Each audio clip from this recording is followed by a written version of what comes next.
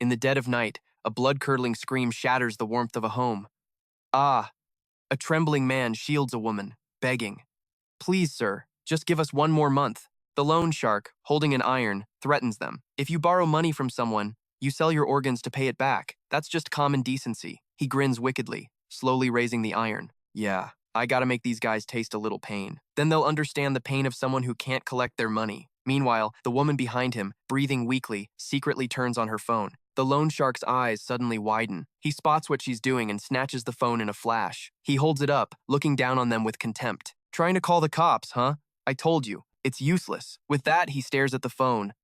So she was sending a message to her son. Mom can't call you. Where are you? Whatever you do, don't come home. The loan shark grins sinisterly. Ah, instead of torturing you, scum, how about I torture your son instead? The two poor, helpless people scream. No, don't you touch our son. He raises an eyebrow, his voice cold as he gives the order. Shut them up for good. I don't want to hear another sound. As soon as he speaks, his lackeys move in, tying and gagging the couple to a nearby pillar. The loan shark says casually, I don't want to scare your son. Just then, footsteps are heard outside the door. He turns his head with a wicked look. Looks like he's home. Seonu Kang, unaware of the danger, calmly reaches for the doorknob.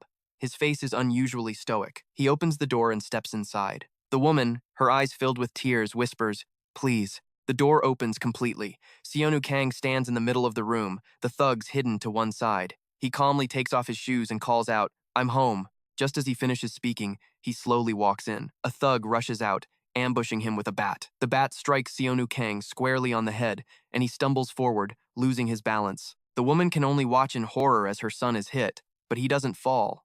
Before the thug can even react, Kangu lands a devastating punch to his face. The thug's body flies right in front of the loan shark and his parents. Seeing his subordinate's face completely deformed, the loan shark's jaw drops in horror. He grits his teeth, breaking into a cold sweat. What? What the hell? At that moment, Seonu Kang radiates an incredible power. He clenches his fists, glaring at him. The loan shark orders, "What are you waiting for? Beat that bastard to death for me. Kill him!" The small fry obediently follow. The whole gang aggressively rushes forward with their weapons. Facing their furious assault, he swiftly ducks to dodge. In a split second, he extends his arm and strikes a powerful blow to one of the men's side. The force of the punch is so strong, the man's bones shatter into fragments. The man's eyes roll back in agony as he spits uncontrollably. Without stopping, Seonu Kang lands another devastating blow to his side. This time, a large section of his ribs shatters. The man is in so much pain, his mouth hangs open, his eyes roll back, and he lets out a blood-curdling scream. Ah! Having dealt with one, he looks up just in time to see a kick aimed at his head, but before his opponent can connect, he grabs the leg. He quickly counters, kicking hard at the man's other leg. It snaps instantly. At the same time, another thug who hasn't learned his lesson is sneaking up behind him with a chair. Caught off guard, Seonu Kang takes the full force of the blow to his head. He grits his teeth, enduring the pain. He looks up, fixing his opponent with an ice-cold glare. The man's jaw drops in fear.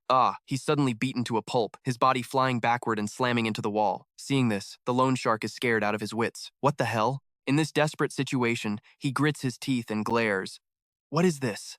The loan shark grabs a dagger, casting a cold glance at the couple. He grabs the man's hair, a wicked smile on his face. Let's see if this old bastard can still move after I beat him to death. But before he can act, he looks up just as the iron comes flying at him. Seonu Kang immediately slams the loan shark's head into the wall with the same iron from before. Faced with their son's brutality, the couple can only stare, horrified. He coldly pulls the iron away from the man's face. The loan shark, covered in blood, screams in agony. Ugh, my neck! Call 119! Anyone? The room now looks like hell, with defeated thugs strewn across the floor, only his echoing voice to be heard. Is anyone here? Seonu Kang isn't much better off. He stands there, panting, his head bleeding. His father weakly glances at Kangu, urging him to untie them quickly. His face is cold. Panting, he scolds them. If you didn't want me to fight, you shouldn't have been so poor. With that, he gives them a resentful look before collapsing to the ground. His mother screams in panic, Kangu! Seonu Kang! The scene changes to a large hospital. The thugs are all gathered in one room, screaming their heads off. Doctor, help me! Kim Min-sok is casually leaning against the hospital counter. He glances at the nurse next to him and asks, "What's going on? What's all this chaos?" She replies, "A student took down 10 gangsters." The nurse pushes up her glasses and adds, "And a high school student did it all by himself." Hearing this, Kim Min-seo can't hide his surprise. At that moment, the loan shark with the broken neck, unable to swallow his anger, gives an order to his subordinate. Find that bastard and kill him for me, now. The blonde-haired thug grits his teeth and replies, Boss, that kid is in this hospital too. The boss grins cruelly. Black Bear just went. That kid's probably dead by now. Kim Min-suk overhears the name and is startled. Black Bear? He immediately asks the nurse. Which room is that student in? She quickly replies, Yes, in room 202. Meanwhile, in the emergency room, the atmosphere is unusually quiet. Kim Min-suk runs down the hallway at lightning speed. Panting, he thinks to himself. If Black Bear is in this area, then that kid must be one of the 4 fighter candidates I'm looking for. This will also help me verify the candidate's abilities. A moment later, he stops in front of room 202. He stares at the name on the door. Seonu Kang. He sighs. It's unfortunate this involves Black Bear. Kim Min-suk adjusts his glasses and peeks inside. This poor student. At the same time, the atmosphere inside the room is incredibly tense. Black Bear, with his tall, dark, and imposing figure, stands before Seonu Kang. He looks down at him, his voice dripping with contempt. They called me all the way here for a piece of trash, student, he says smugly. Don't hate me too much. I'm just here to collect a debt. Black Bear continues at a deliberate pace. But you're pretty interesting. His eyes are bloodshot as he grins cruelly. You see me and you're still not scared. Just then, Seonu Kang pulls the IV needle completely out of his arm, fixing his opponent with an ice-cold stare. As Sangu pulls the needle from his arm in a fighting stance, Black Bear raises his hand to strike. Then let me teach you a lesson about what fear is. Sangu quickly throws a punch at his face first. Kim Min-suk, watching from outside, is surprised. So fast. But Sangu is still slammed to the ground with one hand by Black Bear, his face panicked as it nears the floor. Although Min-suk is a bit surprised, he remains calm. Ah, just as I thought. Black Bear looks at his hand and lets out a mocking smile. Kid, no matter how crazy you are, rushing at me head-on like that just makes me want to hit you harder. If you don't show any expression and don't know fear, that's the fastest way to die. He looks on smugly as Sangu gets up. Still able to get up? Sangu says with a serious expression. You talk too much! Black Bear smirks and growls. He lunges at Sangu. Ha, now this is fun. Kim Min-suk is now getting anxious. What? Is he really going to kill that kid? I have to stop him. He dodges Black Bear's punch and kicks him straight in the face. Even the man with glasses watching from outside is stunned. Black Bear nearly falls. Min-suk's eyes widen. I've never heard of Black Bear being taken down before. Black Bear just laughs as he gets up. Do you really think I'd lose after being hit by a high school kid? Sangu throws another punch at his face, knocking him down again. Min-suk can't believe it. This is insane. Then comes a barrage of attacks from Sangu. Blood splatters everywhere. Black Bear grits his teeth, pressing both of his hands tightly against Sangu's body. He's still smiling as he corners Sangu. Do I really have to use my final move on a high school kid? Minho could see that wasn't Black Bear's final move after the Bone Crusher. I have to stop him now. Black Bear held him tight, but his hands were shaking. He laughed loudly. How ridiculous. Minho rushed in to stop him. Stop. Sangu tried to brace himself and fight back. The man with the glasses looked bewildered as the room fell silent. The boy's stillness annoyed Black Bear. What? Is your body paralyzed? No, I definitely used all my strength. Sangu pushed himself up, startling him. You can still move? Are your bones completely fine? Black Bear, furious, used the same move again. This time, I'll crush you into 100 pieces. Sangu's bones were still intact. He pushed himself up, trying to rise, shocking the man. Why aren't they breaking? Then Sangu headbutted him hard. Black Bear's mouth fell open as blood trickled down, thinking, are his bones made of metal or something? Then another headbutt. The man's face was now a twisted mess. Sangu put all his strength into one last powerful headbutt. Minho stopped him, telling him to stop. Only when the man was unconscious did Sangu finally relent. He approached the panting boy and advised, calm down. Minho looked at the body. If he kept hitting him, cleaning up would be a real hassle. He made a call, room 202, building B. Head trauma from a traffic accident. Please handle this for us. Sangu, still breathing heavily, tried to question him. Who are you? Are you with them? Minho looked at him and replied, whatever you say. I was thinking of forming a team with you. Sangu asked, what the hell are you talking about? The arrival of the cleanup crew only confused him more. They stood silently before the body. One of the handlers reported, confirmation complete. Are we finishing here? He asked. How can you be sure Black Bear won't wake up right away? The handler then gave an order, begin. They started cleaning the scene, carrying the body away right in front of Sangu. He asked, what the hell are you guys doing? Kim Minho knelt on one knee and offered him a red business card. This is the person who can give you everything you want. Sangu took the card, confused. Minho explained, all you have to do is fight in his service. Sangu crumpled the business card. Get lost. He threw it in the trash. I'm not interested in fighting for money. Then he walked away. What kind of scam is he trying to pull me into now? Watching Sangu walk away, Minho thought to himself, his eyes cold, he can be changed. In the men's restroom, Sangu was washing his face, cursing himself internally. Damn it, even if my life is a mess, I have to at least honor my mom's wish to never fight. His father was standing in the restroom and asked, "What are you doing here? Where do you think you're going in this state?" he asked seriously. Sangu flared up.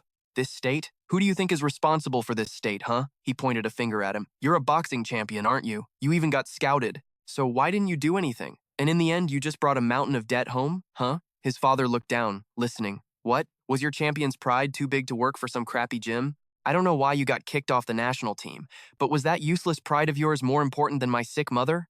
His father remained silent, then turned to leave. He instructed Sangu, "Don't even think about going anywhere. Stay in the hospital." Left alone, Sangu felt a knot of frustration in his chest. This is so hateful. His head started to spin. He touched his head, his body trembling. Ah, my head. Is it because I haven't been sleeping enough lately? Sangu thought. No, it seems like my head only hurts whenever I see my father. I hate him. Just one critical week of being injured wiped out almost our entire savings. Bowing and scraping before the parents of the kid who bullied me. He was no help at all. That's why I don't want to trust anything he does. But it feels like my life is falling off a cliff. As a high school kid who can't even afford to rent a tiny room, how am I supposed to turn my life around? I can't even cover my own daily living expenses. He remembered a time in the past when a guy provoked him. "Wanna be my lackey?" Sangu replied. "I'm busy. Get lost." The guy smirked. "Then you're dead meat." They smashed his bike. Continuing his train of thought. "Thanks to those bastard bullies, my debt with my father grew even larger, and I can't just leave home and abandon my mom. My life is truly at rock bottom." Sangu shot up in his hospital bed. He must have been so exhausted he passed out. He touched his head and groaned. "Ah, I passed out again? What the hell? Why did they move me to a different room?" Sangu picked up his phone. "How long was I out?" His face darkened. Ugh, a message from Dad. His father had sent a text. "Sangu, I think it's time I told you everything." He gritted his teeth, wondering, huh? What else is he hiding? Then Sangu remembered. Ah, what about Mom? He made a call, and his mother answered. He asked, "Mom, are you okay?" His mother warned him. "Sangu, don't come home. There's a bunch of thugs here. It's dangerous." Sangu's eyes widened. His father said, "You stay put. I've moved you to another hospital under a different name. You'll be safe there," he asked impatiently. "So where's Mom?" His father replied, "Your mother is hiding in a motel near the police station, so don't worry about her. I can't talk for long. Son, you are not to go anywhere right now, understand? I'm hanging up." Sangu stood silently in the room. He blamed himself. Damn it, this is all my fault. If only I hadn't pissed those guys off. First, I have to find Mom. Sangu was about to run out of the room when he got a call from an unknown number. Sangu answered. "Hello." A strange girl's voice came through the phone. "You're Mr. Kang's son, right?" Sangu replied. "Yes. But who is this?" The person on the other end delivered shocking news. "The situation is very bad. Mr. Kang fell and is unconscious. He was stunned. His father had fallen, covered in blood. In the intensive care unit, he looked at his father lying on the hospital bed, his entire body in a cast. Sangu remembered the doctor's words. The surgery is very difficult, and the surgical fee alone is 100 million. After the surgery, there will be years of expensive treatment and rehabilitation costs. He trembled, tears streaming down his face. Sangu sat down and cried, completely hopeless. He clutched his head, asking himself, why? What should I do? Sangu suddenly remembered the card he had thrown away. He thought of that card. I have to go back to that room. Sangu ran. At the hospital he was at before, he went to room 202. Sangu rushed to open the door and went to the trash can. He looked down. It's gone. He hung his head and started blaming himself again. Damn it, it's all my fault. I'm sorry, I can't do anything. Maybe it would be better if I just died. As Sangu stood alone and helpless in the room, a familiar voice came from the door. Are you looking for this? Sangu turned to see Minok, looking somewhat triumphant. Changed your mind? He asked. How much can you pay me? Minok calmly replied, at least 10 billion if you win. That statement shocked Sangu. The man continued, even if you don't win but still become famous, you can still earn a lot of money. So, do you agree to this offer? By now, Sangu's tears had subsided. In a room called Alex, Minok sat across from Sangu. Minok handed him a contract. Read this. If you agree, sign it. Sangu picked it up. Fighting arena, he explained. This is an underground tournament where fighters, or rather monsters, use stimulants provided by the hospital to compete. He asked, stimulants? I don't know anything about that stuff. Minok presented a box containing colorful vials, which intrigued Sangu. Minok picked up a red vial. These aren't ordinary stimulants. Depending on the type, it can make an old man on the verge of death freakishly strong. Of course, using stimulants isn't mandatory. Sangu was flustered. Wait, who are you, anyway? Minok replied. My apologies for not introducing myself sooner.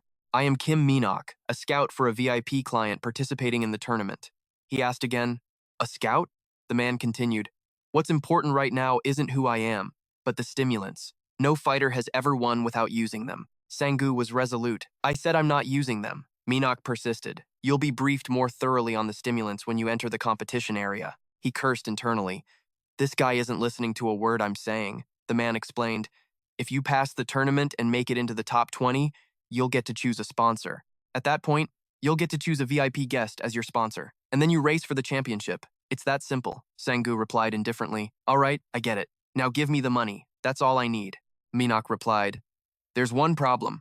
You only get paid while you're participating in the tournament. He was horrified. What? He shot up and slammed the table.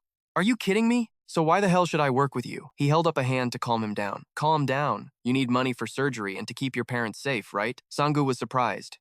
Who are you? How do you know that? Minsok said with assurance. Just work for my boss, and I'll take care of your parents' safety, their surgery and treatment costs, and even deal with the debt collectors. Sangu asked skeptically. How can I believe that? Suddenly, he got a call from his mother. He answered, What's wrong, Mom? Sangu's mother's voice was gentle. Sangu, I heard you already paid your father's hospital bills. Did you send bodyguards here too? He was taken aback. That? Minsok said. I've already prepared a safe house for you to rest. To be honest, I have no other choice but you, Seonu Kang.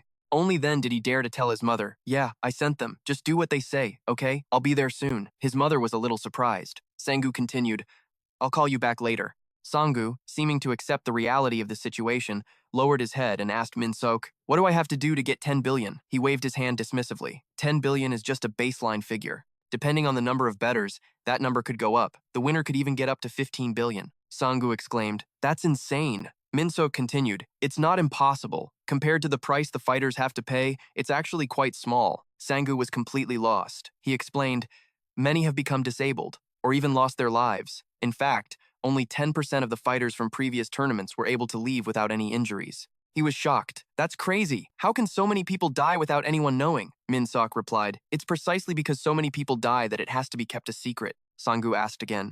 What did you say? He pointed to a blank space. Once you sign this document, the first thing we do is create an alibi. He repeated. An alibi? Minsok lectured. The hospital is where the tournament is held because it's the best place to create an alibi.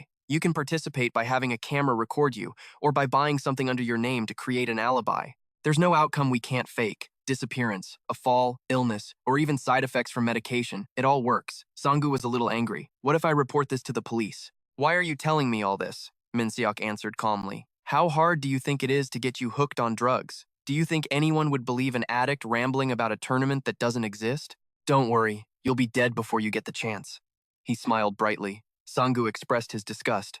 You're insane. Minsok frowned. That's the beauty of the hospital system, isn't it? I'll say it again. This is entirely your choice, Seonu Kang. His expression was sinister. So, are you going to sign or not? Most people take a few days to think it over. Sangu slammed the table. You better keep your word. Minsok laughed maniacally. A female nurse came up from behind Sangu and asked, What the? Before she could finish her sentence, she tried to stick a syringe into his neck. He grabbed her arm, resisting. What is this? But then his head started spinning. Sangu's vision blurred. Minsok explained, Don't worry, it's just an anesthetic to take you to the competition area. His figure became hazy. Remember this, Seonu Kang. Your parents will only be taken care of as long as you're competing. You have to ensure you win and handle everything. Seonu Kang slowly regained consciousness, confused about his whereabouts. Where am I? A figure in a full-body hazmat suit pushed his gurney quickly. Be quiet and keep moving. You'll find out where this is soon enough. Even through the protective visor, his face looked terrifying. This hellhole. In a large room in a high-rise building, Vice Chairman Cha of the Masan Group, Director Cha Jong-yu, was deep in thought. Do you think this is possible? A photo of Seonu Kang was on the table, using a high school student as our representative fighter, even if he did take down Black Bear. Minsok Kim gently pushed up his glasses. Of course, the vice chairman will laugh in our faces at this idea. The director gritted his teeth in anger. But why are you still so calm? The more ridiculous it is, the better. If we want the vice chairman, who's obsessed with the fighting arena, to join this bet, we have to make him underestimate us. It was only then that he understood. You mean we can beat him with just this one high school kid? The conversation didn't stop there. We examined Sangu's bones after he was attacked by Black Bear using his signature move. Min Seok's face turned fierce. The results were beyond imagination. The chairman was also quite surprised. What do you mean? Seonu Kang slowly opened his eyes, feeling a sharp pain as he saw a punk raising his foot towards him. My head. What is this? Who are these guys? His whole body jolted awake, and he let out a piercing scream. The figure in the hazmat suit from before suddenly shouted, "Back off!" The place was like an arena. The crazy guy jeered. Just kidding, just kidding.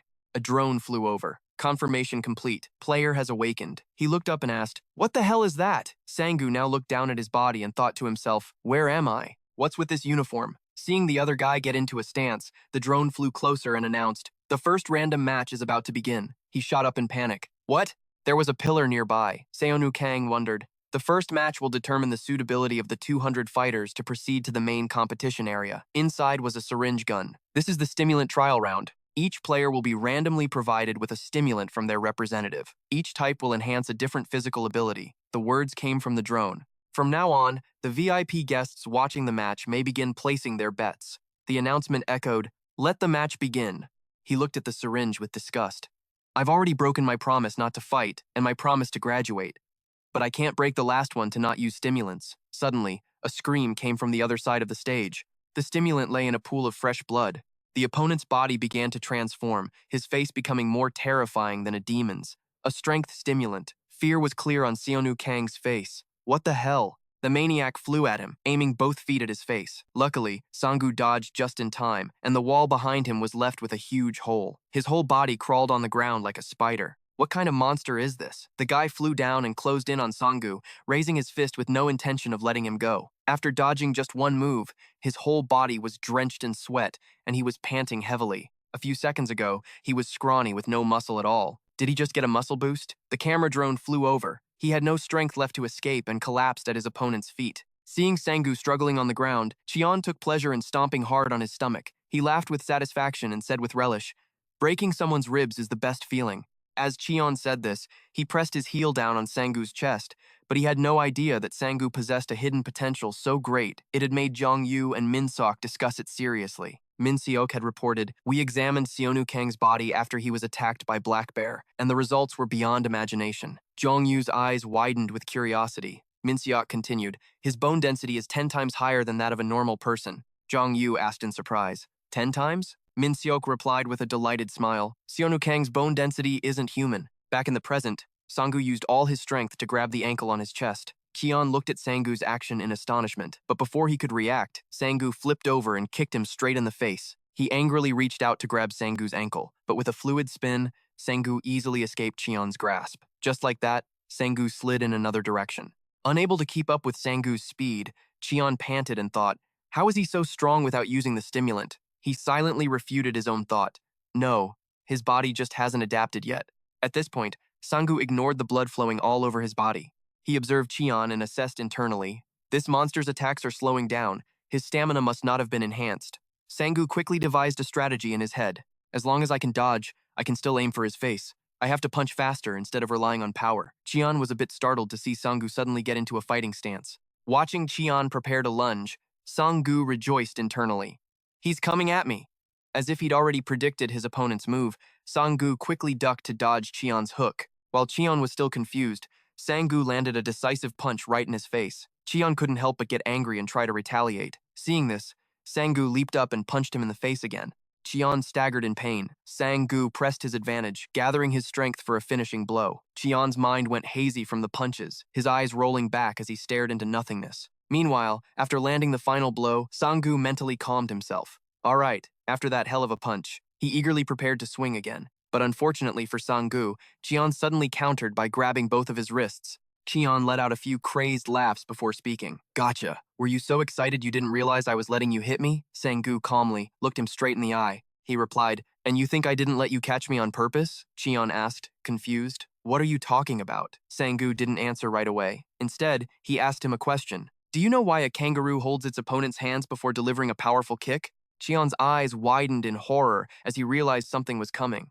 The moment Sangu finished speaking, without a single wasted motion, he decisively twisted his body and kicked Cheon straight in the face. In an instant, Sangu had turned Cheon's face into a bloody mess of teeth and lips. The force was so strong it slammed Cheon to the ground, his whole body trembling uncontrollably. I can't get up, Cheon thought in a panic. What is happening? Cheon started to fly into a rage, screaming with all his might. Damn it, why is my body like this? How could I lose to a guy who's not even on stimulants? As Cheon was making a scene, he suddenly noticed something. He stared at the syringe and exclaimed, "That's right. One dose still isn't enough for me." As he said this, he snatched the syringe. Sangu lunged forward in a panic, remembering that the stimulant had been given to him. Ignoring Sangu, who was rushing to stop him, the mad dog Cheon stubbornly plunged the needle straight into the artery in his neck. In a flash, Red Dan's eyes transformed. The fly cam announced, "Endurance stimulant successfully administered." The moment his transformation was complete, Cheon immediately charged and rammed into Sangu. The powerful impact made Sangu cough violently in pain. Cheon suddenly lifted Sangu's entire body. As he leaped high into the air, he yelled, "Who are you calling a scrawny piece of trash?" The moment he finished speaking, Cheon used all his strength to slam Sangu down onto the ground. Landing on the shattered tiles, Sangu was so dazed with pain that he could only watch the blood spray from his throat. Seeing this, his fly cam anxiously flew towards him. Cheon annoyingly raised a hand to block the fly cam, growling, "Piss off. We're not done yet." The mad dog Cheon walked over to Sangu, forced him to stand up, and locked him in a chokehold. He growled, "There's something I've wanted to do for a long, long time." Cheon's grip tightened more and more as he continued to taunt him. This is the feeling. For a bug like you, I won't be satisfied until I snap your neck." Sangu's neck was being squeezed so tightly that his pupils were constricting repeatedly, and blood vessels were bursting in the whites of his eyes. Standing on the line between life and death, Sangu thought sadly, "Dad." Just like that, the air around them was suddenly stained with fresh blood. After a fierce assault, Sangu was still lying on top of Cheon. At that moment, the flycam slowly flew over to Cheon's head to check his condition. In an instant, the flycam announced that the match was over due to a player's death. At the same time, Jung-gu, who was watching Sangu's comeback on the monitor, asked in surprise, "Dead? What happened?" "It was a stimulant overdose," Min-seok replied. Recalling the fight, Min-seok analyzed that the survival rate of using two types of stimulants at once was less than 0.5%. He had already successfully used a strength-enhancing stimulant, injecting an endurance stimulant right after that. Of course, he died. Jong-gu spoke thoughtfully. "I have to admit he's lucky. His opponent brought death upon himself." Min-seok calmly assessed. "Perhaps it wasn't entirely luck. His body is highly unusual." Hearing this, Jong-gu replied sharply, "Isn't it just that his bones are hard to break? You know full well this place is crawling with monsters far more terrifying than him. With the stimulants we have, we can enhance muscles, organs, hormones, anything. Except for one thing." Min-seok understood immediately and quickly added, "The bones. There's definitely a secret behind this." Jong-gu seriously raised the question. "Let's see how effective it is when he enters the main tournament. So, what's the next step?" Min-seok gently adjusted his glasses and replied calmly. "Since he passed the stimulant trial round, he'll receive emergency treatment first. After that, we'll let him meet the other monsters, the ones who have been enhanced with various powers." A while later, in the fighting arena's treatment room, Sang-gu seemed to still be terrified by Cheon's sudden death. He started to worry, thinking all sorts of things. Did he really die? Was it because of me? No, I just wanted to knock him out. I was the one who almost died. Calm down. You're the only one who can save Mom and Dad. Lost in thought, Sang-gu suddenly noticed a flycam flying towards him. At that moment, the flycam suddenly made an announcement. "All players who have passed the trial round are ready. Please proceed to the main hall now." A staff member saw Sang-gu still looking dazed and quickly explained, "From now on, this machine will answer all your questions. As long as you stick with it, you'll be fine.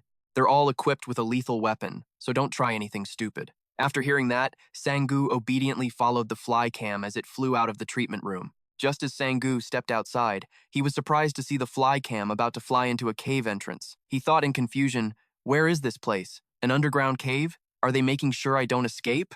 Damn it, I wish I could call and ask if Mom is okay. At least they said Mom and Dad would be fed as long as I'm here. I have to survive, no matter what." As Sang-gu thought this, he became extremely tense. He gritted his teeth and thought, "This isn't like the fights I imagined at all. Outside, people thought I was some terrifying monster, but in here, even random punks on the street are at that level." Sang-gu muttered angrily under his breath. Just how much more insane are the monsters in here? After following the flycam for a while, he arrived at a door. The flycam mechanically called out the command, "Open competition hall." Along with a blinding flash of light, the large door slowly opened. Sang-gu quickly stepped inside. What greeted him was the sight of dozens of flycams hovering in the air. Witnessing this scene, Sanggu's jaw dropped in amazement. As soon as it confirmed Sanggu was the last to enter, the flycam system immediately made an announcement. All players have entered. The game will begin with 124 participants. Instructions will be given briefly, so please focus on the projector screen. Sanggu looked around at the masses of muscle and thought to himself, what the hell? These monsters. They're on a completely different level from the guy I met in the first round. If I want to avoid unnecessary injuries and pointless fights, I should stay under the locator until the main match officially begins. Just as Sanggu thought this, he suddenly heard the deep, raspy voice of a man asking with a contemptuous laugh. Hey, high school kid, you brat, how'd you get in here, huh? Let your big bro play with you for a bit. Being targeted, Sanggu immediately took off running. He cursed inwardly. Damn it, this uniform attracts too much attention. Just start the instructions already. From a distance, a guy with a buzz cut saw Sanggu ignoring the man and started to jeer. I heard that student got in because his opponent used too many stimulants. The guy with bangs asked in surprise. Wait, does that mean he hasn't used any stimulants yet? The buzz cut guy quickly replied, look at him in that uniform. It must be some rich folks who want to watch someone suffer. The guy with bangs looked interested as Sanggu passed by. He quickly turned to the buzz cut guy. I'm bored. How about we mess with that brat for a bit? The buzz cut guy suddenly warned in a panic, lowering his head and walking away, as if someone else was targeting him. At the same time, Sanggu heard someone call out. It turned out the man from before still didn't want to let Sanggu go. He started to pick a fight in a low voice. When someone asks if you want to play, you're supposed to answer. Hearing this, Sanggu could only remain silent. He cursed inwardly. Damn it. The man pushed his luck even further. He casually placed his hand on top of Sanggu's head and declared in a condescending tone, if you don't answer, I'll just have to kill you. Constantly backed into a corner, Sanggu made a decision to survive among this pack of lunatics. He needed to be crazier than them. With that thought, Sanggu viciously turned, preparing to attack the man. Just as Sanggu was about to turn and fight back, a hand suddenly shot out and knocked the man's hand away. The man asked, annoyed, what's this? Gu gave a slight smile and told him to stop. Hearing that, not only did the man not stop, but he casually grabbed Gui's wrist. He continued to squeeze it hard while baring his teeth in a provocative grin. Now what? Gui answered calmly. He's just a student. As soon as Gui finished speaking, he quickly slipped out of that large hand. The man looked at the arm he had just squeezed until it was bruised and asked, confused, you want to start a fight with me with just one arm pumped full of enhancers to save that little brat? Hearing the man mention him, Sunggu was startled and clicked his tongue. He thought, frustrated, I have to pretend not to care. It's better than getting hurt for nothing. Meanwhile, the man raised his fist to attack Gui. He yelled arrogantly, then go ahead and die for that student. Hearing the insulting words, Sunggu gritted his teeth, about to turn and punch the man. He thought angrily, damn it, how can I just let this go?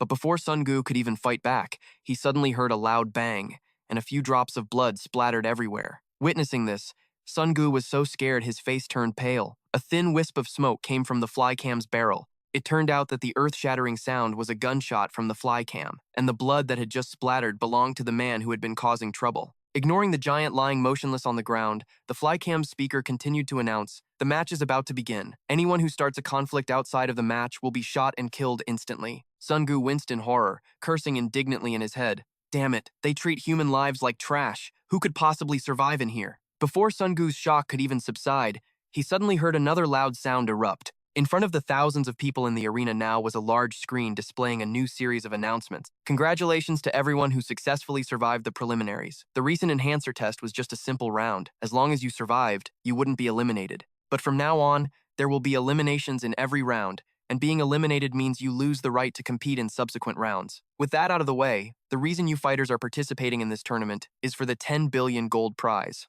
As soon as everyone in the hall heard the prize money announced, they erupted in a massive cheer. Meanwhile, Sunggu began to calculate tensely in his head. With that money, his family could live a normal life. At this thought, Sunggu's determination grew, and he clenched his fists. At the same time, the voice on the large screen continued. Unfortunately, only one person can receive this prize. But don't be sad just yet, because if a fighter makes it to the top 16 and survives, they will receive 5% of the prize money from the VIP guests. As soon as the person on the screen finished the announcement, the people below began to buzz with discussion.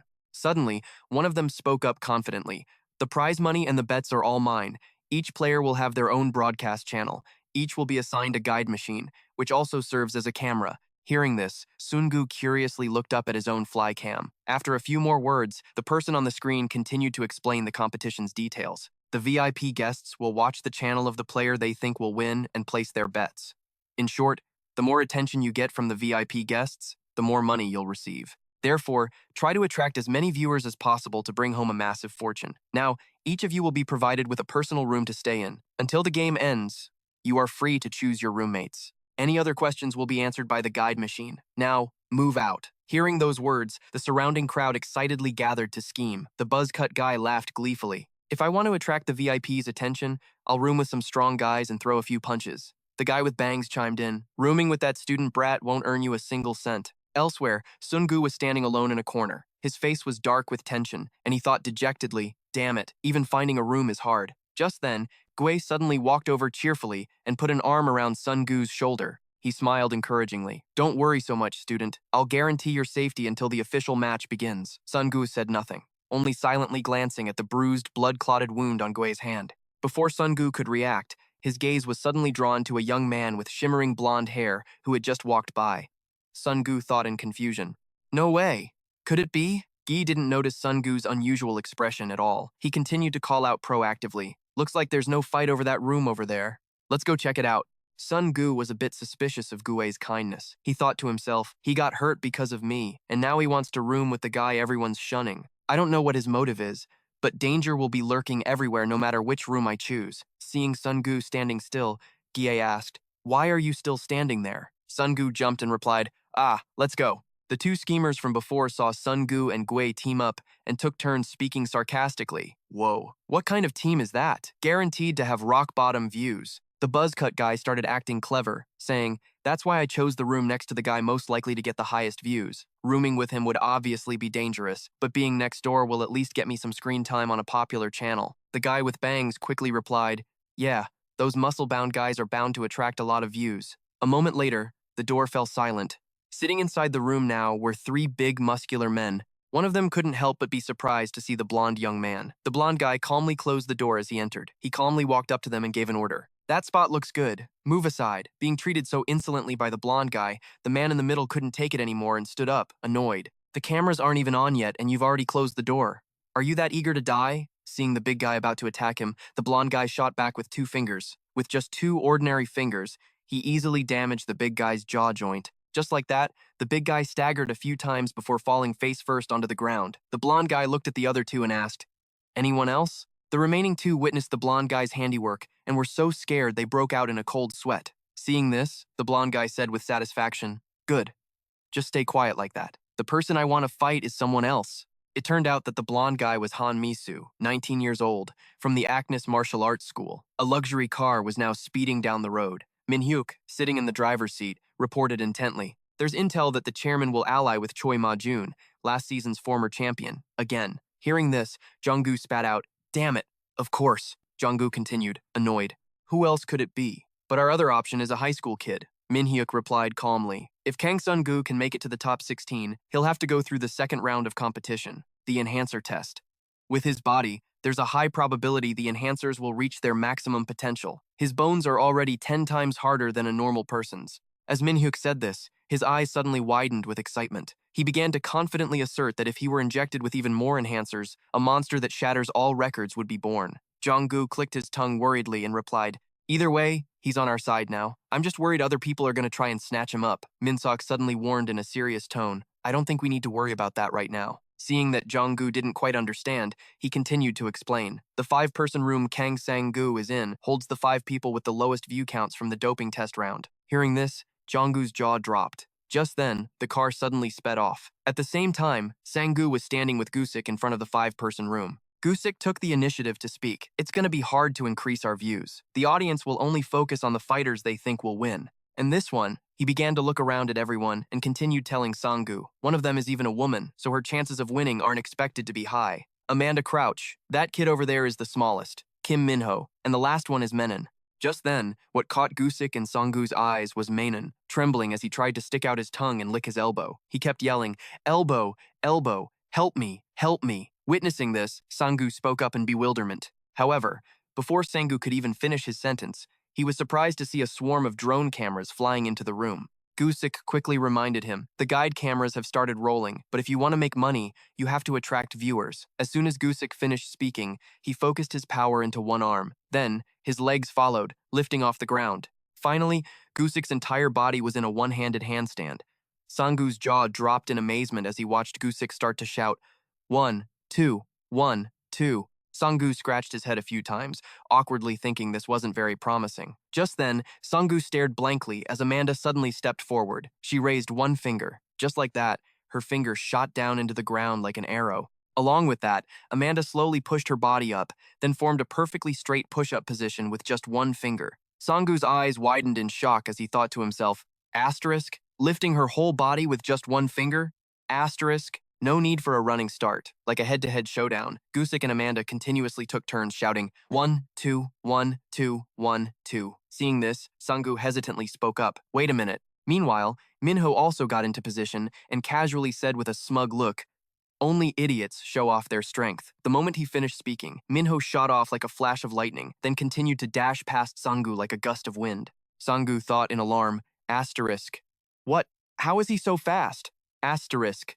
Meanwhile, Menon was still persistently licking his elbow, trembling as he said something incomprehensible. What he meant to say was, I touched it, I'm the best. And just like that, the entire room was plunged into chaos. From Gusik and Amanda Crouch's counting, to the sound of Minho's whooshing as he cut through the air. And finally, Menon's mumbling. Sangu judged him with scorn. Asterisk. What the hell is this? It looks cool, I guess, but watching this, you just look like an idiot. Asterisk. As he was thinking this, Sangu suddenly heard an announcement on the large screen. 124 people have been assigned their matches. Sangu froze in tension. It turned out the screen showed that Sangu would have to face Kai.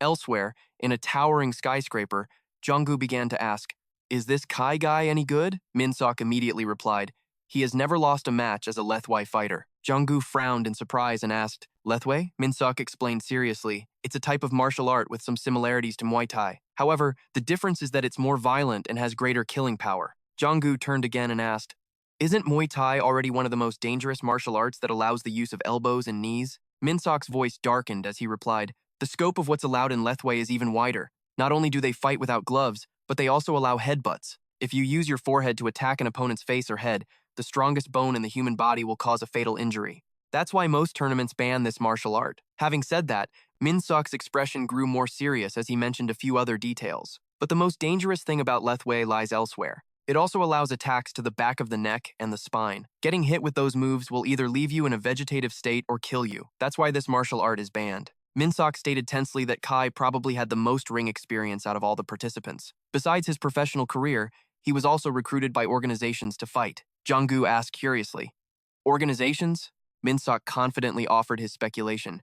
It seems fighting in the ring wasn't enough to satisfy him. He started seeking out notorious street fighters to brawl with, which attracted the attention of various organizations. Hearing this, Junggu grew even more anxious and asked, can Kang Sangu beat him? Unfortunately for Junggu, this time Minsok couldn't give a concrete answer either. He answered vaguely, I'm curious about that myself. Junggu said, confused. What? Minsok pushed up his glasses and calmly analyzed the situation. Up until now, Kang Sangu has only fought against debt collectors and that black bear-like guy, people who haven't been properly trained in martial arts. But Kai is a Lethwei fighter. In the 5-person room's arena, a capsule pod suddenly opened by itself.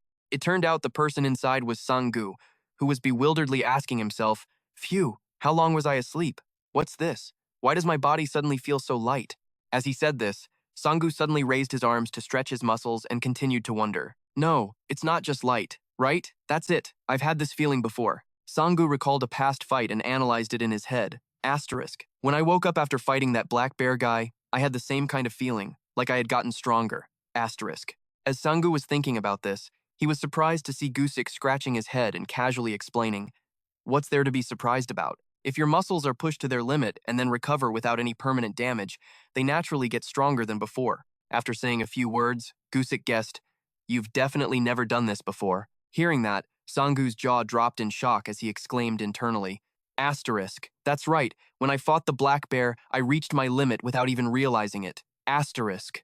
Ignoring Sangu's dazed state, Gusik suddenly expressed his interest. But the speed of your recovery is abnormally fast. Don't you think so? Or did you inject some kind of recovery stimulant? Sangu didn't answer right away. Instead, he continued to ask. More importantly, I've been wondering since yesterday. Why did you risk your life to protect me? Gusik looked down gloomily and answered hesitantly, well, it's because you're like my son. Seeing Sangu's skeptical expression, Gusik explained in shame, "If I had been a better father, my son wouldn't have ended up with a mountain of debt to those loan sharks." Understanding the whole story, Sangu started to guess. "So you're here because," but before he could finish, Gusik quickly and frankly answered, "That's right, to atone for my sins, I have to pay off that debt. But when I saw you all alone, I couldn't help but think of the son I ruined and abandoned.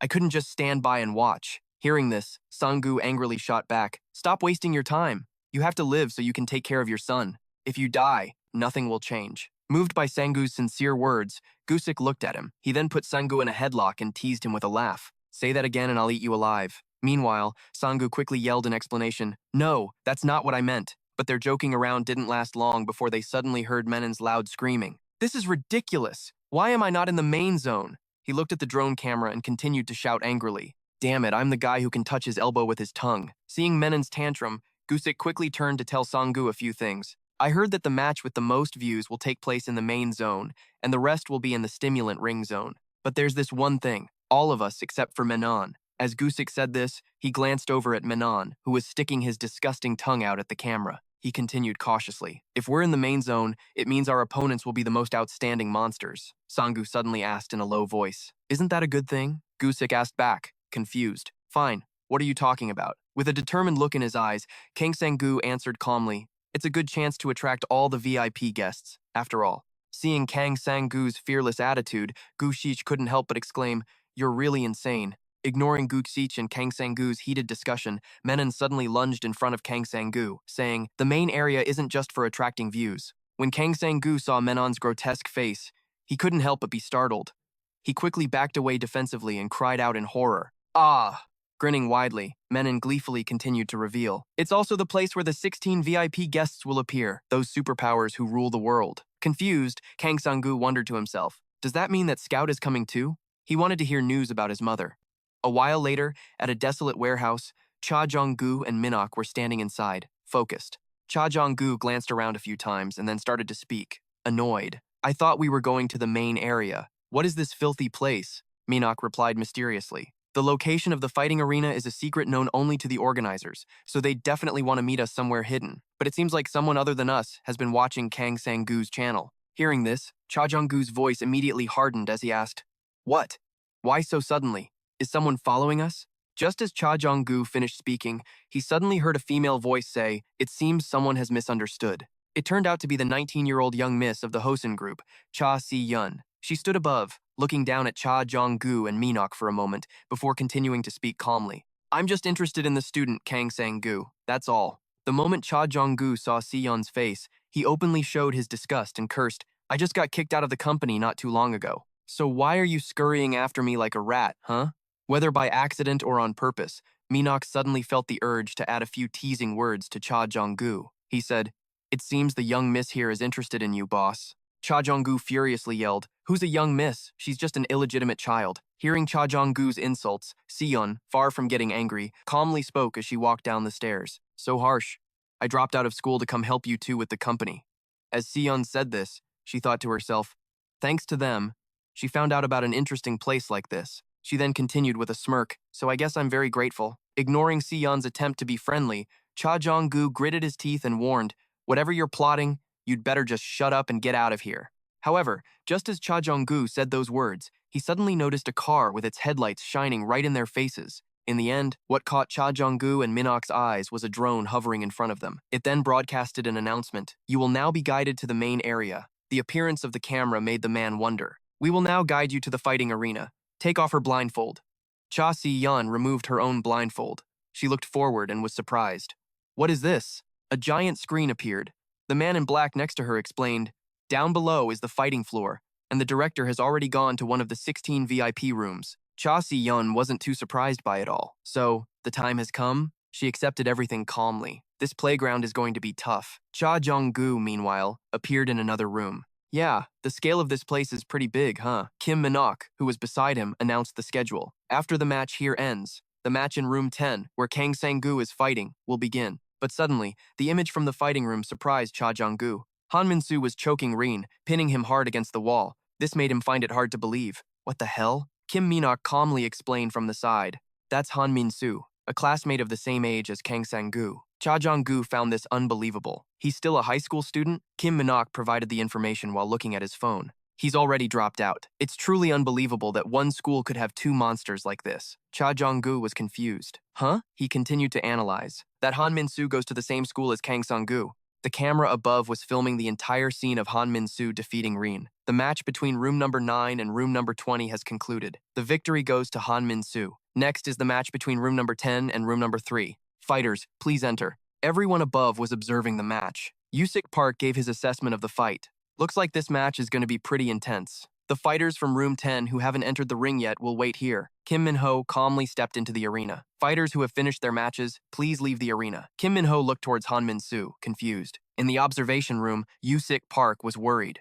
I hope Kim Minho can relax and not be tense. Kang Sang-gu was surprised when something flew past his face. When he looked closely, he saw it. Huh? Where did that stone come from? Meanwhile, in the arena, Kim Minho was having a stare down. He thought with annoyance, I saw that guy pretend to brush back his hair. He's the one who threw the stone. Unbelievable. At that speed, how much damage can a single stone do? He had walked closer to him, which confused Kim Minho. Without waiting long, Han Min-soo told him, you must be pretty arrogant to have made it here, huh? He answered his question. Not really. Han Min-soo was annoyed by the answer. Go on and be confident, you bastard. Hearing that, Kim Minho was very confused. What? But he didn't answer. You'll pay the price. Suddenly, he stepped back into a defensive stance. This surprised the observers. Huh? Do those two want to fight? But Amanda Gritch said, nothing happens for no reason. This confused Yuk Park. Huh? She continued to answer. For those with real skill, they can sense even the slightest killing intent. Han Min-soo said nothing and turned away, leaving the room. This confused Kim Minho. Huh? Is he really that strong?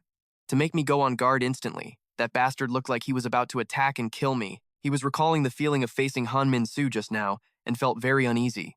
All right, so I understand a little about him now, but he's too strong. How am I supposed to beat him? While he was thinking, Kim Minho's opponent appeared. Where are you looking? Wrestler Pow. Everyone in the rooms was watching. Director Go Woong was a bit puzzled. Aren't wrestlers bad at fighting? Why would they recruit someone like that to compete?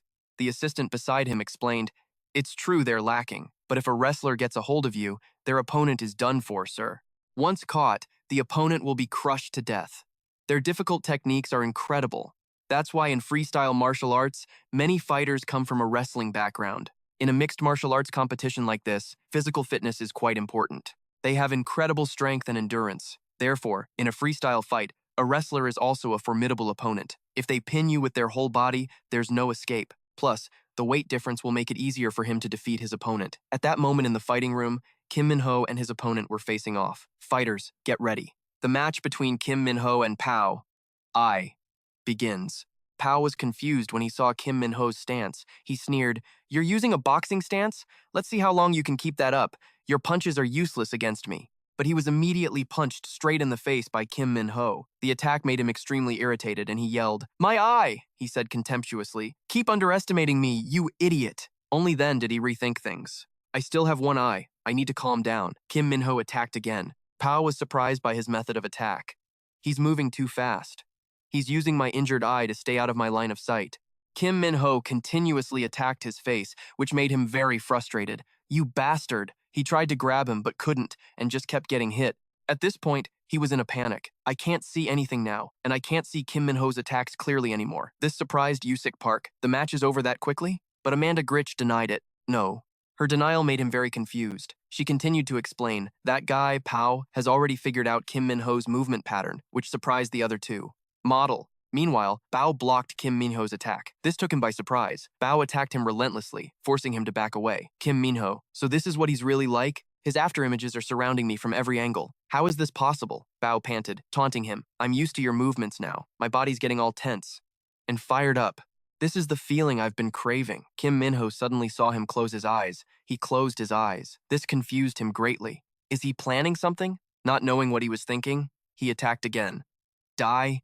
But he blocked it. This stunned everyone watching the match. Kim Minho was shocked. He caught me. Gotta dodge left. Quick. He moved to the left but was still caught and thrown, leaving him confused about what was happening.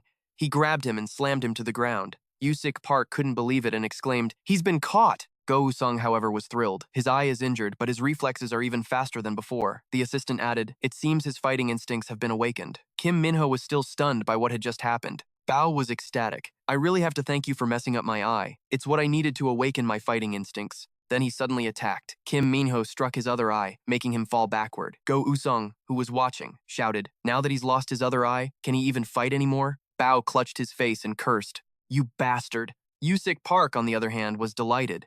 That kid's a good actor. I thought he was done for. And yet he took out the other guy's other eye. The assistant next to Go Useong said with certainty, he can't fight anymore. But Go Usong wondered, was that an unconscious punch? At this point, Kim Minho was still frozen in his attack stance. Suddenly, Amanda Grace spoke. If he doesn't snap out of it, he's going to die. Meanwhile, Kim Minho lay motionless. Amanda Grace also grew worried. He has to regain consciousness, quickly. This left the other two very confused. Before Bao could find Kim Minho without needing his eyes, Kim Minho still hadn't woken up. Bao was furious. Damn it, I really can't see anything now. He was using his power to sense his surroundings. Trying to sense Kim Minho's position, he felt utterly bewildered. What the hell is this? The smell of the floor and the sand, my opponent's breath. I can even feel the slightest change in air pressure on my skin. I can even see behind me now. He was thrilled with his new power. What is this? This surge of power and this insane feeling. When he understood, he laughed with joy. I thought it wasn't a burst of power, so I was disappointed. But now I realize this is the best thing that could have happened, and it's just getting stronger. All right, as a thank you to the one who did this to me, I promise I'll put you to rest for good. Then he suddenly leaped high into the air. At that moment, Kim Minho was fighting his own body. No, my body, it won't listen to me. Bro, he was remembering his brother's death with determination. I have to find that bastard. He recalled someone telling him to come here. If you want to find the one who killed your brother, go to this place. I have to find him. Bro, help me.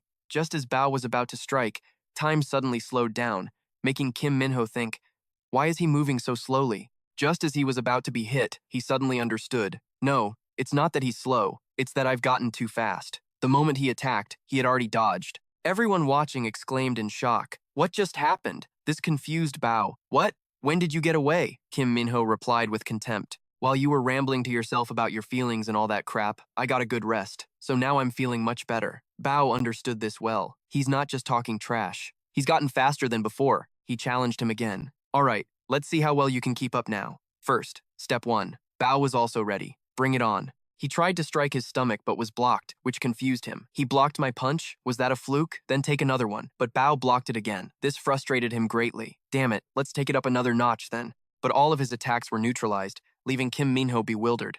How the hell? The two separated again. He was now completely baffled. How can he keep up with my speed? Meanwhile, Bao thought smugly, I can feel everything from that kid's heartbeat to his every little movement. I have no blind spots now. Kim Minho was starting to worry. So a moderate speed is hopeless, isn't it? Even if it's risky, I have no choice but to go deeper, at max speed. So he attacked using his fastest speed and unleashed his ultimate technique. L state. He suddenly stopped. Kim Minho was countered by Bao and slammed hard onto the arena floor. Bao was a little confused. He wondered, what the? Why'd you charge at me just to fall on your own? Kim Minho was confused. He didn't know what was happening. What? It had no effect? I'm sure I snapped his neck. Shit. Was that an afterimage again? Bao was smug. I was going to snap your neck too if I'd followed through, but you fell and saved yourself. Lucky you, kid. Yuk Park was frustrated. Damn it. Kim Minho's speed is completely useless against that guy. It's like he's predicting every single move. But how? He was completely baffled when suddenly it looked like Kim Minho was creating afterimages. This took him by surprise. What? Is he just using normal footwork all of a sudden? Is he out of stamina to use his speed? He attacked at a very slow speed, which made Yuk Park extremely anxious. If he just attacks at a normal speed like that, how can he possibly win? Meanwhile, he kept attacking. Yuk Park shouted worriedly, stop, you'll get yourself killed. But contrary to everyone's expectations, Kim Minho easily landed a hit on Bao. But then everything suddenly reverted. Shocking, Yuk Park. That attack definitely landed. Kim Minho continuously circled Bao. Afterimages constantly appeared around him. Kim Minho was starting to feel dazed. Yuk Park was very confused. Why is he doing that? He doesn't even have the stamina to maintain his speed. If he uses such exaggerated feints, what's left to attack with? But he still managed to hit Bao.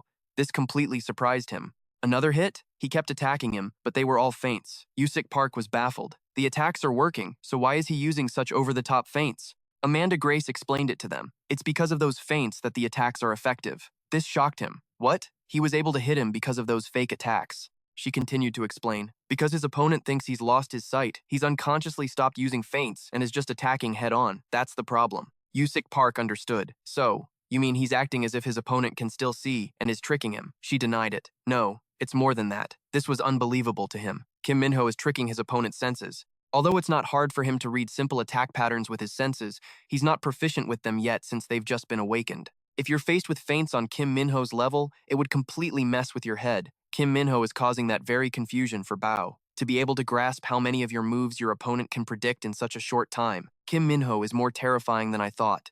While they were discussing this, the fierce battle continued on the other side. Kim Minho relentlessly attacked Bao. This made Go Yusong lose his composure and shout, "What the hell is going on? Are you telling me he's losing to a nobody like that?" The assistant beside him asserted that there was no way. This made him wonder. What? He adjusted his glasses and smiled.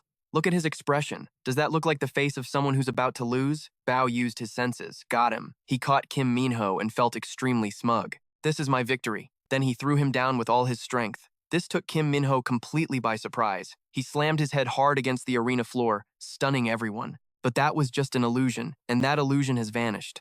Pa Isu found it hard to believe. What? How? I was sure I caught him. While he was unable to accept it, Kim Minho appeared in front of him. Kang San-yu was confused by Pa Isu's actions. Why did Pa Isu throw himself backward like that? Amanda Crouch, who was beside him, explained that it was because Kim Minho had attacked Pa Isu's brain. Kang San-yu was still confused. She continued to explain. It's because Kim Minho relentlessly attacked Pa Isu's brain. Each time his head was impacted, his brain was shaken. If you keep causing concussions before the brain can stabilize, even if you can feel something, it's hard to maintain your sharpness. By doing that, Kim Minho created a brief window where Pa Isu's senses glitched, making him think he had caught his opponent when, in reality, he hadn't even touched him. This made Kang San-yu worried. Damn it, how can he do that? Is he stronger than me? They had remained in the same position since the beginning. Pa Isu couldn't believe it. That guy doesn't even have a physical enhancement drug. Could it be that his senses are superior to mine? This is so unfair. Pa Isu had collapsed while Kim Minho was still standing. The camera observed the result of the match. Pa Isu is no longer able to fight. The winner of this match is Kim Minho. Book Yusik was overjoyed. Hell yeah.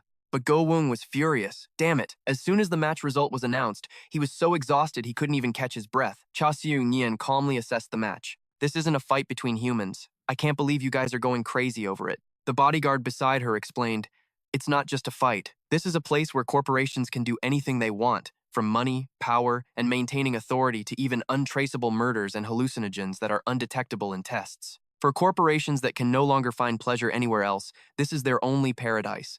Therefore, the pride of the VIPs here is incredible. I think I understand why the third young master wants to defeat the eldest young master here so badly. He must have been very careful when choosing his fighter. Moreover, his fighter has a reputation for knowing this place inside and out and being extremely talented. Therefore, we must also be very active. We'll find out the extent of his talent in the next round. Cha Jong-yu confidently assessed. We'll verify the extent of his talent in the next round. In another room, the director was observing everything through a monitor. A doctor came to report the situation to the director. Director, 16 VIP guests have all arrived at the hospital. The director inquired about the situation. Are we at 100% attendance? It seems like we'll reap some rewards this year. Do we have the results yet? The doctor replied, for the first time, we've detected a secondary stimulation from the drug, enhancing senses, and confirmed that the short-term side effect index has decreased by 20%.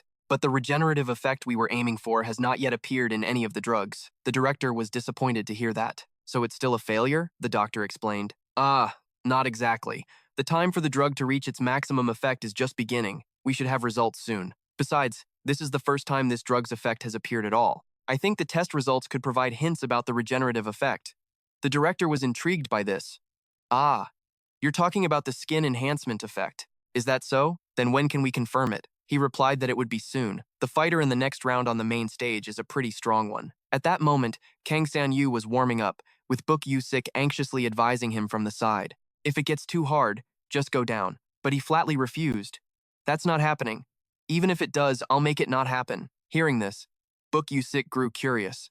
Aren't you scared? How come you don't seem nervous at all? Kang San-yu calmly replied, not at all. Not even a little. He was at a loss for words. You're insane. The camera appeared above everyone again. Fighter Kang San-yu is entering the arena. He began to walk onto the fighting stage. As he walked, he thought calmly, since when did I stop feeling fear? Ever since I was a kid, I've had so many accidents it would make anyone wonder. It wouldn't have been strange even if I had died, but I always came out unscathed. He was recalling images from his childhood. Mom. At first, I'd cry my eyes out from the shock. But after going through that for a few years, no matter what danger I faced, I became numb. A lot of people were bothered by that numbness, but no matter what they did, they couldn't stir up even a bit of fear in me. In fact, they became more afraid of me. The only thing that worries me right now is my family's safety, not this opponent in front of me. At that moment, Kang San-yu's opponent also appeared. They had both entered the arena. Cha Jun-yu spoke calmly. It's just getting started. What kind of skill does Kai have? Kim Minho calmly replied, it's a skin enhancement drug, the first of its kind I've ever seen. He voiced his question.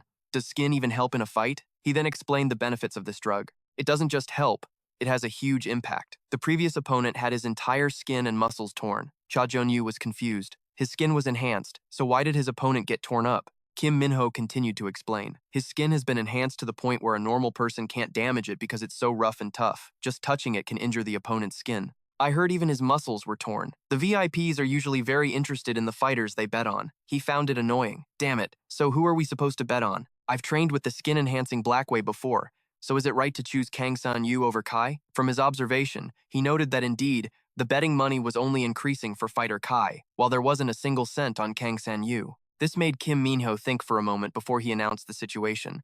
Someone bet on Sanu before we did, a whopping 100 million, even. Hearing this information, Sha Zhonu was shocked. What? Who was it? At that moment, Sha Xunyin was sitting in another room. Seeing her sitting like that, her bodyguard asked with concern, Are you all right? She replied with great confidence.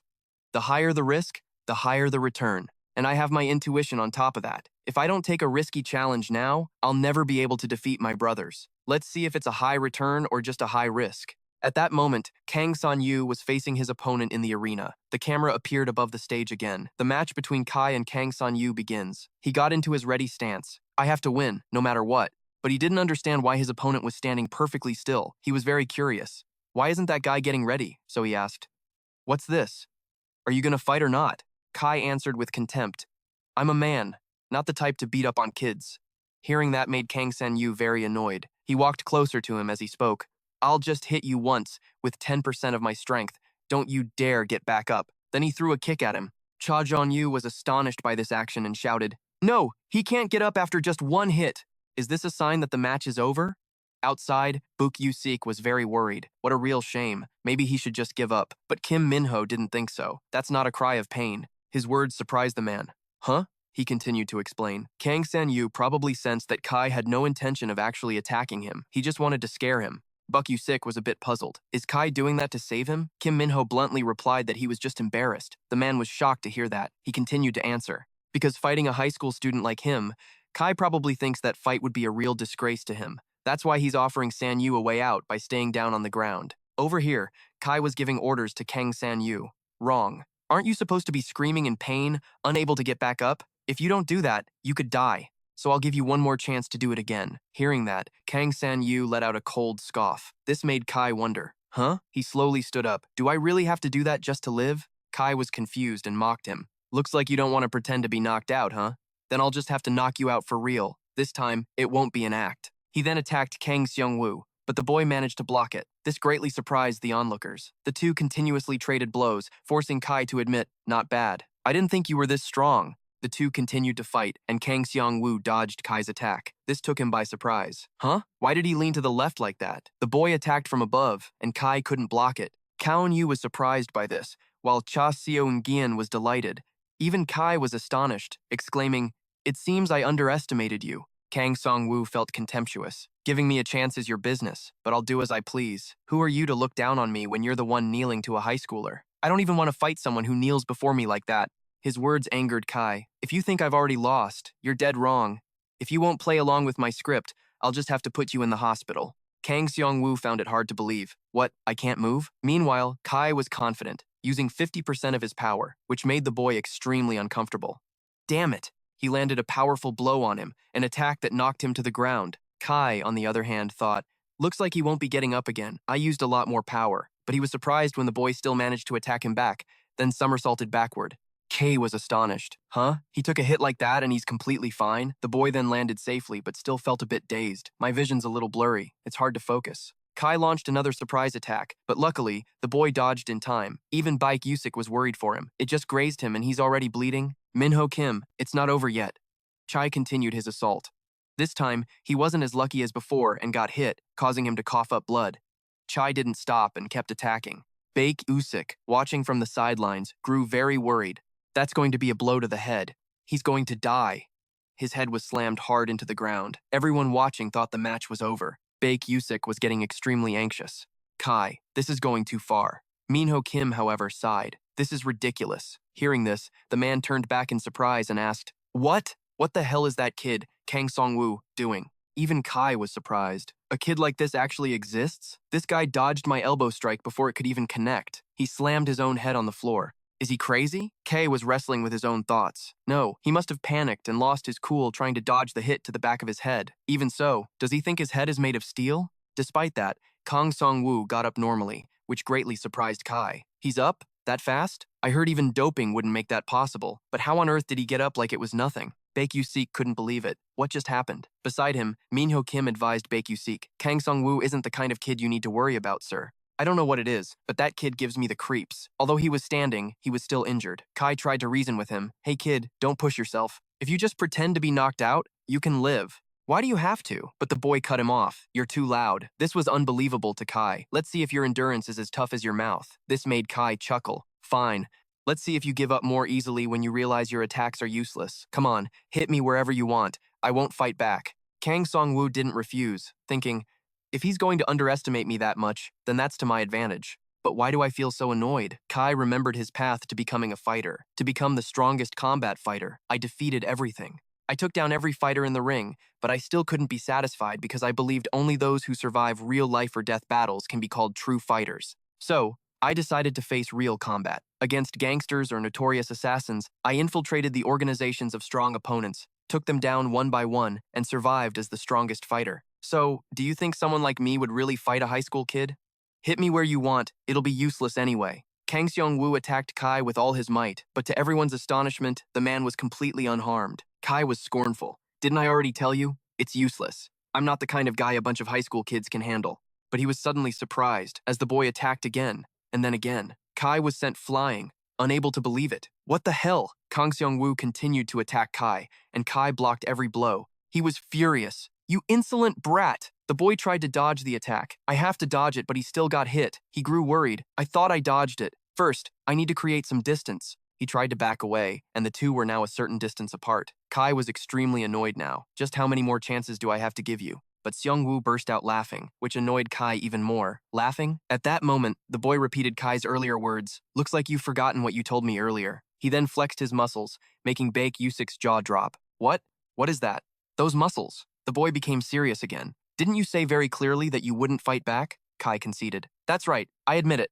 I mean, you're not just some kid who was dragged out as a sacrifice. But remember this well, this was all your choice. He then clenched his fist tightly. Seeing this, Kang Seong-woo grew excited. Kai was using 100% of his power. He tightened his fist and tensed his body, creating a terrifying aura of energy. Seong-woo was stunned for a moment. Kai stared at his opponent, his eyes glowing as if he were craving his prey. 100%. Even facing such danger, Seong-woo kept smiling confidently. Usik was shocked by this scene. Is that kid, Kang Seong-woo, smiling? It seems he's losing his grip on the situation.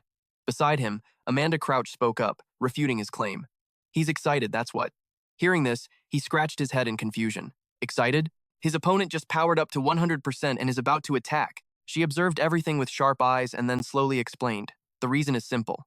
He thinks that because his opponent is using his full power to attack him, it means his own strength has been acknowledged. He frowned and questioned with annoyance.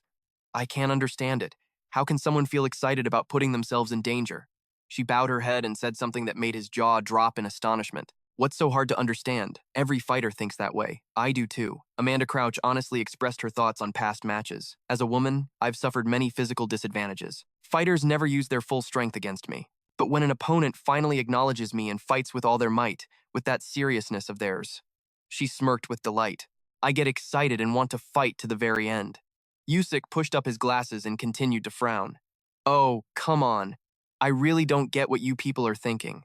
I think this isn't the time for him to be acting like that. He should be more worried about his own life. At that moment, Minho suddenly spoke up. I kind of understand that feeling. The man turned to look at him in surprise. With a somber mood, he recounted an old story. I had a small frame and limited strength since I was a kid. In every ring, I never received even a shred of acknowledgement from my opponents. It made me furious and feel like my life was useless. In Minho's mind was the image of him successfully landing a powerful punch to his opponent's ribs. Their shocked expressions and eyes said it all. Minho remembered the past and unconsciously smiled. But when I finally had that moment where my opponent acknowledged me, I felt such joy and excitement. Yusik frowned, asking helplessly, "Is that so?" He sighed wearily. "So that's why he's acting like that? If he can fight with that kind of spirit, he might actually win this match." Down in the arena, Songwoo got into a fighting stance with intense determination. The currents of air around them began to radiate more intensely. Seongwoo gently warned, "I'll be attacking first." As soon as he finished speaking, he dashed towards Kai. His fierce blow was blocked by Kai's solid bicep.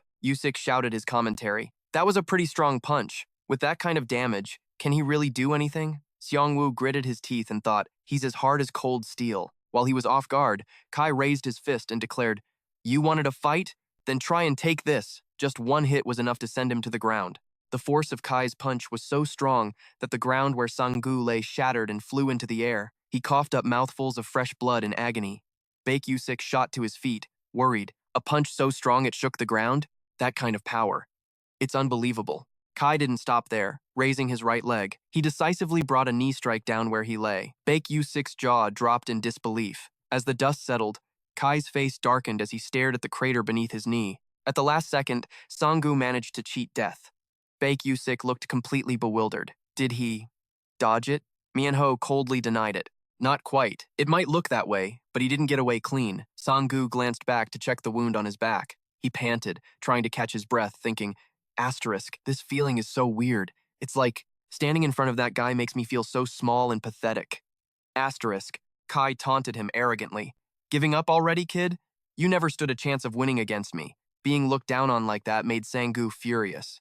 Cut the crap! I've got my own way of fighting guys like you, he yelled. Anything you can do, I can do better. Then suddenly leaped up to attack. Despite his best efforts, Kai read his moves perfectly.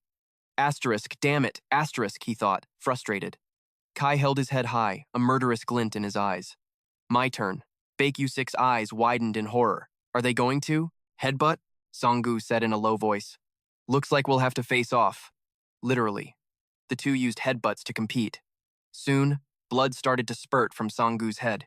He collapsed to his knees, his body trembling uncontrollably, but he still struggled to get up. Kai declared, his face impassive, "This is over. All of your attacks are useless against me. You can't beat me with just raw talent and instinct." Hearing this, Kang Sang-gu just smiled cheerfully, which puzzled Kai immensely. You're smiling? Fine. It's time to end this. If you won't stay down, I'll put you down. Suddenly, a flash of light made Kai stop in his tracks. Kang Sang-gu's entire body was radiating an overwhelmingly powerful aura. From the sidelines, Baek-yusik watched every moment of the fight. Faced with this strange situation, he couldn't help but exclaim in shock, "What in the world? What's with that heat?" His blood and sweat, they're evaporating. In the center of the arena, Kang Sang-gu slowly let out a long breath. In his daze, he seemed to recall many old memories.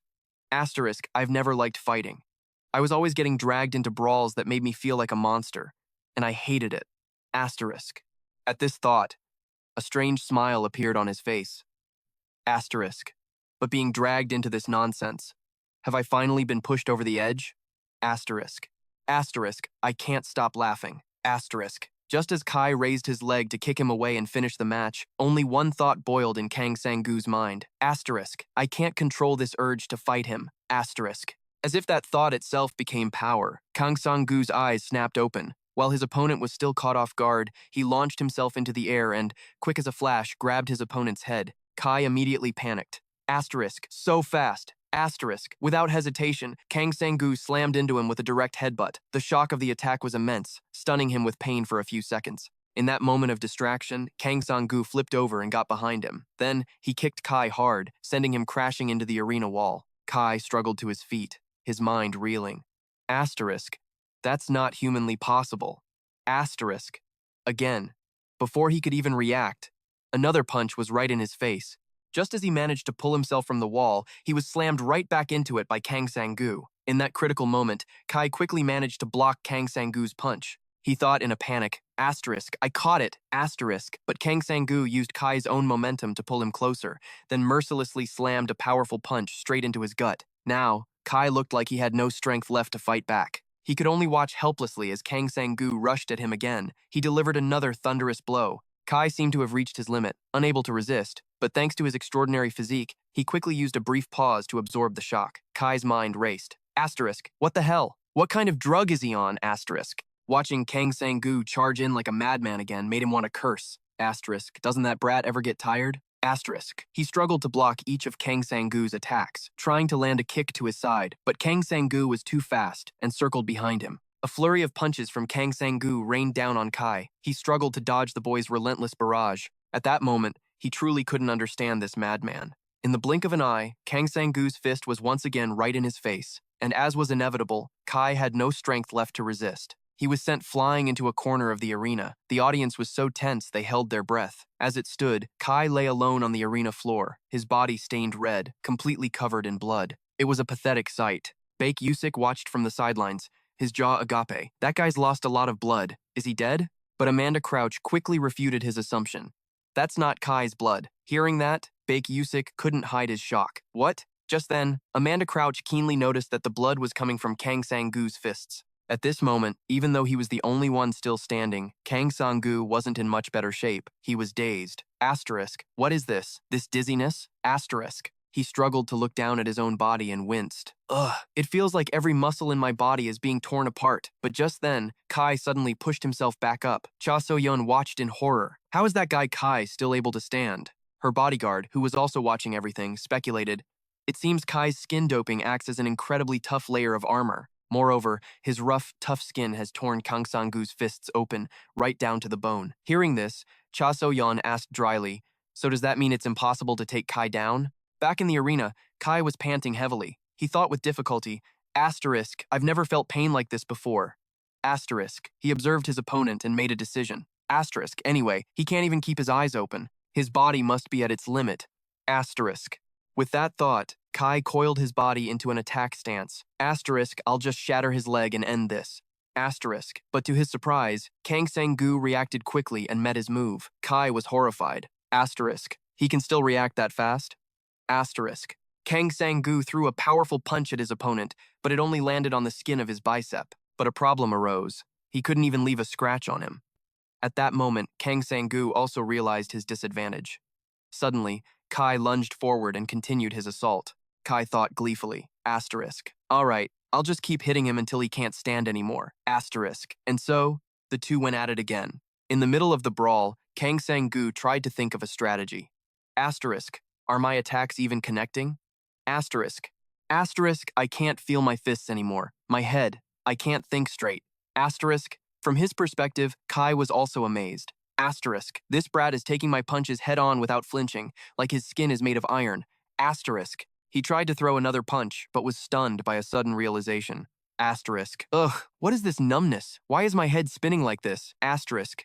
Asterisk. It feels like there's no strength left in my fists. I can't drag this out. Asterisk. Quick as a flash, Kai made a decision. Asterisk. There it is. His weak spot. All right. I'm ending this now. I'll put all my 10 years of training into this one blow. Asterisk. He got into a stance, determined to finish the fight. Kai yelled, "This low kick!" As he spoke, Kang Sang-gu, completely defenseless, took the full force of the blow. The force of that low kick was immense. It felt like his brain shut down for a moment. Seizing the opportunity, Kai rushed in to deliver another blow. "I'm going to break your leg!" The two clashed, splattering blood across the arena. Who would emerge victorious? In that critical moment, Kang Sang-gu unexpectedly blocked Kai's attack with his leg. Baek Yusik watched every move in terror as he realized a horrifying truth. Did he just block a low kick with his shin? That's right, facing his opponent's full-force attack, Kang Sang-gu didn't hesitate to use his own shin to block the blow. All the spectators watching the match held their breath for him. Their astonishment was impossible to hide. Oh God, listen to that horrible sound. His bone must have broken. But after blocking that kick, Kang Sang-gu couldn't hold on any longer and collapsed. It seemed that, at that moment, his body had reached its limit. Kang Sang-gu also realized his muscles were torn apart. He couldn't move anymore. The moment his opponent Kang Sang-gu fell was Kai's chance. He quickly seized the opportunity, intending to end it in a flash. In a state of extreme excitement, he screamed wildly, "Finishing move!" Faced with such a dangerous situation, Baek Yusik was also restless with anxiety. But right at that moment, something unexpected happened. Kai's calf suddenly bent in a very unnatural direction. Clearly his leg had broken without him even realizing it. Kai couldn't believe his eyes. He was terrified. What is happening? Losing his balance, Kai struggled to support his body with his right hand, but as soon as his hand touched the ground, his arm also bent unnaturally. The overwhelming pain of a broken bone washed over him, hitting so hard it felt like he stopped breathing. In that moment, Kai still clung to a sliver of hope. Am I just dreaming? I was sure he wasn't using any bone-strengthening dope. So did he sacrifice his own flesh just to aim for my bones from the very beginning? A moment later, fighter Kai collapsed onto the arena floor with his left arm and left leg completely shattered. The unexpected turn of events made the atmosphere in the arena fall silent. Buck, Amanda Crouch, and Minho Kim were speechless. Beside them, leaders like Cha-ji On-gu and Min-seok Kim had to rub their eyes and look at him again. As another spectator, Cha Si-eun couldn't suppress a smile at his powerful victory. Back in the arena, Kai lay flat on the ground, unable to fight. And what about Kang Sang-gu? He powerfully pushed himself back up, becoming the only one left standing in the arena. Seeing this unpredictable scene, Cha Ji-on-gu praised him without reservation. Truly astonishing. Min-seok Kim analyzed the situation. Kai could still fight without any visible wounds thanks to his toned muscles and tough skin, but it caused his bones to take too much damage. He delved deeper into the issue, explaining Kai's disadvantage. On the outside, it looked like nothing was wrong, but deep inside, it was as if his bones were hit directly by a sledgehammer. On top of that, the sensation of pain was greatly reduced due to the effects of the dope. Seeing his own body without a single wound made him attack more confidently. Returning to reality, he slowly concluded, now, all the bones and joints in Kai's limbs are completely broken. The camera, which had been tracking every move of the match, zoomed in on fighter Kai, seemingly analyzing the situation. A moment later, it announced that because fighter Kai was no longer able to compete, the victory belonged to fighter Kang Sang-gu. Hearing the final announcement, Kang Sang-gu shouted with joy. Outside, Bak Yusik happily held his head. What the hell is that guy? A zombie or something? How is he not down after taking a beating like that? Minho Kim silently speculated that his friend Kang Sang-gu must be hiding something. After the result was announced, a weary Kang Sang-gu collapsed in the arena. Amidst the dull ache spreading throughout his body, he held on to his hope.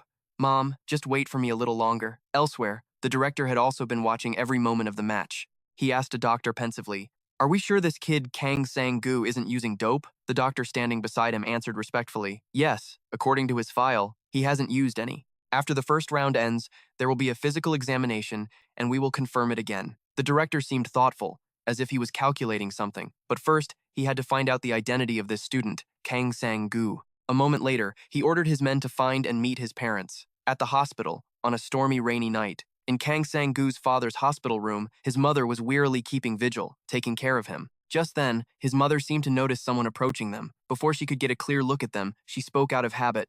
Still have time to go back? At that moment, she came to her senses and saw the people in front of her clearly. Two tall, muscular bodyguards flanked her, one on the left and one on the right. Kang Sang-gu's mother cried out in terror, "Who are you people?" At the arena, the match officially ended. Kang Sang-gu was carried away on a stretcher by the medical team for emergency treatment. There wasn't a single part of his body that was intact. He was battered and bruised and was quickly rushed for emergency care. On another side, Cha Ji-on-gu also had many thoughts after this match. Even though he defeated Kai, with those injuries, can he possibly win the next fight? Hearing this, Min-seok Kim simply stated calmly, there will be a physical examination next. Once it's confirmed, it won't be too late to decide. What's more important is this test. He announced with a serious and solemn face, I intend to conduct a secret doping test. At this, Cha Ji-on-gu had to glance at him. What? Only then did Min-seok Kim slowly explain further. For example, if Kang Sang-gu passes the second doping test, he will be the strongest contender for the championship. But Cha Ji-on-gu had another concern. Can that test really be done secretly? According to the rules, if the fighter refuses, the test can't be conducted. Regarding this issue, Min-seok Kim already had a countermeasure. The drug only checks for the presence of dope in the body. Even after the test, we can proceed secretly without anyone knowing, because it doesn't cause any particularly special changes. Cha Ji-on-gu was clearly not very supportive of these words. So what if it fails? Hearing his doubts, Min-seok Kim only stated the outcome. If he fails, he'll have no value anymore. Cha Ji-on-gu reminded him that it would be best to have a backup plan ready. In Kang Sang-gu's recovery room, a figure silently approached Kang Sang-gu in his recovery pod, holding a syringe. The pod's lid was opened. Unbeknownst to him, a conspiracy was waiting to devour him. At the arena, Min-seok Kim and Cha Ji-on-gu continued their discussion. Min-seok Kim calmly analyzed the situation. Right now, we just need to do well and win one more match to get into the top 16. At this point, Cha Ji-on-gu suddenly offered an opinion. You mean if we win one more match, we can get into the top 16 out of the 31 people ranked by betting odds? Hearing that, Min-seok Kim immediately nodded. That's right. But right then, Cha Ji-yeon-gu asked a question. You think someone as injured as Kang Sang-gu still has high betting odds? In response to those words, Min-seok Kim just calmly asked back, You don't think so? He's won more than twice without using any dope. In this competition, no one has won even a single match without using dope. The mere fact that he joined the 62 contestants without using it has already attracted the attention of the VIP clients. If he wins again then, we will definitely make a ton of money. Cha Ji-yeon-gu narrowed his eyes and retorted, You say that, but if he doesn't use it in the end, won't he be unable to win? Isn't this the time we should be securing an advantage with a sure win match? In contrast to his tension, Min-seok Kim was calmer. Sang-gu himself has probably realized it by now. If he wants to win and find his parents, he absolutely must use the dope. At this, Cha Ji-yeon-gu immediately made a decision. For example, if Kang Sang-gu's body cannot handle the dope, then no matter what happens in the next match, we must give up. Accordingly, Min-seok Kim already had a backup plan. He quietly adjusted his glasses. The moment he fails, I'm prepared to immediately cut off the protection costs, hospital fees, and support for Kang Sang-gu's parents. Seeing this, Cha Ji-yeon-gu no longer hesitated. He waved his hand. Fine, even so, there's no way Kang Sang-gu can get any news about his parents. At this moment, Min-seok Kim suddenly reminded him, Now, please wait a little longer. The support staff will inform us about the doping test results. Hearing that, Cha Ji-yeon-gu couldn't help but marvel at his work speed. As expected of a secretary assigned by the arena, you can even pull off a secret test like this? But Min-seok Kim coldly declared, That's not it at all. This is something I risked my life to do. Cha Ji-yeon-gu was also curious. What on earth would you risk your life for? This definitely isn't my fault, is it? Without answering his question directly, Kim Min-ok changed the subject. Isn't the most interesting thing for the vice chairman to surpass his older brother and become the master of self-defense? But Cha Ji-yeon-gu was simply indifferent. Is that so? Paying no mind to his cold attitude, Kim Min-ok was completely lost in his own world. I feel the same way about finding the best fighter in these matches. To achieve that pleasure, I'd do anything, whether it's my life or someone else's. Hearing this, Cha Ji-yeon-gu smirked contemptuously. You really do think like a psycho, don't you? Just then, the door to the room suddenly opened, and an employee in protective gear entered to make an announcement. It's time to leave, Kim Min-ok asked calmly. What about the doping results? The person in protective gear quietly closed the door and reported. It was a bit unexpected, but he had no reaction at all. Now Kim Min-ok's suspicions were confirmed. So his body really is unaffected by doping, huh? The employee in protective gear standing behind him agreed. That's right. At that moment, Cha Ji-yeon-gu, who had heard everything, suddenly roared in anger. Hey, what did I tell you? Hurry up and erase all evidence related to Seonu Kang and cut off the aid to his parents. Suddenly, he paused, lost in thought. No, wouldn't it be faster to just make his parents disappear? In Seonu Kang's recovery room, he was still completely unaware of the danger quietly approaching him. In the waiting hall of the competition area, almost all the fighters had gathered. Kim Minho thoughtfully observed the crowded scene and speculated. Everyone's gathered in the waiting hall, so it looks like the 62 winners have been decided. Park Yuk, standing beside him, suddenly grew worried. It seems Seonu Kang hasn't recovered yet. He still hasn't come back, but Amanda Grace seemed calmer. In any case, this might be a blessing in disguise. We'll have to wait until all the fighters have fully recovered before things can proceed anyway. She analyzed the situation while stretching her body. It's good to take this opportunity to get a full rest. Her series of stretches made Kim Minho unable to hold back his awe. Just how far is she planning to go? At that moment, Amanda suddenly went quiet. That friend of yours looked exhausted from the very beginning. Kim Minho thought, for people like me and Seonu Kang, competing here will definitely lead to injuries. He looked at Park Uk and Amanda Grace with admiration. You two made it into the group of 62 so calmly. With that, he looked at Park Uk's arm. Especially your arm, Park Uk. No one could have imagined that right arm could get so big. Hearing this, Park Uk felt a bit shy. I didn't know my arm could change like that either. Kim Minho then looked at Amanda Grace. As for Miss Amanda Grace, I thought I shouldn't lay a hand on her since she's a woman, but what happened was utterly shocking. You took down your opponent with a single blow. Amanda just calmly recounted the event. Actually, it was so fast and chaotic that even now, I don't know how I took him down. Unexpectedly, Kim Minho suddenly asked, I was wondering if you could tell me how to take down an opponent? Hearing that, Amanda Grace asked him back, You think I'd tell you that? Kim Minho was surprised. What? Amanda repeated her point. You mean I should tell my opponent how I'm going to beat them beforehand? At this, it was as if Kim Minho had an awakening. For a moment, he couldn't say another word. Just then, Menon's sudden appearance made him jump. Why are you spacing out? He exclaimed joyfully. The first winner is none other than Menon, but a sudden announcement cut through their conversation. Congratulations to everyone who has made it into the group of 62. Now, We only need one more winner, and we will give that person a chance to enter the round of 16. In this round, if you win and make it to the 31st match, you will then be ranked by the betting amount and proceed to the round of 16. Just by entering the round of 16 and surviving, you will immediately receive 5% of the prize money from the betting pool. At this, all the fighters erupted over the incredibly attractive conditions. The announcement continued. If you want a larger betting pool, then put your own lives on the line and show us the absolute limit of your strength in this round. Don't worry about getting injured, because this place is the largest hospital in front of the competition area. Now, let's announce the tournament bracket. At the Hoshin group, Cha Jeong-gu asked Kim Min-ok, "So, besides Seonu Kang, have all the other candidates been decided?" Kim Min-ok affirmed, "Of course." He stared intently at the tablet and made an assessment. As expected, this fighter looks very suitable. Hearing this, Cha Jeong-gu couldn't contain his curiosity. Who? Kim Min-ok looked at Ichik Ryu's information and introduced him. This is Seonu Kang's final round opponent. In Seonu Kang's recovery room, the capsule pod slowly opened, revealing Seonu Kang lying inside. He suddenly shot up, crying out in fear, "Mom!" After calming down, Seonu Kang clutched his head and confirmed, "It wasn't a dream. I definitely heard it." He remembered a voice that had appeared right beside him. If he doesn't react to the doping, then just make his parents disappear. Well, even so, there was no way Seonu Kang could have heard news about his parents. Realizing this, he was instantly terrified. "I have to get out of here, fast." In the director's office of the combat zone, the director thoughtfully asked the doctor, "Have you examined the student Seonu Kang's body?"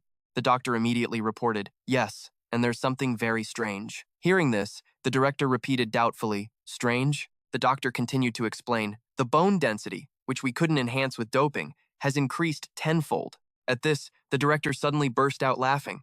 "That's absolutely insane. That's not all," the doctor continued. Hearing him say that, the director grew even more curious. "There's more?" The doctor adjusted his glasses. "His recovery ability is incredibly fast." "No, this isn't recovery ability." He stared intently at the diagram on the tablet. "It's more like regeneration." Hearing that, the director couldn't hide his surprise, but the doctor calmly added, "Perhaps this student holds a clue to the body regeneration we've been searching for." The director became even more contemplative. "There really is something very strange. Are the student Seonu Kang's parents secured?" At this, the doctor bowed his head in apology. "I'm sorry, but the director just asked for the reason. What exactly happened?" The doctor slowly explained. "By the time we arrived, someone had already gotten to them." In Seonu Kang's recovery room, he ran out frantically, his heart filled with panic and fear. "If I don't get out of here quickly, something will happen to Mom and Dad." But as he looked around the room, he realized with despair, "Damn it, there are no vents in here." He ran to the nearby door, fumbling to find an escape route. "I have to find an exhaust fan outside the recovery room."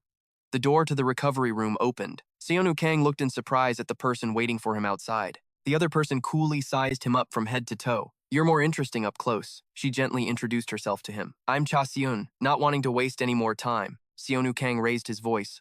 "Get out of the way." But not only did Cha Seun not move, she calmly declared, "If you're planning to look for your parents, there's no need." Hearing that, Seonu Kang was horrified. "What?" She simply informed him, "Because I've already taken them away." Seonu Kang was even more horrified. "What did you say?" In the office of Vice Chairman Cha Jeong-gu, the second son of the Hoshin group, Cha Jeong-gu was stunned. "Someone already took care of Seonu Kang's parents? What do you mean by that?" Kim Min-ok explained, seeing how they vanished without a trace. "It was probably the work of someone from the combat treatment zone." Cha Jeong-gu was confused. "The combat treatment zone?" Kim Min-ok added. "Yes, because they always deal with difficult elements first." At this information, Cha Jeong-gu just laughed coldly. "What a bunch of clever bastards. Perfect timing. That saves us the trouble." He changed the subject again. "Have you made contact with the next fighter?" Kim Min-ok answered swiftly. "The vice chairman doesn't need to worry. In the treatment room of the combat zone, if a VIP wishes, they can summon them to the VIP room at any time. Outside the restricted area, they can go anywhere." At this, Cha Jeong-gu was again confused. "They're going to walk among those monsters?" Kim Min-ok replied, "Yes, that's right. Among the VIPs, some are willing to pay just out of curiosity, but touring the combat zone is not a good idea." Even though it wasn't a VIP room, Kang Sang-gu's recovery room couldn't be considered safe. He was stunned. You took my parents? What are you talking about?" Cha Seung-gin stepped forward and covered his mouth. "Shh, keep your voice down. If you want to save your parents," she urged, "you need to run. Now is not the time to try and rescue them." But Kang Sang-gu wasn't listening. He asked again, "What are you talking about?" Cha Seung-yen had no choice but to explain. "As you know, Cha Ji-on, your former master, is trying to cut all ties with you. He's trying to dispose of your parents," she pointed at him. And the loan sharks you bankrupted are looking for you too. Hearing this, Kang Sang-gu clicked his tongue in anger. Cha Seon-yen calmly informed him, I came without an escort because I wanted to speak with you privately. From now on, listen to me carefully. I want your parents to be safe too. But Kang Sang-gu wasn't about to trust someone he'd just met. He pressed her, who are you? What the hell do you want? Cha Seon-yen repeated herself, I'm Seon-yen, and I only want one thing.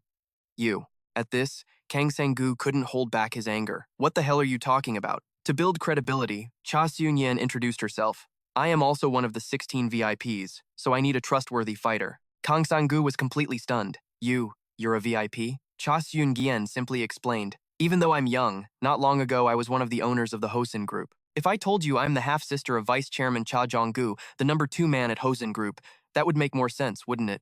For a moment, Kang Sang-gu was horrified. What? But Cha Seung-gyen continued calmly. I've been kicked out of Hosin now, thanks to the scheming of that number 2. In any case, I was planning on leaving anyway. My current business is doing well, so it's fine. But that crazy second son keeps siphoning money from my father's company, and I can't just stand by and watch. At this, Kang Sang-gu wondered again. What does any of that have to do with you taking my parents? Cha Seung-gyen smiled and continued. Because of that, I've always been suspicious, and have been monitoring those sons, especially that clumsy second one. But when I saw how obsessed he was with you, I did some digging and went to meet your parents. Cha Seung-gyen dropped a bombshell. He's better than I thought, so I can't let him snatch you away. After a pause, she added, I mean, your genes. Hearing that, Kang Sang-gu was even more confused. What? Wary, Kang Sang-gu asked again, uncertainly. My genes? Without answering him directly, Cha Seung-gyen changed the subject. What's more important right now is that the forces targeting your parents haven't given up. At this, Kang Sang-gu couldn't hide his anxiety. If running away won't even work, then what am I supposed to do? At this, Cha Seung-yin gently comforted him. There is only one way for you and your family to survive. At that, a glimmer of hope sparked within him. What is it? Cha Seung-gyen stated firmly. Victory. She looked him straight in the eye. I am betting everything on winning the combat treatment zone. I plan to make a deal to take down my 2 brothers. Her plan truly astonished Sang-gu. A moment later, Cha Seung-yen added, especially the second brother. He'll be ruined in prison and become completely powerless. He won't be a threat anymore then. And we can easily buy off the loan sharks with money. But at this point, Kang Sang-gu was starting to panic. What's the point of a secret deal in a place like this? In contrast to his confusion, Cha Seung-yen was calm. If you don't abide by the fair trade rules in the combat treatment zone, because here, everything has to be settled quickly, the way things are done here. Kang Sang-gu finally understood. Are you really planning to risk a life-or-death deal like that on me? Cha Seung-yen casually corrected him. It's not just me who needs you. When we get to the round of 16, any fighter not chosen by a VIP is immediately eliminated. Even so, Kang Sang-gu wasn't completely convinced. So, how can I be sure my parents are safe? How can I bet everything and put my trust in people like you? At this, Cha Seung-yen just said briefly, phones and other devices aren't allowed in here. She smiled at him. So, I can't show you. Hearing that, Kang Sang-gu was startled. What? Cha Seung-yen continued. However, if someone were able to share deep secrets with your parents, that person would certainly be trustworthy, right? At her words, Kang Sang-gu couldn't hide his astonishment. Cha Seung-yen added, especially information related to your genes and your parents' past. Kang Sang-gu was still lost. What is it you want? What the hell is it? Just then, a noise came from the door behind them. The surveillance drone had arrived and was hovering just outside the door. Seeing that her time was up, Cha Seung-yen moved closer to him and warned, remember this, I will protect your parents at all costs, so you are not allowed to run away. The surveillance drone entered the room, monitoring their every move. She knew it was time to go back. Before leaving, Cha Seung-gyen gave him one last instruction. You don't need to worry about anything else. Just focus on winning with me. Kang Sang-gu watched her leave, his heart a mess of complicated feelings. In Combat Treatment Zone 10, 5-person room, Bak Yusik, Amanda Crouch, and Minho Kim were in a room filled with surveillance drones. Bak Yusik looked up at the screen and analyzed, this has significantly raised our prize ranking. The screen displayed the order from highest to lowest. Amanda, Grok, Bak Yusik, Minho Kim, and Kang Sang-gu. Seeing the last place ranking, Bak Yusik stared at the screen thoughtfully. Kang Sang-gu is at 6-2 star? Minho Kim speculated, his injury and having to go to the recovery room must have affected his ranking significantly. No matter how outstanding his fighting performance is, no one would dare bet on an injured player. Just then, the door to the room opened, and a surveillance drone flew in. It then announced, player Kang Sang-gu has returned to room number 10. Seeing Kang Sang-gu, Bak Yusik greeted him cheerfully. Hey, what's this? You look healthier than me. How well did you rest? Your face is. That's when he noticed something was wrong. Kang Sang-gu, who hadn't said a word, suddenly asked in a trembling voice, How? How can I win without getting injured? Bak Yusik looked at him, confused. Kang Sang-gu seemed completely helpless. I have to make it to the round of 16, at any cost. If I can't, my family will, he pleaded, trembling. Whatever it is, please tell me. I'll do anything. Kang Sang-gu begged everyone in the room, please, help me. Faced with this, Bak Yusik truly didn't know what to do. Sang-gu, hearing that, he could only lower his head. It's impossible, isn't it? But just as he was at his most desperate, Amanda stepped forward to give him a pointer. A special move? Kang Sang-gu looked up in surprise. A special move? Amanda explained. It's very difficult to gain an advantage in a fight without your own special move. This is especially true when facing the giant monsters in the combat treatment zone. At this, she asked Kang Sang-gu directly, So, what's your specialty? For a moment, Kang Sang-gu didn't know how to answer. He stammered, But Bak Yusik grabbed his shin and offered a piece of advice. What about a low kick, delivered with your shin bone? He analyzed. Very few people can control their footwork as smoothly as you do. In your fight with Kai, you trusted your shin bone enough to use it to block a low kick from a professionally trained opponent. He shared his own experience. Lately, low kick techniques have become much more sophisticated. Many opponents have been defeated with just a single, precise kick. At this, Bak Yusik simply asked him, Kang Sang-gu, do you want to give the low kick a try? Without saying a word, Kang Sang-gu tried it right then and there. He lifted his leg and threw a test kick, and the power radiating from it was immense. Bak Yusik, standing beside him, was completely shocked. What was that? What was that loud sound? He laughed in disbelief. You're a real madman. Suddenly, an even louder sound came from somewhere, immediately grabbing everyone's attention. Bak Yusik was terrified. What is that sound? What in the world is that noise? The sound came from far away, echoing down the hall from a tightly sealed room. But the scene inside was absolutely horrifying. These horrific sounds were all made by one person.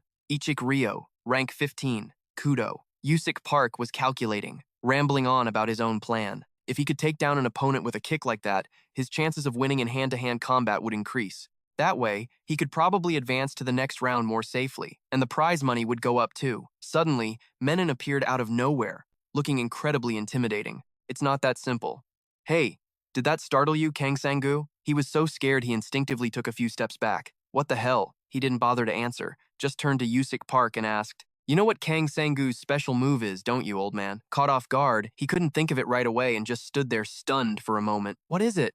Menon pointed his index finger straight at Kang Sang-gu's forehead. It's the headbutt. How many headbutts from the strongest champion do you think you can take? As he spoke, he glanced up, sizing him up. An image of the deadly headbutt gradually formed. The person hit would suffer a massive shock. Two fighters clashing heads, blood splattering everywhere. The image appeared with his every word. The fact that you can fight normally after taking headbutts like that proves your skull is pretty thick. As he spoke, Menon fiddled with Kang Sang-gu's hair, his tongue sticking out. Kang Sang-gu looked a little uncomfortable with this. Seeing this, Yusik Park quickly stepped in to intervene, still questioning. Do you know that when you headbutt that hard, the user takes a corresponding amount of damage too?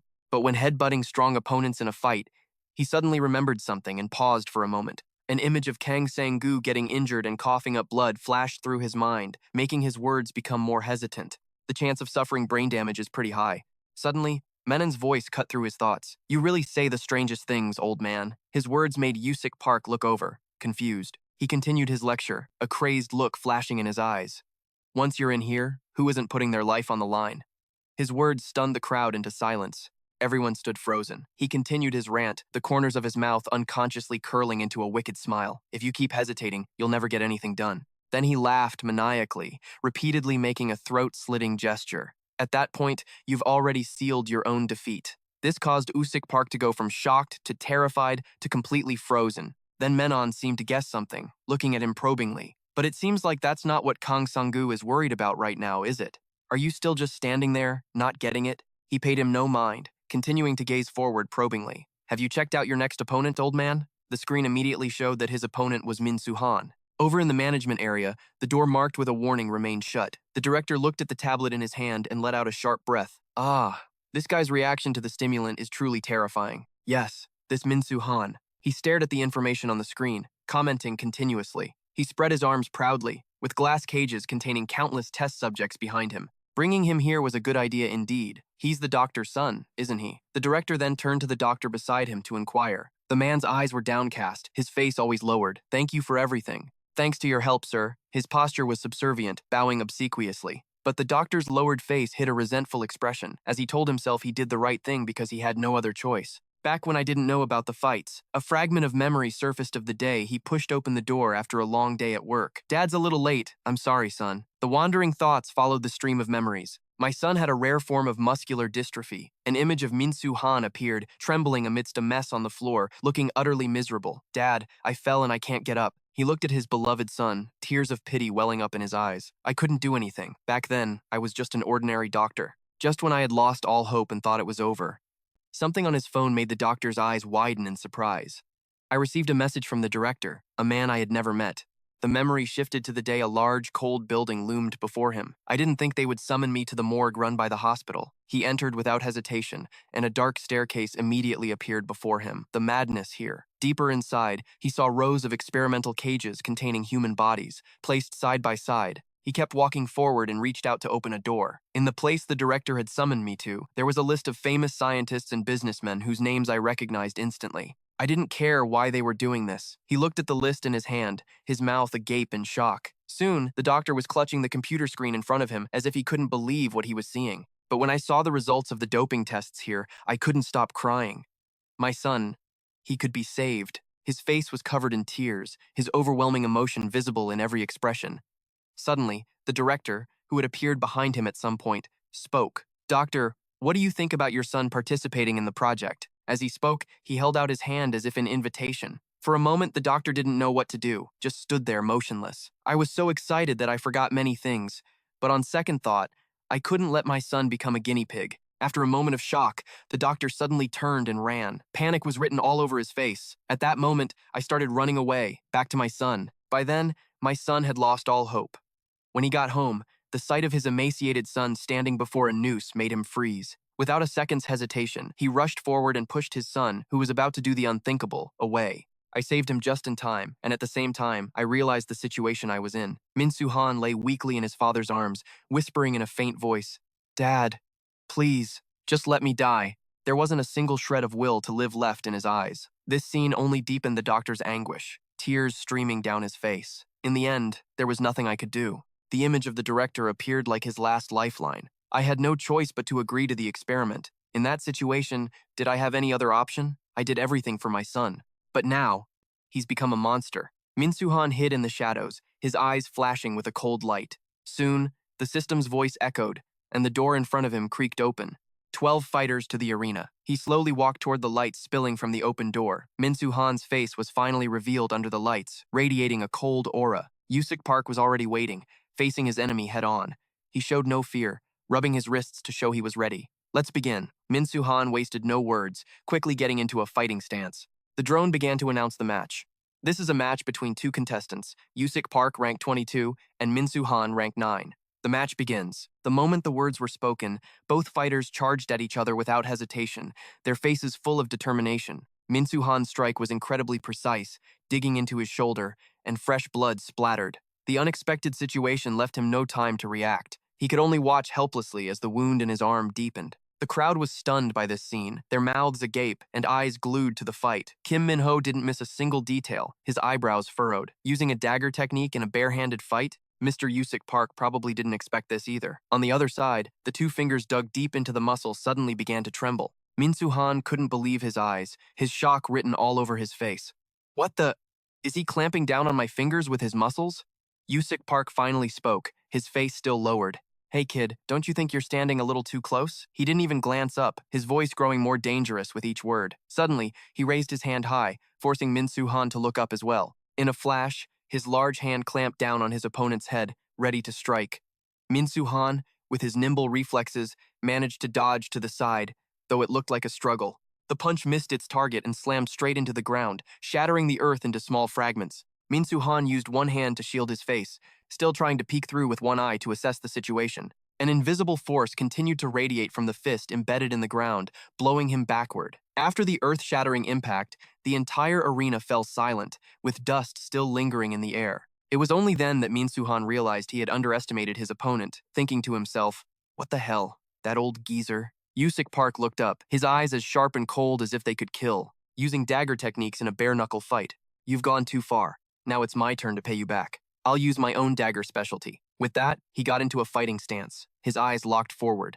Elsewhere, Cha-ji-on-gu, who had been watching every detail, couldn't stop marveling. Park Yu, who is that guy to be handling Minsu Han? The ninth-ranked fighter so easily? I was planning on scouting Minsu Han too. But who on earth is that Yuk Park? Kim Min-suk, his eyes glued to the tablet in front of him, quickly reported he's a former bodyguard who specializes in Krav Maga. He looked up, asking in confusion, Krav Maga? Without letting him ask further, he quickly explained, in the mid-20th century, violence against the Jewish people was on the rise. This is a martial art created by a former Jewish soldier for the purpose of protecting innocent civilians. It's a martial art synthesized from many others around the world, with the goal of maximizing effectiveness in real combat situations. Images of fighters appeared with each word of his explanation. He continued on enthusiastically. It's known to be an especially effective martial art in close-quarters combat. Cha Jeon-gu's brows furrowed, his mood beginning to sour. If it's a martial art created for defense, does that mean it's weak on offense? It seems our candidate isn't what we were hoping for. Kim Min-suk didn't rush to confirm, his eyes still on the tablet as if searching for an answer. I'm not so sure. If that method of defense, his voice began to deepen, his gaze still fixed. Then he suddenly looked over, a dangerous glint in his eyes. E can also kill the opponent. What then? Back in the arena, the two formidable opponents were still facing off. Without waiting for his opponent to make a move, Yuk Park lunged forward, his hand ready to strike. Minsu Han, however, looked down on the attack, watching contemptuously as the blow closed in on his face. In a split second, he nimbly dodged to the side. The only thing the old man struck was an afterimage. He flashed a smug smile, his hand ready to counter. Too slow. Yuk Park glanced at the incoming attack, a look of surprise on his face. What do you think you're doing? As soon as the words left his mouth, Minsu Han's two fingers stabbed into his temple, sending blood flying. But he wasn't one to be trifled with. His arm swung sideways like a guillotine, but the younger man had already retreated, dodging the blow. Yuk Park wasn't going to let him go that easily. In an instant, he charged forward again. I have to catch him, no matter what. But Minsu Han was nothing but contemptuous, raising his two blood-stained fingers to his face, his body contorted strangely. With just one huge arm like that, you think you can catch me? It's useless, no matter how hard you chase. Suddenly, the old man bent down, lightly touching the floor with his hand, but his eyes remained fixed forward. His fingers dug into the ground, every muscle in his body tensed to its limit. In a flash, Yuk Park used the leverage to launch himself forward. The floor behind him exploded from the force. In no time, his powerful fist landed on his opponent's face, pinning his entire body to the wall. It seemed like a direct hit, but Minsu Han had managed to dodge in time, though he still received a nasty cut on his face. In an instant, he had swiftly moved his body, leaving only useless afterimages in the air. Seeing his opponent's nimble movements, Yuk Park couldn't react in time. Damn it. Although he managed to counter, he couldn't avoid getting new wounds on his side. The pain made his eyebrows knit together tightly. Ugh. Minsu Han taunted as he rushed in. With that sluggish body, you're still trying to dodge the vital spots? Let's see how long you can take this. He unleashed a barrage of attacks on his opponent, splattering fresh blood through the air. Yuk Park couldn't react in time, leaving him in a miserable state. I can't keep up. He just stood there, taking the beating. By the time Minsu Han was done, his body was covered in wounds. The crowd outside watched with their mouths agape, as if they couldn't believe their eyes. Kim Min-suk was starting to get tense, a cold sweat breaking out on his forehead. So, this is what the 9th rank is like? Is there really no other way? Beaten until his whole body was stained red with blood, Yuk Park still stood trembling on the fighting stage. Seeing this, Minsu Han offered a compliment dripping with sarcasm, still holding a fighting stance even now. I'll give you this. You're tough. Heh. Look at you clenching your fist like that. Looks like you've given up on using those dagger techniques, huh? The old man began to move slowly, but his entire body couldn't stop shaking violently. The younger man flashed a sinister smile, his hand getting ready to strike. Trying to widen your defense, are you? Planning to grab me if I get close? You think that's enough to deal with me? Die. He charged forward without hesitation to deliver the finishing blow.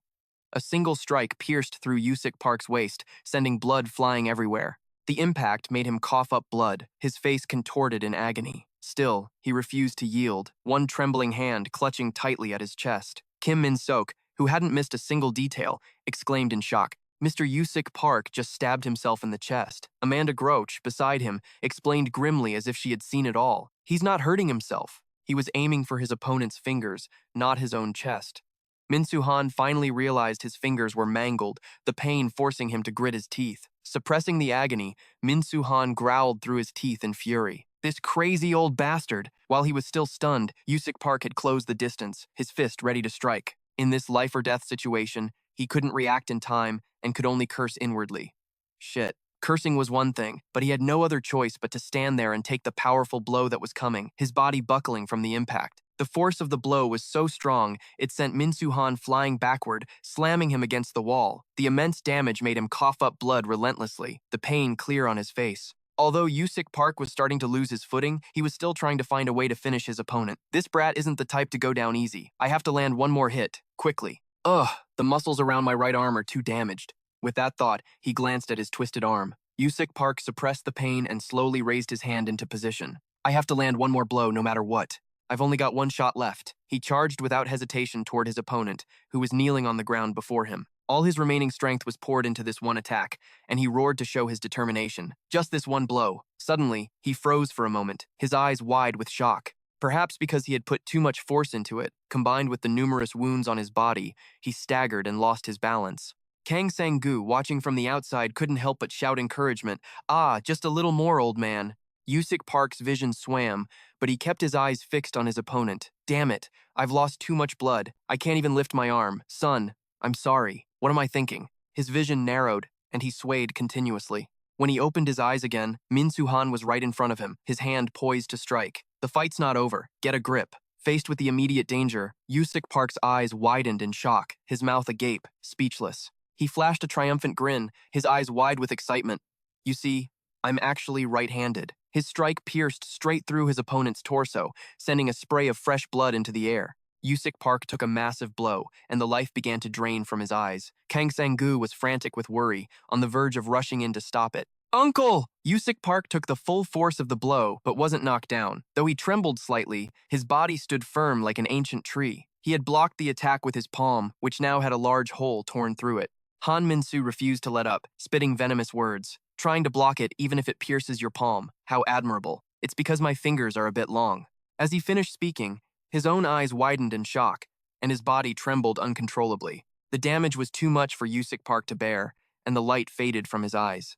A moment later, he was completely defeated, his entire body collapsing onto the arena floor. Kangu's eyes widened in horror, and he froze in shock. Uncle! After felling his opponent, Han Minsu turned his attention toward the stands where he was standing. He flashed a smug grin and shouted the name of his target, Kangu. Still reeling from the shock, he didn't know how to react. The man laughed loudly, the cruel words pouring out of him like water. Take a good look. This old geezer died because of a useless piece of trash like you. With that, he unhesitatingly pulled his hand out, splattering fresh blood everywhere. The shock was overwhelming, and for a moment, his consciousness began to fade. A memory of their training flashed through his mind, of Yuk Park holding him in a headlock, panting. Hey, aren't you tired? I want to rest for a bit. He had refused to give up, his body full of fighting spirit. Can't we go a little longer? I still have a lot of questions for you. Suddenly, the older man burst out laughing, leaving him confused. Then, the man spoke softly, a hint of regret in his voice. If only I'd had time like this with my own son. Maybe things would be different now, huh? Hearing those words stunned him. His gaze unconsciously shifted to the man opposite him, his mind a mess of thoughts. That's right. If my dad and I were close, would it feel like this? Do I still have a chance?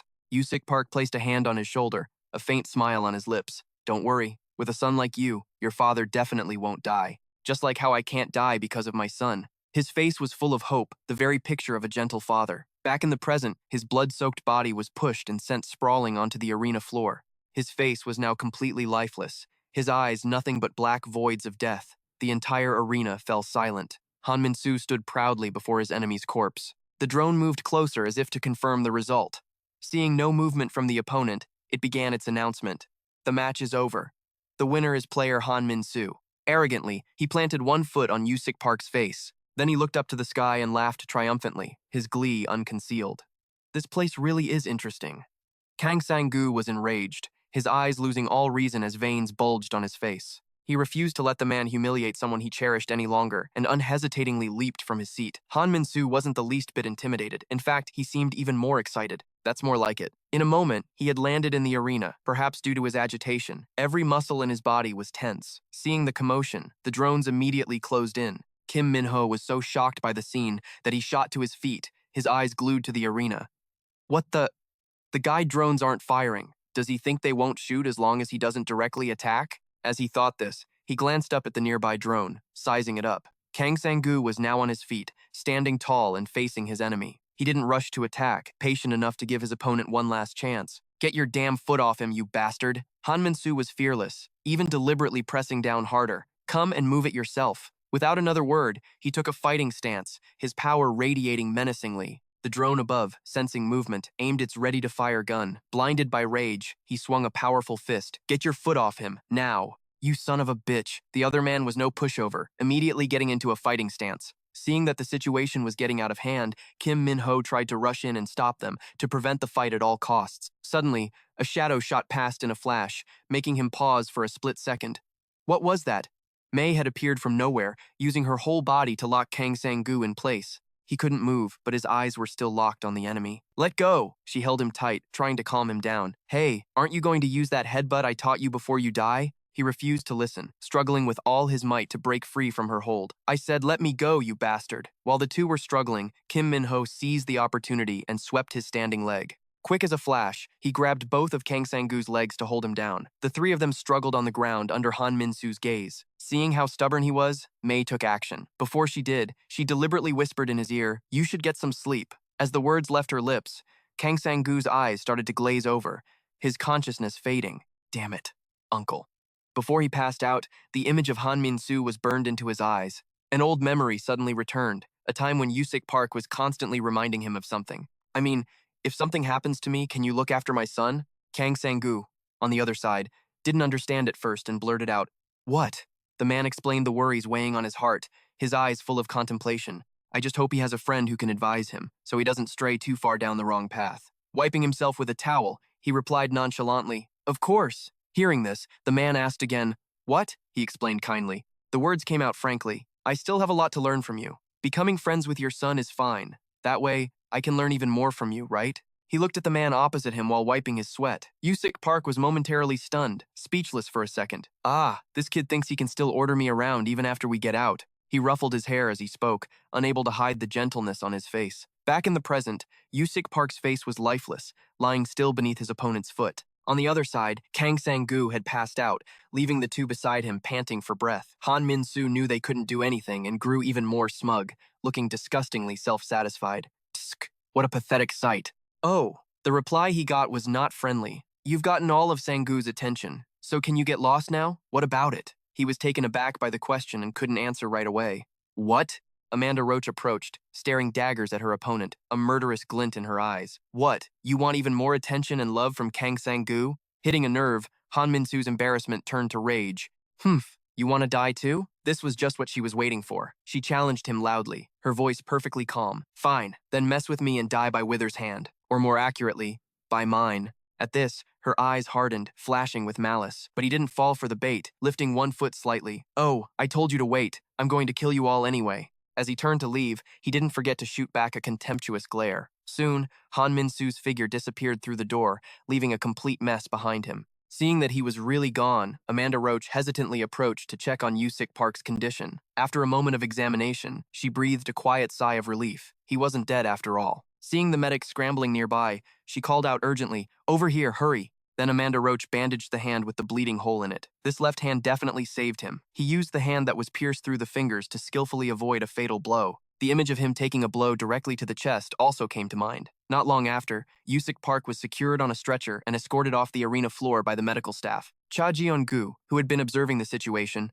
was so stimulated he spoke his thoughts aloud. That Han Min-su is a real monster. How can he use his fingers as a weapon like that? As he thought this, he instinctively raised 2 fingers, mimicking the attack. Hearing him, Minho immediately explained, gently pushing up his glasses. "It's because Han Min-su's skill is very unique. Most doping increases muscle strength, but it stops at just increasing muscle size."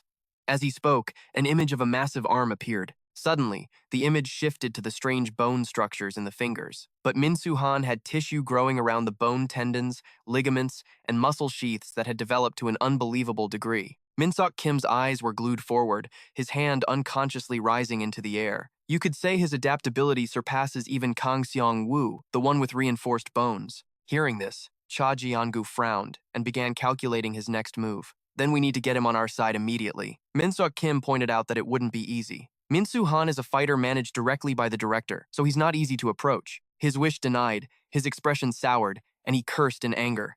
Damn it. But Minso Kim remained perfectly calm, starting to scroll through the screen of the tablet in his hand. Don't worry. There are still plenty of stronger fighters to come. I'm talking about the ones in the very next match. Cha-ji and Gu's anger subsided a little at that, and he looked up curiously. The next match? You don't mean that female capoeira fighter, do you? Minso Kim replied nonchalantly. Yes, that's the one. The relaxed look on Cha-ji and Gu's face instantly twisted into a scowl of displeasure. What? Isn't capoeira just some dance? It has no real combat application, does it? The knowledgeable Minso Kim calmly explained once more. The reason capoeira looks like a dance has nothing to do with entertainment or fun. When Portugal occupied Brazil, African slaves who were brought there for labor created a martial art to escape the oppression and misery of their hard work. An image of slaves being brutally tortured in the past flashed by. They were forced to put on a ridiculous show, smiling while tears streamed down their faces. They used the dance as a performance to deceive their overseers. In reality, it wasn't just a dance, it was a martial art filled with resentment. After Brazil gained its independence, capoeira was increasingly used for criminal activities. He spoke at length, showing off his knowledge. Then, his gaze shifted to the fighting ring, and his voice grew somber. It got to the point where the government had to ban it entirely, so its combat effectiveness isn't just good, it's extremely dangerous. Amanda Crouch now stood proudly in the ring, radiating a dangerous aura. A drone slowly approached, as if for confirmation. After a moment, it began to emit a monotonous tone. All fighters for the next match have entered the ring. Suddenly, something caught her eye. Her eyes instinctively darted to the side. In the ring, Go Hyun-soo stood as still as a statue, and had been for some time. The reflections of the two fighters appeared on the drone's camera lens. It signaled the start. The match between Amanda Crouch and Go Hyun-soo begins. She immediately fell into a fighting stance, her eyes fixed warily on her opponent. He, on the other hand, showed no reaction, just standing there, stock still. Amanda Crouch was a little surprised, thinking to herself, he's looking down on me. He's not even getting ready. Fine, I'll make the first move. With that thought, she lunged forward without hesitation, planting one hand on the ground to launch her attack. Just then, he finally reacted, a vicious smile spreading across his face. Cha Ji-eun-gu's eyes were glued to the screen, a flicker of doubt remaining. Amanda Crouch using capoeira is one thing, but what about her opponent, Go Hyun-soo? With an S rank and that prize money rating, he can't be just some nobody. As his image appeared on the screen, Minso Kim gave him a critical look of appraisal. He used to be an MMA fighter, but he never had much success. After succeeding with sensory doping, he developed enhanced kinetic vision. The VIPs even gave him the nickname 10-second KO, and his prize money has shot up recently. He rattled on, scratching his head with one hand. Hearing this, Cha Ji-eun-gu's curiosity was piqued. 10-second KO? What's that about? What a weird nickname. Minso Kim didn't keep him waiting, immediately explaining, it's because all of his previous matches have been won by KO, and none have ever lasted longer than 10 seconds. Hearing this, his face lit up. The frown he'd been wearing vanished. Really? That's insane. Minso Kim continued his explanation.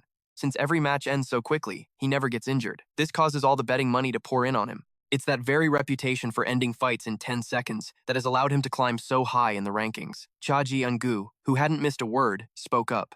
And if he maintains that reputation in this round? As if he'd anticipated the question, he answered without hesitation. If it plays out like that, he'll not only get a huge payout, but he'll also shoot up the rankings. If he can keep that unique 10-second KO title. As he finished speaking, the image of Go Hyun-soo standing imposingly in the ring appeared. The two fighters were reflected in the camera. At the same time, the announcement rang out. Amanda Crouch versus Go Hyun-soo. Begin. The clock started ticking. A few seconds passed. Both of them remained motionless. Neither had made a move. Seeing this, she began to wonder, sizing him up with her eyes. Is he still looking down on me? He's not even getting ready. Fine, I'll attack first. With that thought, she used her hand as a pivot and closed the distance in a flash. As her attack closed in, Go Hyun-soo suddenly revealed a sinister smile, a smug thought crossing his mind. Even the high rankers fall for my lax defensive stance, don't they? Attacking so freely, are we? My kinetic vision can see everything, even without a guard. As he thought this, he skillfully dodged, and her movement seemed to slow to a crawl. The clock hit 8 seconds. He made his move, locking her leg with his hand. I can react instantly at any time. It's over. Go Hyun-soo was supremely confident, unable to hold back a wide grin. The clock hit 9 seconds. He suddenly froze. The floor rushed up to meet his face, and he was stunned. Huh? Why am I on the ground? While he was still trying to figure out what happened, Amanda Crouch flipped over, slamming him straight into the floor. Even then, he couldn't believe it, his eyes wide with shock. My 10 seconds. Precisely on the 10th second, she stood tall, looking down with an air of superiority at the man flattened at her feet. Immediately, a drone flew in to confirm the situation. Seeing that her opponent was unconscious, It made the announcement, "The match is over. The winner is Amanda Crouch." Only then did she speak softly. "There are some techniques you can't just read with your senses." Chaji Engu was so shocked by what he'd just seen that he shot up from his seat. "What the hell? What just happened?" Minso Kim, his expression still cold, explained. He thought that just by dodging the initial attack, he had successfully defended, so he immediately went for a counterattack. Hearing that, he immediately frowned. Isn't it obvious to counterattack right after dodging a strike? His gaze remained fixed somberly in the distance. Go Hee-Han-soo thought so too. Normally, a powerful kick meant to knock out an opponent compresses energy on the opposite side of the point of impact. An illustrative image appeared with his explanation. A powerful kick is thrown, creating a significant impact, and then that energy is released toward the final point of the strike. As he spoke, his own body moved unconsciously along with his words. If the first attack misses, there isn't enough time to compress that energy again. That makes it hard to attack faster than an opponent's counter, and it's also difficult to focus power into the kick. It's especially difficult when both fighters are airborne. As Min-sok Kim explained, he brought his hands up to face level. An image appeared, showing an ankle coiling like a spring. That's because there's no ground to plant on to compress and support the force. Although it made sense, Cha Jian-gu wasn't convinced. But wasn't Amanda Crouch in the same situation? Clearly, both of her feet were in the air, and her first attack missed. The image from before replayed, showing every detail clearly. At this, Min-sok Kim gently pushed up his glasses, his gaze never wavering. Yes, that's right. That's precisely why Go Hyun-soo attacked with such confidence. But he overlooked one thing about Amanda Crouch. He then lowered his head slightly, the light from the front casting his figure in shadow. Cha Jiang-gu immediately asked, intrigued, "What's that?" An image appeared, showing a similar stance as before, someone using their hands as a base to lift their entire body. In Capoera, you can use your hands like feet. Furthermore, Amanda Crouch's doping doesn't increase muscle mass. It explosively increases muscle density, making her stronger and faster without the movement restrictions that come with bulk. He explained in a low voice, speaking as if he had everything figured out. Right now, Amanda Crouch is an unpredictable fighting machine. She can generate maximum power from any position, at any moment. An image of her looking incredibly defiant appeared at the same time. Clasping his hands in front of him, Cha Jian-gu was starting to get interested. Fortunately, it seems there are still some usable fighters left. But the spark of hope was immediately extinguished by Min-seok Kim. But for that person, even getting a meeting isn't easy anymore. Hearing that, he asked in shock, "What?" His eyes were cold, his voice flat. She finished 10-second KO in 10 seconds, so now she inherits the name. All the money the VIPs bet on 10-second KO will now be transferred to Amanda Crouch. Her image appeared on the screen, accompanied by a repeated announcement. Rank increased, rank increased, rank increased. Seeing a tasty morsel slip away, Cha Jian-gu was full of regret. "Are you saying we can't even compete for her?" Seeing this, Min-seok Kim gestured for him to calm down, constantly reassuring him. No need to rush. There are still plenty of strong fighters left." Hearing that, he went back to his waiting posture, his hands still clasped together. "Is the next fighter a multiple-time champion?" Min-seok Kim confirmed beside him. "That's right.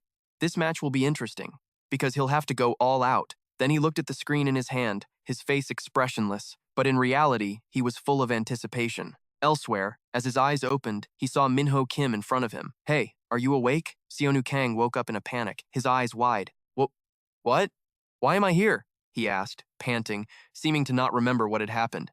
After composing himself for a moment, he frantically looked for his uncle. Negative thoughts raced through his mind, shocking him.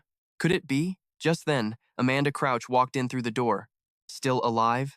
A flicker of surprise crossed Minho Kim's face.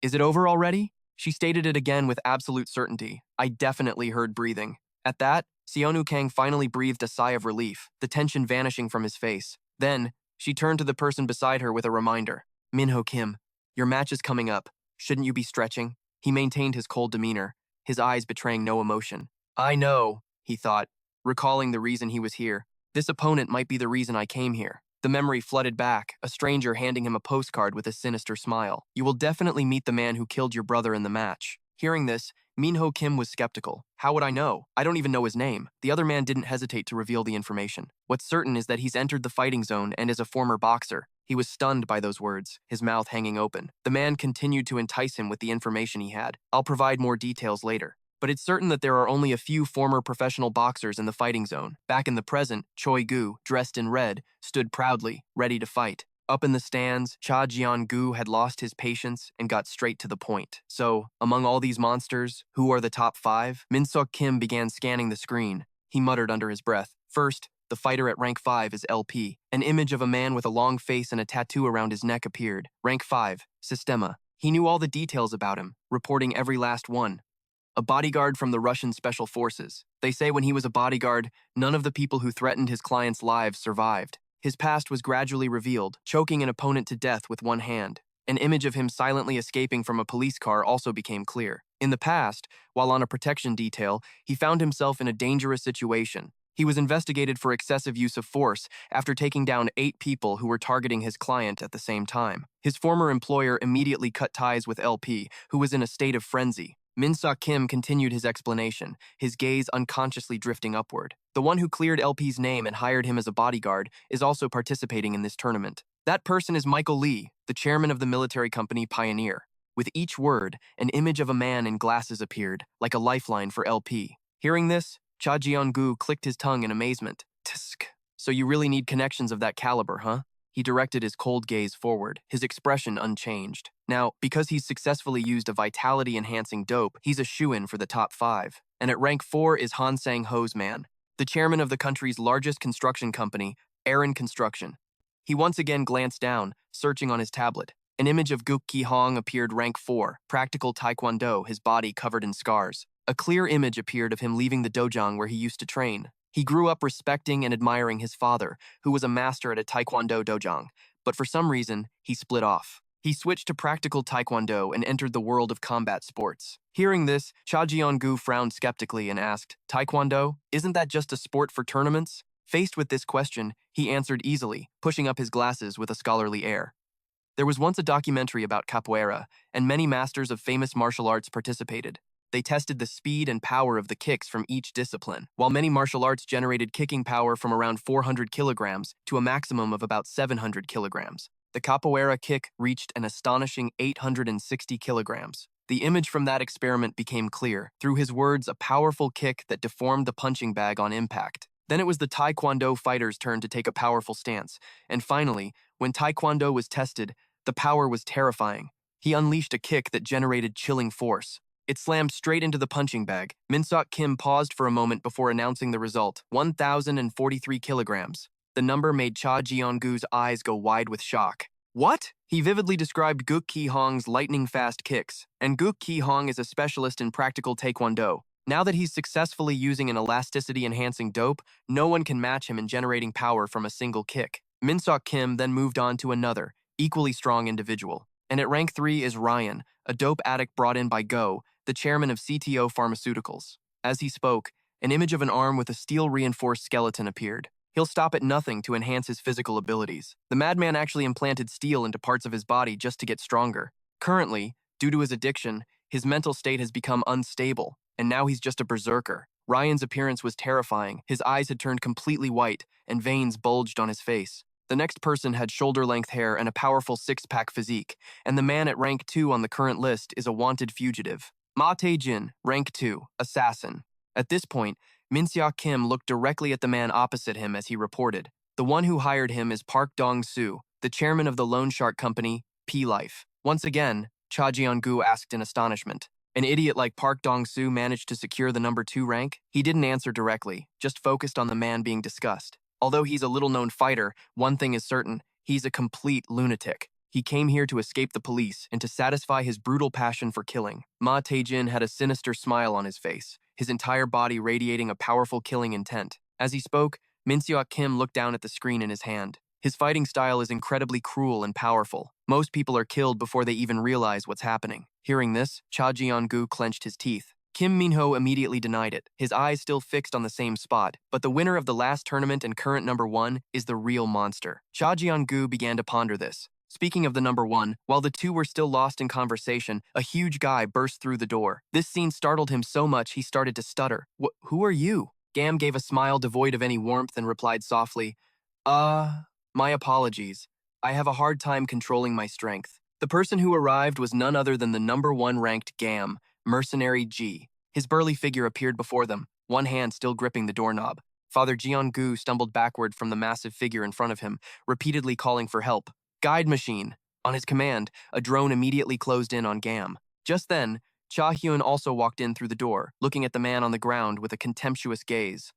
You useless piece of trash. Cha Jeong-gu looked at the person before him in utter astonishment. Cha Hyun fixed a scrutinizing gaze on his opponent, constantly taunting him. You think you can beat me just by following me here? Don't forget the bet between us, and be ready to face the consequences. Every single word made Cha Jeong-gu's expression grow uglier. All his anger was showing on his face. Cha Hyun still wouldn't stop, continuously spitting out hurtful words. A bet about quitting the company, and on top of that, bringing in a high school student so stupid there's no cure for it. Cha Jeong-gu could only stand there speechless, his whole body trembling with rage. Cha Hyun was determined not to let up, dead set on backing his opponent into a corner. Do you have any idea what happens when you break a bet in the combat zone? You'd better not even think about quitting. You should be begging for help.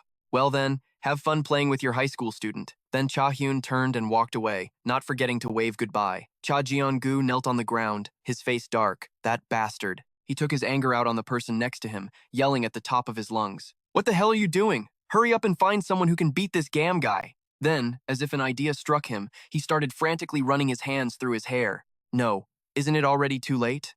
Anyway, the winner will still come from the top 5, right? Only then did Kim Minho speak up, giving the other man a glimmer of hope. The probability is high, but it's not a certainty. Cha Jeong-gu asked in surprise. What? He didn't hesitate to explain, as if he had anticipated this situation long ago. Because the effects of doping are unpredictable, some fighters suddenly become championship contenders after the second doping test in the round of 16.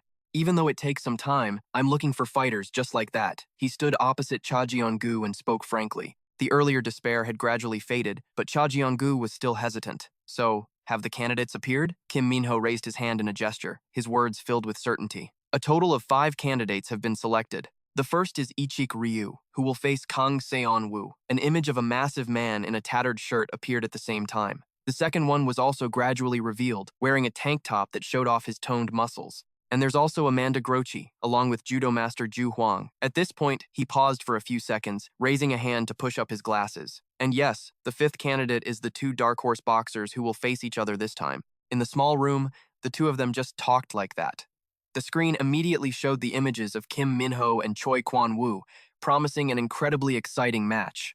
Down in the arena, the 2 opponents were already facing each other, the atmosphere growing more tense. Kim Minho took a defensive stance while probing, "Do you know someone named Min-hyung Kim?" On the other side, Choi Kwon-woo had also gotten into his fighting stance and answered casually, "How could I not know him?" Those words ignited a fire of rage within Kim Minho, and he clenched his teeth. Kim Minho's expression darkened, and his voice began to tremble. "You mean you know my brother?" He had been secretly longing for this moment for so long. He had to give up everything just to meet this bastard. A fire of passion seemed to ignite in his heart, his whole body ready for the fight.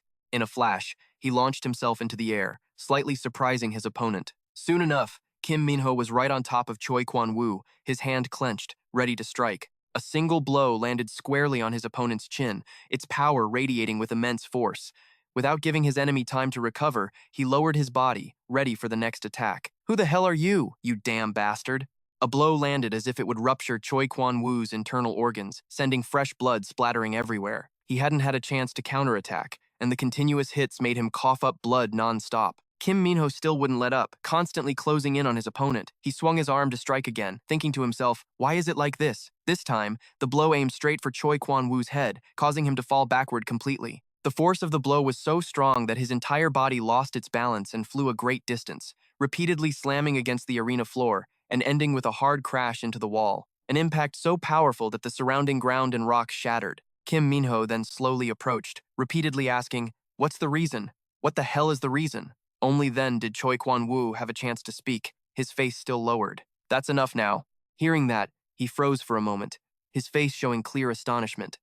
"What?" Choi Kwon-woo's entire body was plastered against the wall, but the corner of his mouth curled up as he let out a chuckle. He threw his head back and laughed loudly, looking incredibly smug. "What I mean is, you need to take a little pressure for the doping to be effective." His body seemed to be spring-loaded, and in an instant, he shot up into midair under Kim Minho's astonished gaze. Choi Kwon-woo's expression gradually became crazed, his excited eyes fixed on the man before him. "I really want to know, with the same speed-type doping, are there different levels?" His movements were swift. In an instant, he had landed in front of Kim Minho. Not to be outdone, he quickly launched an attack, but his opponent swiftly dodged it. Choi Kwon-woo took the opportunity when he missed and immediately landed a physical blow to his face. He thought he had landed a hit, but in a flash, only an afterimage remained. Choi Kwon-woo didn't flinch. His body also began to accelerate. Where do you think you're going? Only then did Kim Minho realize he had underestimated his opponent. Cold sweat started to bead on his forehead. No matter how fast I move, there's no opening. While he was still struggling to find a way,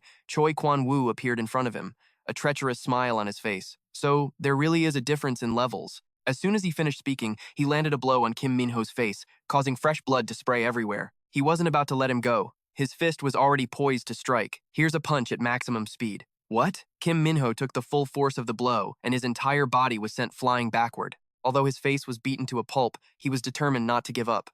A glint of determination flashed in his eyes.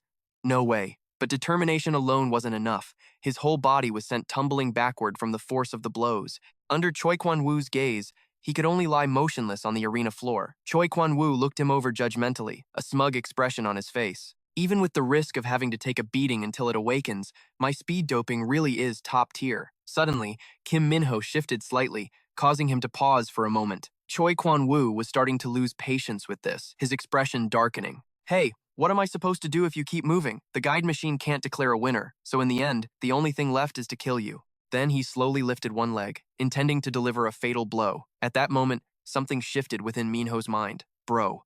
The image of Minyoung Kim giving him instructions earlier flooded his mind as he thought that not only his opponent, but he himself, was finished. Take your last breath. His brother then took a deep breath as if demonstrating. Then he looked at his younger brother with a caring gaze. It will give you one last chance. Kim Minho's mind seemed to understand. Something. In his last breath, it was as if a faint blue light moved through the darkness of despair. It went straight into his heart, making it feel as if it had been empowered. Before Choi Gu could even strike, the ground where he stood was empty. Minho Kim had suddenly woken up and, at some point, had already moved to the side, his entire body coiled and ready to lunge. He crouched on the ground, his eyes locked on his opponent. It was as if Choi Gu finally understood. He growled a curse. Damn it, does that little shit really have to take a beating just to wake up? While he was still fuming, Minho Kim closed the distance and threw a punch at the same time. His eyes widened in shock as he calculated in his head that he had to dodge at maximum speed. With that thought, Choi Gu spun around and dashed away with all his might. Minho Kim didn't say a word, and in a flash, he was in front of his opponent again, his fist still ready to strike. This move surprised him so much that he lost his balance. He staggered and fell backward. Shit. In this situation, all Choi Gu could do was brace for impact. There was no way to dodge. That was all Minho Kim was waiting for. He drew his fist back as far as it could go and screamed, "Why is my brother dead? This bastard." Faced with this question, Choi Gu didn't seem to know the answer either. A flicker of shock in his eyes. What is this about? Before he could compose himself, he took a clean hit to the face, sending a spray of blood into the air. The blow was so powerful it slammed Choi Gu's entire body into the arena floor, shattering the surrounding tiles from the impact. Cha Jeong-gu's eyes went wide as he watched, his mouth hanging open in shock. What the hell? The director's attention was also captured by this display, and he wondered to himself, a second awakening? On the arena floor, Choi Gu coughed up blood non-stop, half of his body embedded in the ground.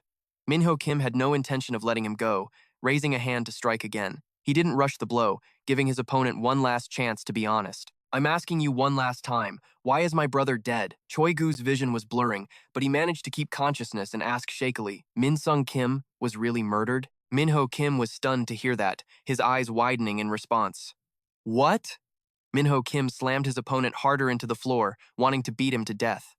He was furious. I'm asking you one last time, why is my brother dead? Choi Gu was being crushed. Min-sung Kim was really murdered? What he said took Minho Kim by surprise. What? Wasn't it you? Then how do you know my brother? Choi Gu was in extreme discomfort, but still explained. How could anyone who's ever boxed not know the record-holding champion? He was a legend. Now he was completely bewildered. Then who the hell did it? He continued to give him more information. There's this junkie who goes around looking for master boxers. But before he could finish, he passed out, infuriating Minho Kim. Who the hell is it? Before you pass out, tell me who it is. The camera was observing the match. This round has ended due to Choi Gu's inability to fight. The winner is player Minho Kim. The announcements rang out continuously. Ping! Game money has increased. Ping! It has increased. It has increased. Ping! It has increased. The doctor praised Minho Kim. This Minho Kim fellow is truly amazing. Even the director was surprised. He had a second awakening without any supplementary doping. The doctor was also shocked. It seems the results of the experiment are starting to show. He's not on the level of the first awakened, who surpassed all limits 20 years ago,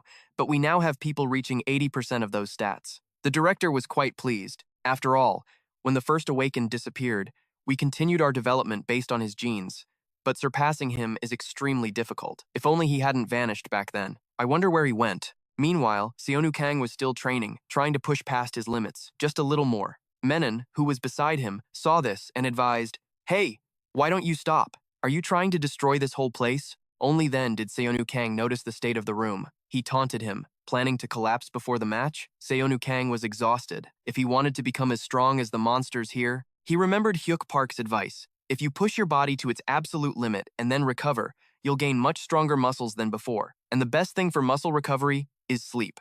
If you split a day in two, use your muscles to their maximum and then sleep deeply.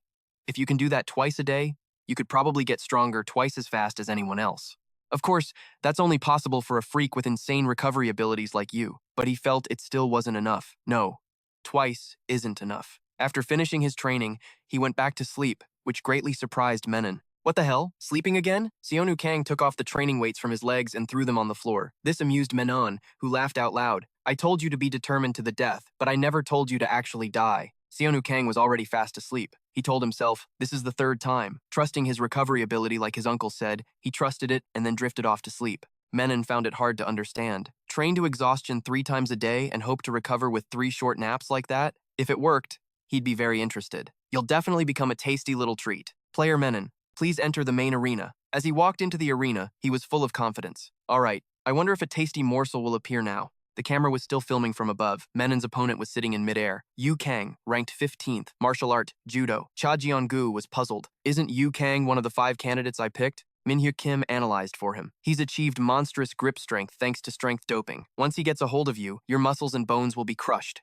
At that moment, your will to fight will vanish too. But the truly terrifying thing is the judo technique enhanced by that grip strength. Even for a doper, when you get thrown to the floor, every bone in your body will shatter. Minho Kim then wondered about the other guy. So what kind of guy is this Menon who's facing Yu Kang? Ranked 45th, so we probably don't need to worry about him, right? Minho Kim was also puzzled. There's no information on this person. Cha Jeon-gu was surprised to hear that. What? He guessed. It seems he was recruited directly by the combat zone. Where did he come from? What martial arts does he use? There's really no information at all. I've never seen a single one of Menon's matches either. One strange thing about him is that he's still awaiting a ruling on doping. Menon's appearance at that moment was hard to describe. Menon, ranked 45th. Yu Kang had also landed on the arena floor and was preparing to fight. Yu Kang, ranked 15th, martial art, judo. Both were ready to fight. The match between Yu Kang and Menon begins. Yu Kang wanted a quick victory. No need to drag this out. Let's end it in 1 round. But Menon showed a defiant attitude. Fine by me. Then he circled behind him to attack. The back of your neck looks delicious. But Yu Kang blocked it and slammed him to the ground with a single move. 1 round. Menon was thrown hard to the ground by Yu Kang, making him curse. The move shattered the arena floor. Menon was also surprised by the power of the technique. Everything seemed to stop at that moment. Cha Jeon-gu couldn't believe it and exclaimed, What was that? He got slammed right into the ground. Minho Kim also found it hard to believe. I knew he was strong, but for it to end this quickly. The camera was assessing the match result. This round has ended due to player Yu Kang being unconscious. Unexpectedly, the one knocked out after that move was Yu Kang. Menon was the winner. He was still lying comfortably on the ground. Cha Jeon-gu couldn't believe it. What is happening? Why Yu Kang? Even Minho Kim didn't understand what was going on. I don't know. This is the first time I've ever seen a situation like this. I can't make sense of it at all. While everyone was confused, Menon was very calm. He even thought, I guess it's about time for Seonu Kang to wake up, huh? Let's see. Is Seonu Kang ripe for the picking? Or is he burnt to a crisp? Back to the scene in Seonu Kang's waiting room. In his sleeping pod, he was slowly waking up. After letting out a breath, Seonu Kang was awake. The first thing he thought upon waking was, all right, did I finally succeed? Whether I succeeded or not, I have to do this. Is Mom really safe? Can I trust that woman? I have to meet that bastard Scouter. He looked toward the camera with a puzzled expression. There's a notification from Scouter. This announcement took Seonu Kang by surprise. Suddenly a voice rang out, you can take off the blindfold. Minsu Kim appeared before him. We finally meet. Seonu Kang was furious. Who the hell are you? This son of a bitch. He spoke calmly. Calm down. If you die here, you won't be able to do anything. He threatened Minsu Kim. You'd better answer my questions straight. I've already put my life on the line. Do you know where my parents are? He answered very calmly. Of course. Isn't that obvious? This stunned him. What? Minseok Kim replied calmly. I'm taking care of them. Hearing this, Seonu Kang lost his cool. Stop lying. I heard everything about how my parents were going to be disposed of in the recovery room. But he explained, it's true there was a request from the VIP, but after lying that your parents had disappeared, I've been taking care of them. Seonu Kang found it hard to believe. What are you talking about? He explained. In any case, I've bet everything on you, Seonu Kang. In the end, director Cha Jin-gyu will have to go with my choice anyway. Right now, Seonu Kang was completely bewildered. No way. Min Seok Kim seemed to guess what he wanted to say. Mr. Seonu Kang, do you really believe that the person you overheard talking about your parents in the recovery room was one of my employees? He was stunned once more. What? As if he knew everything. He asked him, you heard they would dispose of your parents in the recovery room, and right after you woke up, Miss Seungyeon Cha appeared before you. Do you really think that was a coincidence? Did she ever say she was taking care of your parents? There's not a single truth that comes from that woman. It's true the chairman had to personally kick her out because his two sons could only stand by and endure her. Seonu Kang was getting annoyed. Do you think I'm an idiot? You think I'd fall for that? That woman definitely knows my parents. Min Seok Kim immediately asked. Then what proof did Seungyeon Cha show you that she was with your parents? This question left Seonu Kang speechless. Well, she couldn't bring anything here. Min Seok Kim scoffed. Is that so? Then how about this? Min Seok Kim produced evidence related to his mother. He had brought a sample of Seonu Kang's mother's handwriting. This shocked him. This is definitely my mom's handwriting. He explained that since the date was written, he should now know who they were with. But Seonu Kang remained stubborn. Handwriting can be forged easily. But Min Seok Kim cut him off. Believe it or not, that's up to you, Seonu Kang. First, I'll share my plan. Our VIPs have been eagerly waiting for you, Seonu Kang, to grab the spotlight again. And they specifically emphasized that you should pay special attention to your opponent in the next round, which is about to start right now. If you can beat that opponent, VIP Cha Jin-gyu will have no choice but to pick you, Seonu Kang. If you race with us to victory like this, all your problems, including your parents, will be resolved smoothly. He was a bit confused. The next opponent. At that moment, his opponent appeared. Ichik Ryo was stepping into the ring. He was recalling Min Seok Kim's words. Remember that Seungyeon Cha, that woman, doesn't care about winning. Her goal is to ruin her brother's plans. She has no reason to protect your parents, Seonu Kang. If you don't choose us in the round of 16, I won't be able to protect your parents anymore either. Seonu Kang was feeling extremely conflicted. Damn it, you bastards. Who the hell is telling the truth? It doesn't matter who. I don't have time to think. Anyway, if I don't beat him, it's all over. His opponent was Ichik Ryo, ranked 15th, a Kudo practitioner. Cha Jin-gyu was discussing with Min Seok Kim. If Seonu Kang gets eliminated in this match, he wondered, Seungyeon Cha's face will be a sight to see. At that moment, in another room where Seungyeon Cha was sitting, she was very relaxed. Let's see who gets the last laugh. Seungyeon Cha was quite surprised by her opponent's ready stance and was assessing his abilities. Is that an offensive stance? Adding a calf kick might be better. Besides, I'm in top form today. The two were fighting using their legs. He was thinking about how to fight a kick after dodging. What if I launch a counterattack? But he was caught by Ichik Ryo and slammed hard onto the floor, causing him to cough up blood. After that takedown, he didn't stop and continued his assault. But Seonu Kang quickly escaped. Cha Jin-gyu was getting excited. What the? Isn't that guy supposed to be a striking specialist? What are all those ground moves? Min Seok Kim, beside him, explained, Ichik Ryo has trained in Kudo, which has no restrictions on attacks. Cha Jin-gyu was surprised to hear that, what? He continued to explain more clearly. Kudo doesn't just have striking techniques. It also has grappling and submission techniques. Not only that, he is also trained in headbutting and striking an opponent's weak points. Hitting weak points? That's insane. Because almost all moves are allowed during training. Facing Ichik Ryo bare-handed is like facing hell itself. The two fighters in the ring were now locked in a stalemate. Ichik Ryo was quite surprised. Huh? That kid. He's not scared at all. Seonu Kang even attacked proactively and went straight for his eye. His next move was dodged. Ichik Ryo was about to counterattack him. The attack was successful. The blow was so powerful that Seonu Kang coughed up blood and was sent flying. Cha Jin-gyu was delighted to see this. Just as I thought, it's the end of the line for that high school kid. Ichik Ryo was still holding the same pose he used to attack. He was quite surprised by his attitude. Huh? He's still smiling? Seonu Kang was grinning broadly. Seeing this, Ichik Ryo was very annoyed. Let's see how long he can keep that smirk on his face. But as soon as he lifted his leg, the kid rushed forward. He looked at him with contempt. You think getting in close like this is gonna work on me? I'm not just a striker, you know. To his surprise, Sung-woo bit Ichik Ryo's thigh. He bit so hard that Ichik Ryo screamed, "You crazy bastard," and kneed him hard in the stomach. What are you, some kind of wild animal? But he didn't stop and continued to bite, making him uncomfortable. Crazy? He kicked him hard in the face, sending Seonu Kang flying. He was very surprised. Was I caught off guard? Because of my stance, the kick had no power. Is this guy really a wild animal? Seonu Kang was looking very smug. In the observation room, Cha Jin-gyu found it a bit hard to believe. What the hell? What just happened? Min-seok Kim suddenly remembered something. I forgot. Sung-woo. That guy has never been held back by anything. He rushed in to attack Ichik-ryo again. He immediately fought back. You think I'm gonna fall for the same trick? But Sung-woo suddenly dropped to the ground, confusing Ichik-ryo. He thought, is he going to try to bite my leg again? You think that's gonna work again? He didn't understand what he was trying to do. Unexpectedly, Seonu Kang dropped down to kick him in the face with his leg. At this moment, Seonu Kang remembered when he asked Amanda Crouch, "Can you hit me once with one of your strongest capoeira moves?" She was very confused at the time. He said, "I can take any move you've got. Are you trying to look down on capoeira?" With that, she kicked him straight in the head, sending him crashing to the ground. You knew you had the ability to perfectly copy a move after being hit by it, huh? Right now, Sung-woo wanted to use that move. Seeing this, Ichik-ryo was confused. Is he going to bite my leg again? He wanted to stop him. You think that trick will work again? But he never expected him to attack with his feet. The kick landed hard on Ichik-ryo's head. Cha Jin-gyu realized Seonu Kang was using that move again. It was capoeira. Ichik-ryo, meanwhile, was stunned and didn't understand what was happening. He had grabbed his leg and was even about to kick Seonu Kang.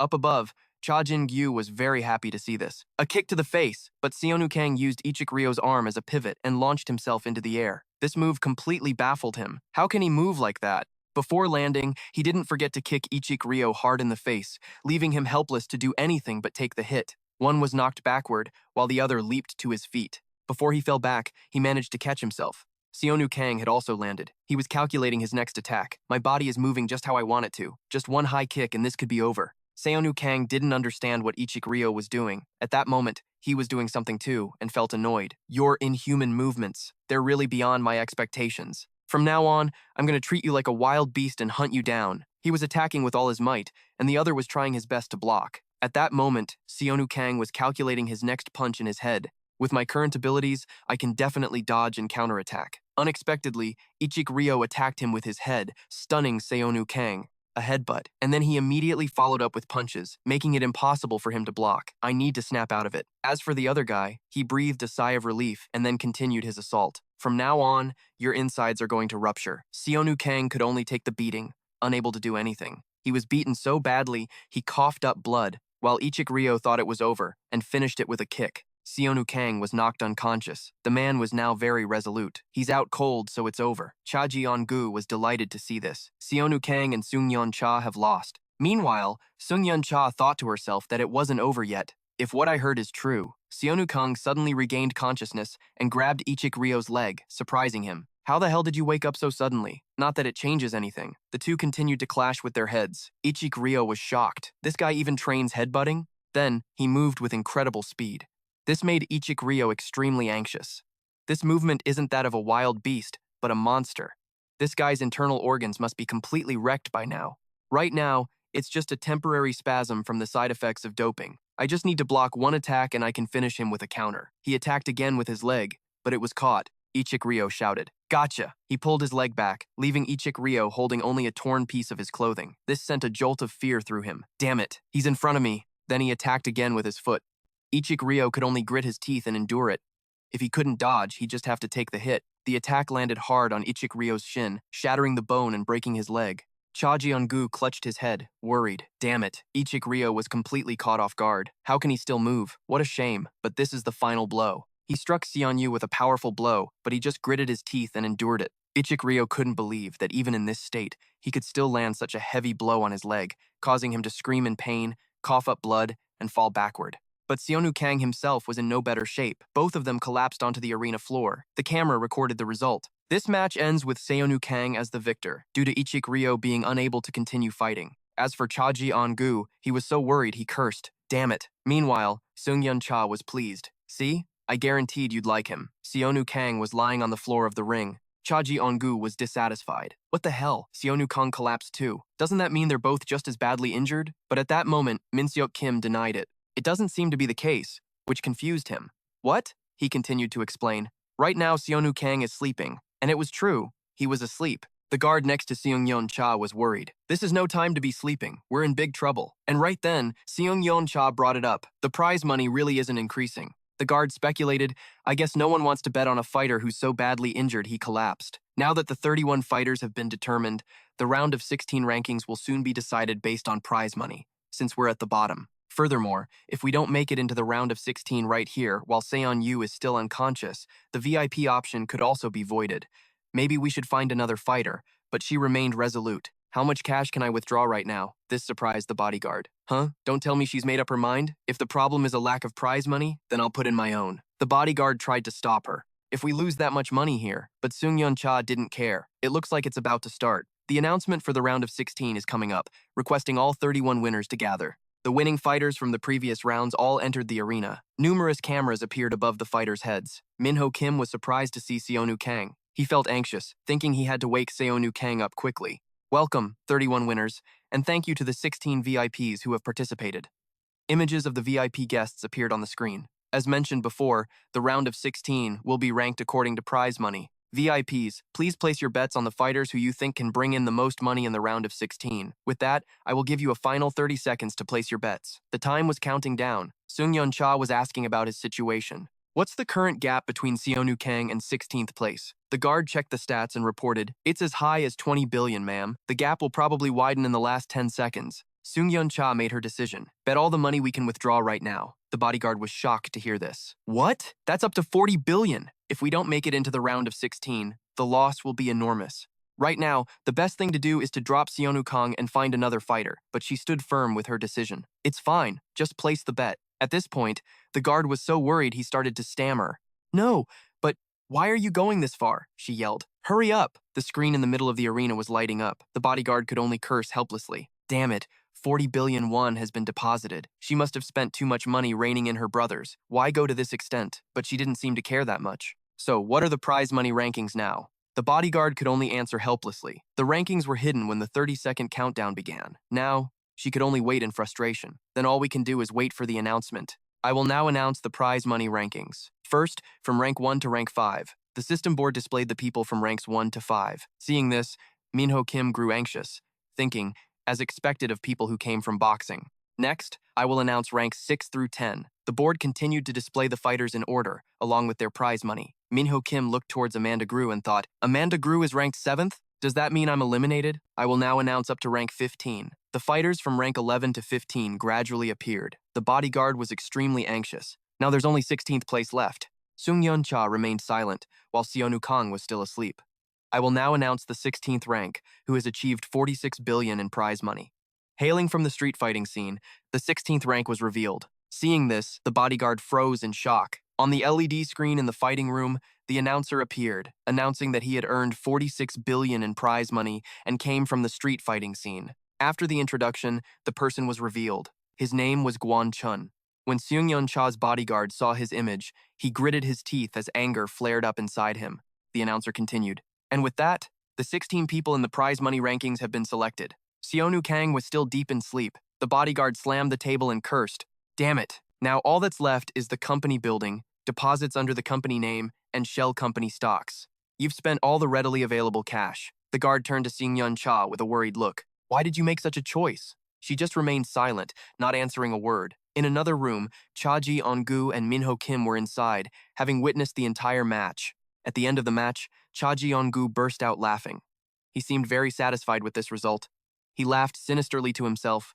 Seung-yeon Cha's expression must be priceless right now. He gloated loudly, lost 40 billion and got eliminated too. Minho Kim adjusted his glasses and reminded him, it's not over yet. Hearing this, Cha-ji On-gu's mood soured. He turned angrily and shot back. What? What did you say? Back with Seung-yeon Cha, she wore a gentle smile, as if she had achieved something. On the LED screen, the announcer made another announcement. All right, we will now begin the additional recruitment event. When the information came out, it was like a lightning strike to Cha-ji On-gu. He flew into a rage and screamed, What do you mean? Additional recruitment? You already picked 16 people. The announcer explained more about this new event. In this event, 15 players from the 16 VIPs will be selected to expand the joy of choice. The audience in the room roared with enthusiastic cheers. We will be recruiting 4 more people. Suddenly, the program's drone approached the two of them. It reminded them of the rules. Before the deathmatch begins, contact with other players is forbidden. Please maintain your distance. Kim Hoin could only step back, cursing under his breath. Damn it. The more he thought about this program, the angrier he got. How the hell is someone who just got knocked out supposed to wake up right away? His hands were tied on this one. He could only leave it to the guy's luck. Kang Seong-woo was still lying alone below the stands. The remaining fighters were all getting ready for the upcoming match. The announcer suddenly declared that there would be a change to the stage for this death match. As soon as he finished speaking, the stage began to move. It completely detached from the stands, becoming a giant, circular platform that would decide their fates. A fighter immediately recoiled in fear as he looked down into the abyss. What is this? The announcer's voice echoed from the chasm below the stage. Everyone grew anxious when they saw it was lined with powerful, electrified steel bars. He reminded them that they not only had to fight, but also be careful not to fall off. Kang Seong-woo was lying right at the edge of the platform. Seun's father's bodyguard grew worried. Damn it, if the match starts now, Kang Seong-woo is dead. In contrast, Jeong-gu watched with immense pleasure. He cursed. This time, that persistent fly is finally going to get swatted. The announcer made the official declaration, and now, the death match for the 15 eliminated contestants officially begins. The fighters started rushing at each other frantically. Everyone wanted to eliminate their opponents to save their own lives, and many had already perished here. The bodyguard was incredibly surprised, and a little relieved, to see that no one was paying attention to Seong-woo. No one was attacking Kang Seong-woo. He was thrilled to see that Kang Seong-woo was safe, as the situation was getting extremely intense. It seemed they hadn't noticed the unconscious Kang Seong-woo, but Seun's father shattered that illusion. But how long will that last? Now, he really has to wake up. The fighters were still aggressively kicking their opponents into the abyss. One fighter turned pale with fear as he fell, and the inevitable happened. He couldn't escape the painful fate that awaited him. The board showed that 2 people had been eliminated. And then, the worst-case scenario for the unconscious Kang Seong-woo came to pass. Some guy had noticed him. With a vicious look on his face, the guy walked over to him and sneered. "Hey, look at this guy trying to sleep his way to a free pass." The guy prepared to send him on his way. Well, that's one less guy for me to worry about. Seun's father shouted, "No!" But luckily, Minho came to his rescue, landing a painful punch right in the guy's face. He was doing everything he could to protect Kang Seong-woo. Seun was surprised. After dealing with that guy, Minho angrily turned and yelled, "Kang Seong-woo, if you don't want to die, wake up." And then, a whole bunch of guys rushed in. Minho screamed with all his might, "Kang Seong-woo, if you don't want to die, my only wish right now is for you to wake up." Minho's mind was screaming as he struggled to fend them off alone. Damn it, there's no way I can block 3 speed dopers at once. And yet, somehow, he miraculously managed to take down 2 of them at the same time. The sheer number of them was pissing him off, and he cursed, "Shit." Meanwhile, even in his unconscious state, Seong-woo wasn't safe. The clown suddenly let out a huge twisted laugh, another free kill. The moment he said it, Menon landed a vicious kick right to his gut. Even while attacking, he didn't forget to mock someone. That Kang Seong-woo guy is just like Snow White. Minho's eyes widened in amazement as he witnessed Menon's hero saves the damsel moment. The clown, who was gloating a second ago, was now screaming in agony. He was beaten to a pulp, but still managed to struggle up and curse, "You bastards, try and keep up with my max speed." With that, he shot forward like a rocket. His terrifying speed was enough to crack the very ground beneath him. Even so, to Minho, he was just a tool for entertainment. When he was successfully caught, he quickly fell into a panic. No way. What is this speed? Minho immediately grabbed his head and slammed it into the ground, sending blood splattering everywhere. Suddenly, another huge guy took the opportunity to run up and put him in a chokehold. He seemed to have lost all reason at this point. Anyone faster than me has to die. Just as his life hung by a thread, someone's finger pierced through the man's ear, stabbing straight into his brain and saving Minho. That savior was none other than Menon. The board now displayed the number of survivors, 8. Minho clutched his throat, gasping desperately for the air he'd been deprived of. Menon kindly offered a hand to help him up. "You're not planning on taking a nap too, are you?" Minho firmly grabbed his hand and explained, "I have insomnia, so that's not going to happen." Suddenly, he stated bluntly, "This just got difficult." A confused Minho asked back, "How is it difficult?" From a distance, C asked some of his teammates, "What's the deal with those guys?" "They're fighting for him." D gave a gentle, elegant smile. "It's annoying that there's another group besides us. After all, the 4 of us are supposed to be the last 4 to pass. It's 4 of us and 3 of them. No, if you don't count the guy lying over there, it's 4 versus 2. Hearing this, E's expression grew even more smug. "This deathmatch is too easy." F, beside him, chimed in excitedly, "Let's take care of the defenseless one first." The whole group descended like a pack of demons on their prey. Not wanting to disappoint them, Minho took the initiative and attacked. He struck incredibly fast and decisively, his opponent taking the full force of the punch with his face. A seized the opportunity. instantly appearing next to him. He then used his powerful arm to lock Minho's neck and drag him away. Minho spat out a mouthful of blood, thinking over and over, "My neck's going to break again." In critical moments, only Menon's powerful legs could be trusted. This inadvertently created an opening for B to get a chance to wrap him in a hold. "Once I've got you in my grip, don't even think about moving." To repay the favor, Minho risked it all and charged forward to try and save the situation. C saw an opening and immediately landed a brutal kick to his back, causing another mouthful of blood to fly from Minho's mouth. With both of them restrained, D instantly leaped high into the air. D grinned with delight, planning to finish off the last member. Seeing this, Minho screamed in terror, "No!" Even while being held, Menon tried to reach out his hand. He focused his strength into 2 fingers and gave his opponent a powerful pinch. He stomped so hard that the ground shattered into pieces. A stroke of bad luck suddenly hit, causing D to misstep. Minho's brain was working at full capacity now. He missed. Now I just need to restrain him quickly. D's current feeling must have been one of utter confusion. The stones, subjected to immense force, shattered into fragments. Seonu fell down along with them. E's jaw dropped. "No!" Minho tried to shake him awake. "Wake up, Kang Seonu! Remember your mother!" After a long moment, there was still no sign of movement. The shock was so great that E was struck speechless. Minho's pupils dilated wildly, having just witnessed a horrific event beyond his imagination. D excitedly thought to himself that he had the upper hand. "It's 4 versus 2 now. Let's just kill them all and be done with it." Menon smiled smugly and corrected him. "Who said it's 4 versus 2? Minho was stunned to hear this. "What?" Down below, Seonu was tough to kill and hadn't been eliminated yet. E frantically grabbed his bald head in shock. A broken piece of the platform had saved Kang Song-woo's life. Upon receiving the news, E immediately ran over and grabbed Minho tightly. Then, E barked out an urgent command. "I'll hold them down one by one. The rest of you, take care of the one climbing up." Both he and Menon, now restrained, struggled relentlessly to break free. Seonu remained in a contemplative pose for a long moment. Then, with a powerful running start, he leaped high into the air to rejoin the fight with his sworn brothers. With just one leap, Seonu managed to reach everyone's location. The guy with the top knot, who was holding Minho in a tight chokehold, saw Seonu and yelled out an order, "Get that guy too!" As soon as Seonu landed, he staggered for a moment. The guy in black rushed forward, jumped onto Seonu, and yelled, "I got him!" As he put all his strength into a chokehold, he asked with a smug grin, "What do you think? My chokehold is pretty awesome, huh?" Seeing this, the blonde guy ran over. He chuckled a few times and then suggested, "All right, let's take them out one by one." Suddenly, the blonde guy heard a cry of pain from across from him, leaving him stunned. It turned out that what the blonde guy was seeing was the sight of Seonu coldly breaking the arm of the guy in black who was clinging stubbornly to him. The blonde guy panicked and screamed, What the hell is that bastard doing?"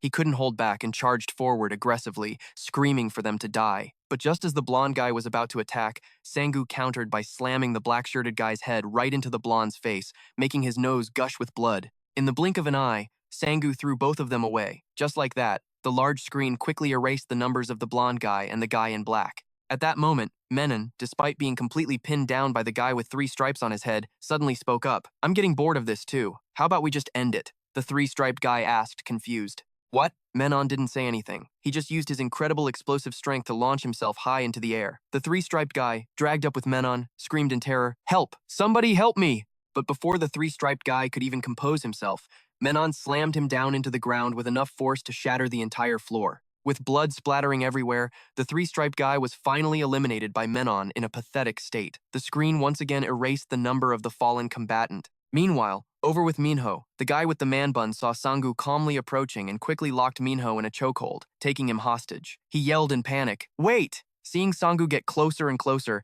he started begging fearfully, "Help me." Taking advantage of the man bun guy letting his guard down, Minho quickly shoved him hard, sending him sliding far away before he could react. The man bun guy slid uncontrollably for a distance until he suddenly felt his back hit something hard. He fearfully looked up, his voice trembling. What is that?" It turned out the hard object he'd hit was actually Minsu's leg. He warned in a cold voice, "Move it, unless you want to be the next one eliminated." Hearing that, the man bun guy scrambled away in terror. Minho scowled at Minsu's face and asked with annoyance, What the hell?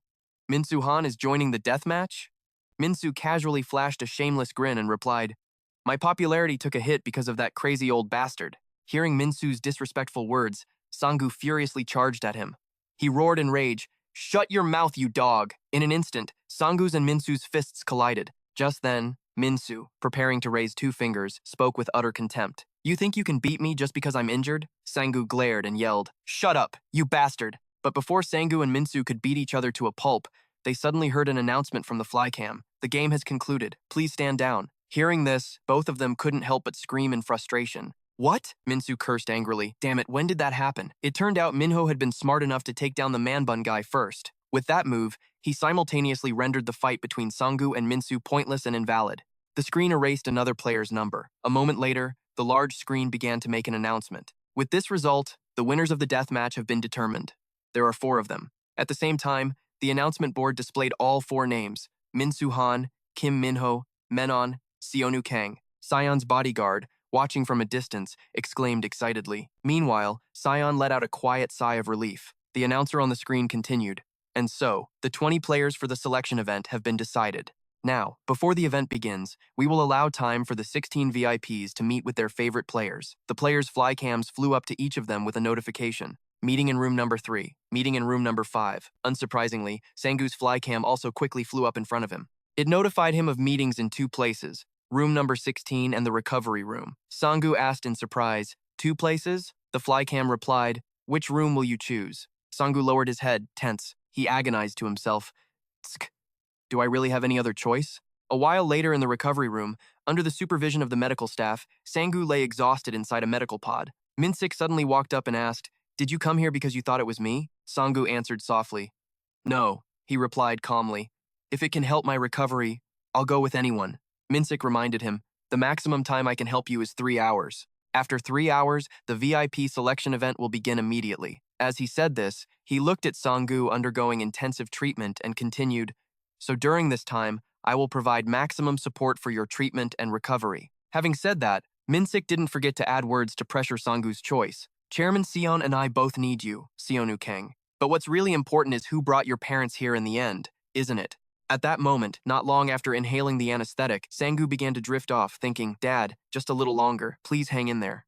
Meanwhile, elsewhere, specifically in Sion's room, her bodyguard was angrily questioning the flycam. There are only a few minutes left. Why can't we meet Seonu Kang? The flycam replied coldly. Player Seonu Kang has dedicated his entire 3-hour meeting time to someone else. The bodyguard anxiously raised his voice. What? A moment later, the announcement from the screen on the main stage boomed again. We will now begin the round of 16 selection event. Hearing the flycam's announcement, Seon's bodyguard shouted in frustration. Can't you just say one word to him when Seonu Kang moves to the arena? The flycam answered firmly. Consultation outside of the allotted time is not permitted. The bodyguard cursed in frustration. Damn it, what the hell did that Minsik bastard say? Seonu Kang didn't even bother to see us. As he was speaking, he suddenly saw Seon putting a star-shaped headband on. He unconsciously gaped in surprise. The bodyguard asked, confused, what's with that all of a sudden? Seon smiled and replied, you could call it my lucky headband, I guess? The bodyguard couldn't help but groan. A while later, back at the arena, the screen began an announcement. Congratulations on being among the 20 participants in the round of 16 selection event. As soon as everyone had finished their matches, the organizers immediately broadcasted the rankings of each participant from 1 to 20. The voice on the screen continued to echo. Players have the priority right to choose the partner who will accompany them to the championship. However, if a VIP rejects a player's team, that player must return to the start and wait for the second round of selections. After 16 teams have secured their partners, the remaining 4 people will be eliminated immediately. Hearing this, Menon quickly spoke up. Low rankers like us should choose the weakest-looking VIP possible, Minho asked, confused. What? Menon put on a devilish expression. He explained, the powerful VIPs will attract a lot of fighters, and if we don't get picked there, we'll have almost no chance in the second round. Minho was still confused. No second chance? Why? Menon laughed boastfully. Because VIPs have massive egos, they hate picking up people who've already been rejected by others. Minho's face was expressionless. He calmly questioned, why is everyone so drawn to the powerful VIPs anyway? Isn't just getting the prize money enough, no matter who you team up with? Menon chuckled, and then laid out his reasoning. These guys are thinking about their future after the tournament, not just joining the upper echelon, but also making an ally out of the kind of power that can do anything, beyond just money. As Menon said this, a savage smile spread across his face. He casually speculated, moreover, they're also considering the extent to which the crimes they've committed and will commit can be covered up. Minho scowled and cursed. That's insane. He suggested that, at the very least, the 4 of them should choose different VIPs. Minho stated his position firmly. I think I'll go to GDF Investment, since I already have an appointment with them. Amanda Crouch quickly added, I'll go to Jihan Group. Menon exclaimed in admiration, Jihan Group, Uh, that's the second largest conglomerate after Dachshund Group. I guess being ranked 8th means you can go anywhere you want. He began to muse aloud, thinking, in that case, the VIP I'll choose is the least famous one. How about Chairman Seon of DCOM Entertainment? Hearing this, Sangu was so shocked his jaw dropped. Menon turned to ask Seonu Kang, have you decided where you're going yet? Sangu furrowed his brow in silence. At the same time, Jonggu, sitting in a private room, spoke angrily, damn it, I can't believe Seonu Kang is still alive. Minsu replied in a cold voice. When scanning Kang Sang-gu's body in the recovery room, in the short span of 2 hours, he showed incredible recovery ability and an increase in muscle density. Although he couldn't use doping and might not compare to the top players, as the game progressed, his body developed no less than those who succeeded with their first dose of doping. Minsok started to laugh awkwardly before coming to a helpless conclusion. This case is outside of my data, so I don't know what the future holds. In fact, he's the most unpredictable fighter. John Wungu lost his composure and blurted out, damn it, either way, I can't let Kang Sang-gu fall into Chae Sion's hands. Minhyuk silently replied, Kang Sang-gu won't go to Chae Sion, because he had received a message from his mother. He quietly bowed his head to look at the words on his hand, which read, Sang-gu, when you get home, Mom will make you some delicious soybean paste stew. Please come back healthy. A moment later, the arena's large screen chimed once again. Now, players, please stand before the VIP you wish to partner with. Just like that, the sound of heavy footsteps began to move forward one by one. First was the number 1 rank, the mercenary from GKA. Cam chose Vice Chairman Chae Ian, the eldest son of the Hosen Group. Then came Chairman Park Dong-soo of F-Life, who belonged to the second-ranked Ryan Boxing. The moment Minho saw Ryan's face, he scowled in anger. He cursed inwardly. That's right, he's the only boxer left. Just you wait, I'm going to wipe that smile right off your face. At the same time, Menon hurriedly urged them on. Well then, ranks 1 and 2 have moved. Shall we get started too? Kang Sang-gu, you should choose now too. Hearing this, Sang-gu quietly strode forward. He began to slowly observe the 2 large screens. One was Chae Sion, chairman of DCOM Entertainment, and the other was Chae Jong-gu, a department director of the Hosen Group. After thinking for a moment, Sang-gu stepped toward Jong-gu's area. At the same time, Sion's bodyguard couldn't hold back his impatience and cried out, Humph, what's this? Isn't he picking us? Meanwhile, Jong-gu, in the room next door, was grinning from ear to ear, then continued in a triumphant tone, he'd better hurry up. I can finally see the rotten look on Chae Sion's face. On the other hand, down on the stage, just as Sang-gu took a few steps into Jong-gu's selection box, his feet suddenly froze. He said nothing, merely looking up silently at the broadly grinning Jong-gu. To the surprise of Sion and her bodyguard, Sang-gu quietly let out a sigh of relief. He gently raised his arm and then began to speak slowly. My mother doesn't know how to make black bean paste stew. As soon as Sang-gu finished speaking, he openly raised a defiant middle finger, pointing it at Jong-gu. Witnessing Sang-gu's attitude, both Jong-gu and Minhyuk's faces turned purple with rage. Unlike the gloomy atmosphere in Jong-gu's room, Sion's side was as festive as a party. She laughed and praised him. He certainly knows how to pick 'em. At the same time, Sang-gu turned and changed direction right after speaking. After all was said and done, the 20th ranked Kang Sang-gu, the street fighter, made his final choice, Chairman Chae of DCOM Entertainment. Chae took the hair clip with 2 star shapes, endlessly curious. What is this? A sad glimmer flashed in Sang-gu's mother's eyes, her voice incredibly gentle.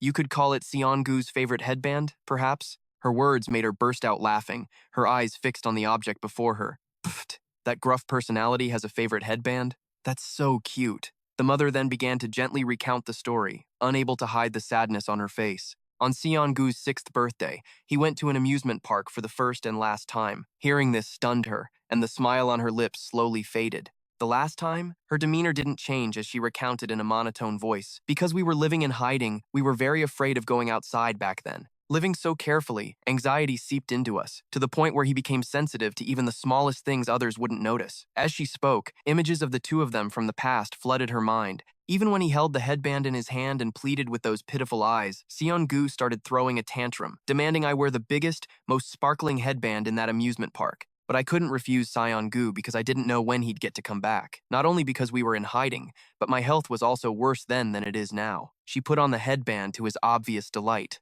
Then her expression gradually became uncomfortable as the eyes of those around us started to stare. Being so stressed about wearing the headband, I accidentally let go of Seon-gu's hand in the crowd. Just like that, the big and small hands separated. The moment she realized it, she began to panic, searching frantically all around. While I was panicking, not knowing what to do, Seon-gu found me. With tear-soaked eyes, he ran back from somewhere, his whole body trembling with fear. Returning to the present, Her voice was flat as she pointed to the object in front of her.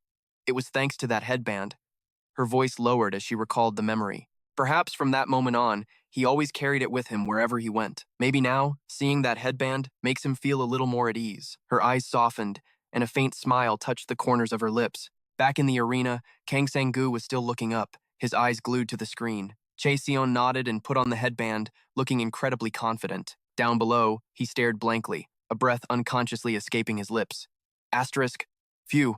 Asterisk. Immediately a notification appeared on the screen. Chae-seon, Kang Sang-gu connection complete. Seeing this, Menon couldn't help but feel a sense of regret, raising a hand to scratch his face. Tsk. Chae-seon was my first choice. But oh well. As your big brother, I'll let you have her.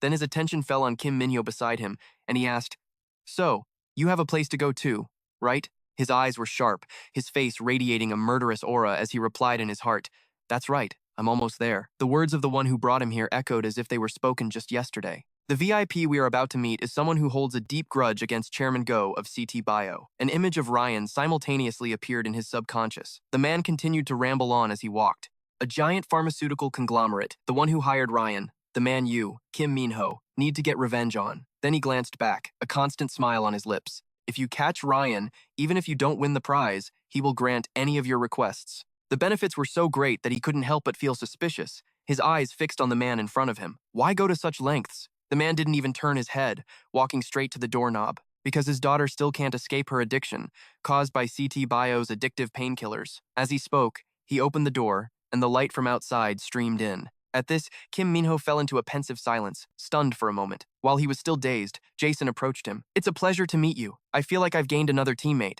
A notification immediately appeared on the screen. Korea's top investment firm, GDF, Jason, Sarang, Kim Minho, boxing connection complete. From the stands, a man's voice rang out. Rank 1, Cam has gone to Vice Chairman Chae Si-hoon of the Hosen Group. The person next to him stared at the screen in front, letting out a curse. Chae Si-hoon, that bastard. Chairman Hyo-chan of the Jihan Group, Korea's second largest enterprise, rested his chin on his hand with ease, the corner of his mouth twitching upwards. Still has that same condescending look, doesn't he? The person beside him looked at him doubtfully, scratching his head with one hand. But will that fighter even come to us? I think the chairman's approach was a bit too aggressive. On the contrary, he was extremely excited, a sinister look spreading across his face. What are you talking about? I was just showing my sincere affection. Just then, a pair of bare feet stepped out. Amanda Crouch stood proudly under his picture. My affection is for Capoera. A notification immediately appeared on the screen. Jihan Group, Korea's second largest enterprise. Chairman Hyo-chan, Amanda Crouch, Capoera, connection complete. Seeing this, Menon began to calculate, raising a hand to scratch his chin in thought. So, am I the only one left?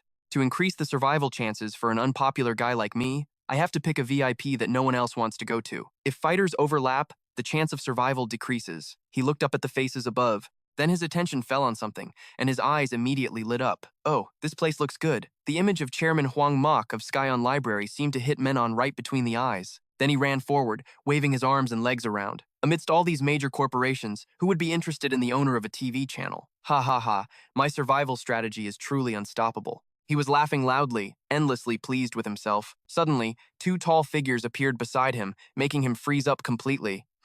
Seeing this, Menon started to get impatient, his earlier smile vanishing. What the? Has my power level been exposed? If that's the case, I'll just have to do something to impress them. With that thought, he leaped into the air, shocking the other two.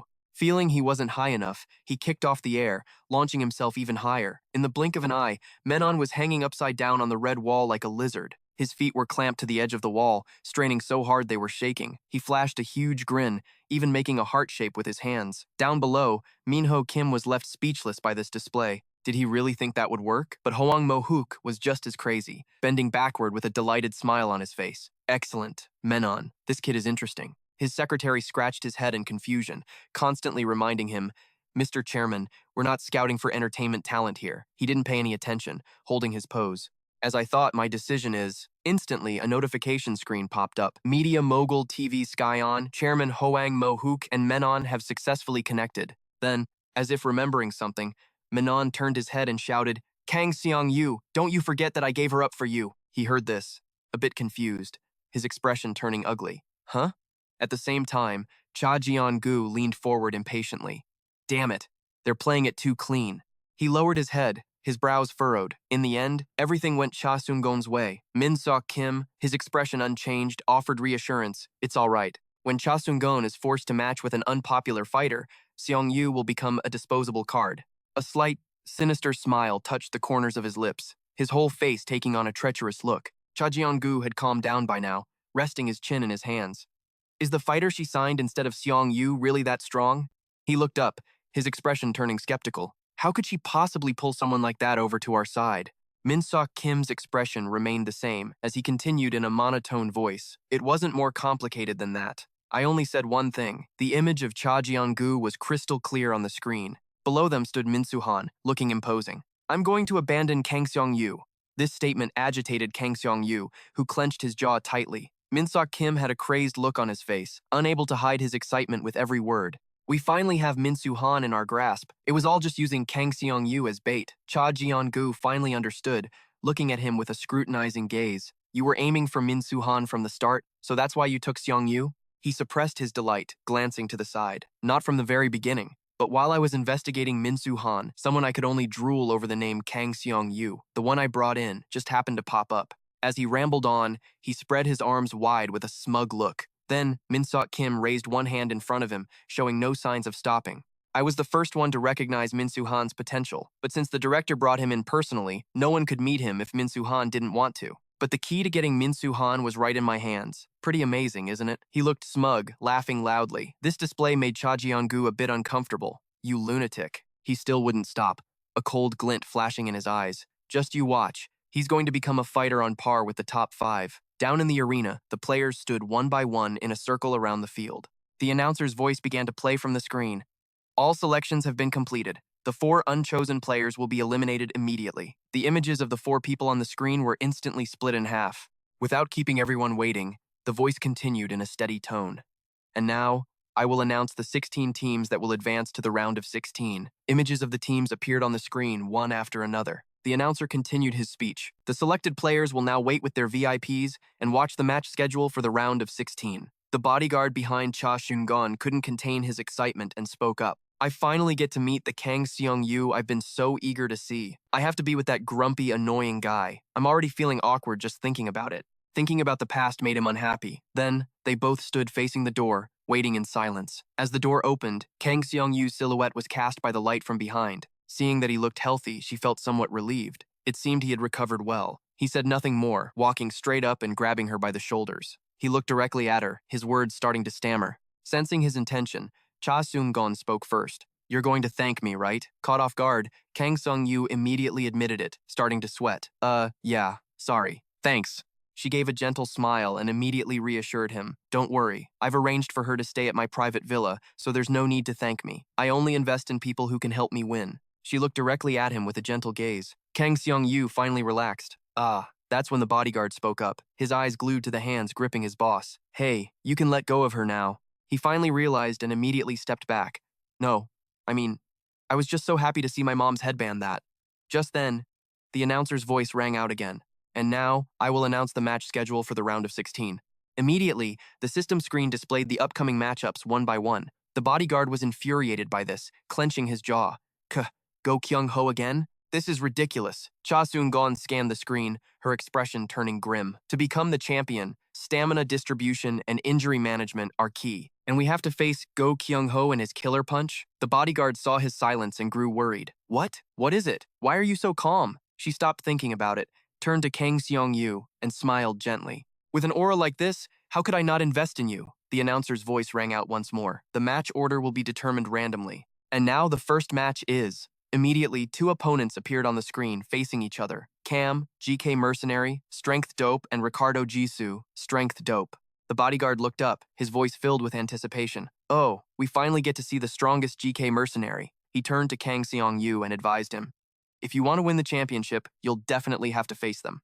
Don't miss a single moment. You have to study them carefully. Hearing this, Cha Seung-gon couldn't help but wonder. So, the GK Mercenaries. Are they really that good? The bodyguard turned completely towards her and kindly explained. Among the world's 3 most powerful mercenary groups, they're considered the strongest, born and raised in the highest mountain range in the world. The image of endless, overlapping mountains came to life with his words.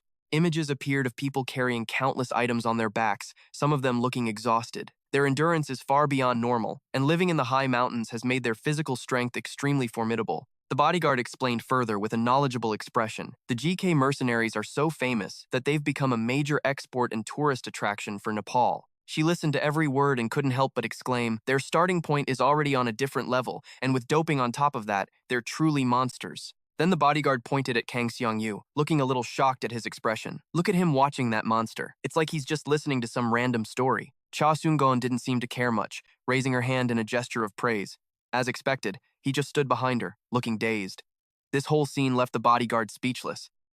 Anyway, among the GK mercenaries, this guy is the most famous one. Plus, he's the previous tournament's champion. He directed his gaze towards the arena. Down below, Cam had already taken a fighting stance, a slight smirk on his face. Opposite him, Ricardo stood perfectly still, but you could still see the killing intent flashing in his eyes. Up above, Jihan, the chairman of one, turned around to probe. No one is paying attention to our Ricardo, are they? The slant-eyed guy behind him immediately replied, a sinister look on his face. And then they'll all be utterly shocked. Cam took too many hits on his way here. He's probably not in the same peak condition he was in when he won the championship. He seemed to have studied his opponent very thoroughly, so he was very confident. Then he smiled, raising a finger as he did. Meanwhile, Ricardo had never taken a single hit, because anyone he attacked ended up with broken bones. The scene shifts to the two powerful fighters facing each other in the arena. Just then, the announcer spoke up. Before the match begins, we will conduct the second round of doping. Ricardo then noticed the box beside him, glancing at it for a moment before reaching for the syringe in front of him, a smile still on his face. All right, let's see how much stronger you're going to make me this time. Without hesitation, he plunged the syringe straight into his neck. The drug took effect instantly, hitting him with such a force that his mouth fell open. The reaction made Ricardo stagger, nearly falling over. Suddenly, he burst out laughing, his eyes flashing with a murderous red glint. In a moment, he steadied himself with his hands, his eyes gleaming like a predator hunting its prey. The drone that had been observing him then announced, "Player Ricardo has successfully doped for speed." Hearing this, Ricardo laughed loudly and looked up. So now I've got speed too? No one can stop me now. He then shot towards his opponent like an arrow, moving so fast he left an aftershock in his wake. Cam didn't flinch, his left hand already in a striking position. Bring it on! Ricardo easily dodged Cam's attack. In the blink of an eye, he was behind his opponent. He used his whole body to lock one of his opponent's arms. Watching this, John jumped to his feet, cheering, "He's got him!" Gaining the upper hand, Ricardo became incredibly smug, constantly taunting his opponent. Doesn't matter if you're rank 1 or whatever, it's over for you. Then, he bent his body with all his might, and Cam's arm began to deform at the same time. Seeing this, Jinhan was visibly excited, clutching his head with both hands. Cam's arm. His arm is completely broken. I've got the Hoing group now. Down in the arena, even though Ricardo was using so much force that his whole body trembled, Cam remained steady, making him wonder, why? Why won't he go down? Suddenly, a movement startled him, but he didn't dare to let go. Is his broken arm straightening out? Why is it straightening the more force I use? Ricardo's entire body was slowly lifted up. Soon, the arm he held was pointing straight at the sky. He immediately realized something was wrong, a cold sweat breaking out on his forehead. What is this? I have to get away. Before Ricardo could do anything, a large hand grabbed him tightly by the neck. The pain twisted his expression into something ugly. Cam planted his feet firmly and swung the arm Ricardo was clinging to with all his strength. Ricardo was dragged along with it, his face now a mask of pure fear. Just like that, he was slammed straight into the floor, fresh blood splattering everywhere. The scene left the three with Kang Sang-gu utterly stunned, their eyes wide with disbelief. Kim Minho was the same, his mouth hanging open in shock. Amanda Crouch was no better, a wary glint in her eyes. Men, with his playful nature, wasn't scared at all, just so excited he stuck his tongue out. Although arrogant, Ham Minsu was just as shaken, clenching his teeth tightly. After the blow, the entire arena fell silent. The floor tiles shattered from the impact. John still couldn't seem to believe his eyes, muttering repeatedly, Cam must have taken a lot of damage by now. Cha Hyun, on the other hand, was completely relaxed, resting her chin on her hand. But for Cam, it's not about taking damage. It's about ignoring his opponent's useless attacks and slowly delivering a single blow. The drone approached Cam's position. After a moment of confirmation, it made an announcement. This round ends with Cam as the victor. Immediately, the system screen displayed, advanced to the quarterfinals. Cam, GK mercenary, doping. The announcer held up a syringe, introducing in a deep voice, the first match served as a demonstration for the second round of doping. Its effects are now clear. All fighters will now simultaneously undergo the second round of doping. He spread his arms, his announcement echoing through the arena. A syringe was immediately brought before Kim Minho. Amanda Crouch did the same, glancing at the needle in front of her.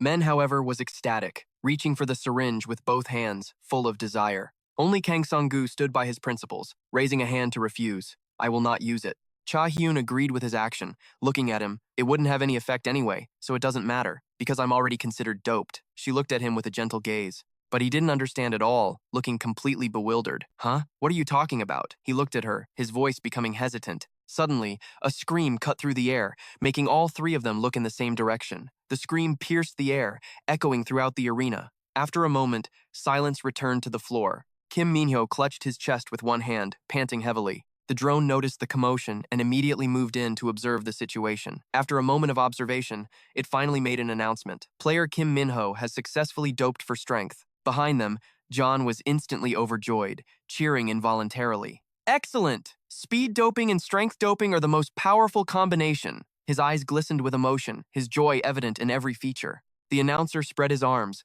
continuously announcing that all players had completed the second round of doping and that the next match would now begin. This match is a showdown between Men, the beast from Africa, and Ran, the monster ranked second in prize money. Images of the next two opponents appeared in his hands. Seeing this, Kim Minho was visibly angry, clenching his teeth. Jason leaned on the table, his eyes glued to the front. Those bastards. We have to analyze this match's techniques carefully. Ran enhanced his muscles with various dopes even before entering the combat zone. His gaze turned grim as he began to calculate their next move. His thoughts made him serious, his brows furrowing tightly. Due to excessive doping, his mind has gone completely insane. He's like a frenzied zombie. Ran's sensory doping has the special feature of maximizing enemy detection, but due to the side effects of previous dopes, he can't feel pain, so there's no way to disrupt his senses. An image of Ran appeared, his eyes completely white, a crazed smile on his face. At this point, Jason glanced at the person next to him. But you've suppressed sensory doping before, haven't you? Hearing this, Kim Minho just remained silent. Someone else suddenly interjected from behind. This time will be very different. Hearing that, he was slightly surprised. Oh, the man gave a sinister smile and began to ramble on. That opponent had only just doped, so he hadn't adapted to his new senses yet. Ran is different. He's had plenty of time to adapt. Hearing this, Jason grew even more tense and cursed under his breath. Damn it. But with Kim Minho's speed, he can still overcome Ran's senses. So, what was Ran's second dope? He leaned over slightly, glancing at the person next to him to ask. The man immediately started searching on his tablet screen. Ah, Ran doped for speed. Those words made the air freeze. Kim Minho tensed up, every feature on his face hardening. Ran was now standing tall in the arena, a smile still playing on his lips.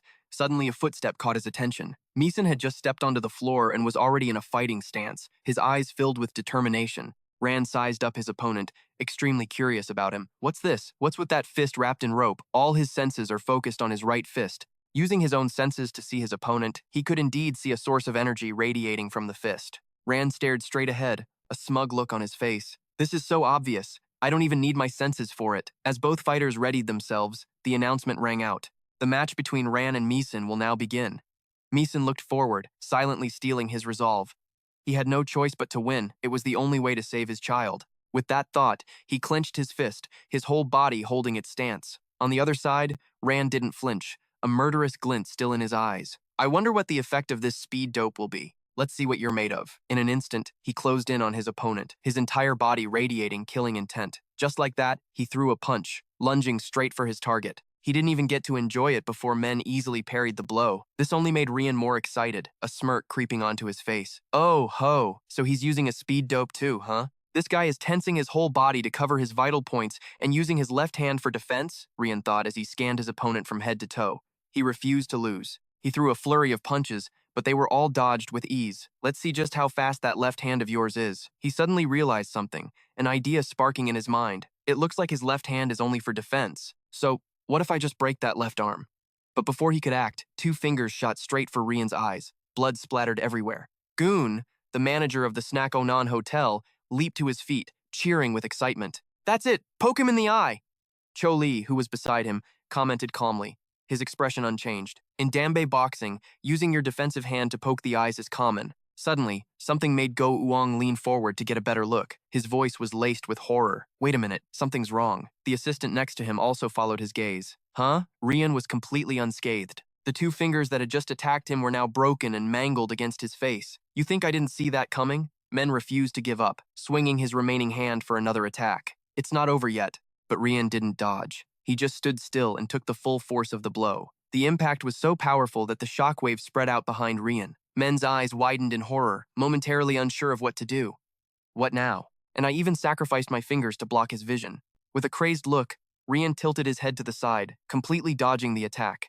Dodged it. Rian used the exact same technique, attacking Men's eyes as fresh blood sprayed everywhere. The searing pain made him scream, clutching his eyes as he stumbled back. Just then, red spots representing his weak points began to appear all over his body. Seizing the opportunity, Rian charged forward, his fists flying in a frenzy. You idiot, you're wide open. He rained blow after blow on his opponent's body, each one landing with devastating impact. Men's entire body felt like it was shattering as cracks continued to spread across it. He still couldn't believe what was happening.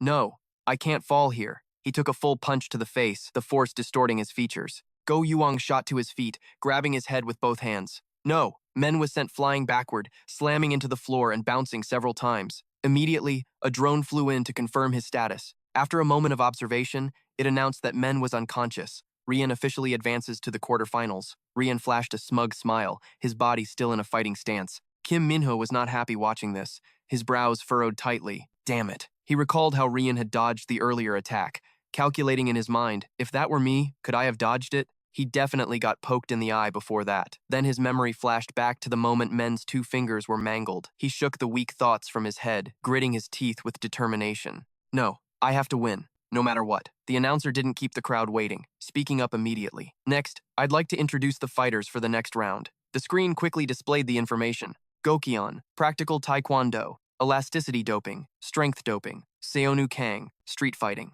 Cha Young watched this and started to worry. He wants to avoid the strength doping, but it'll be hard to get away without an injury. The bodyguard beside her couldn't help but speak up.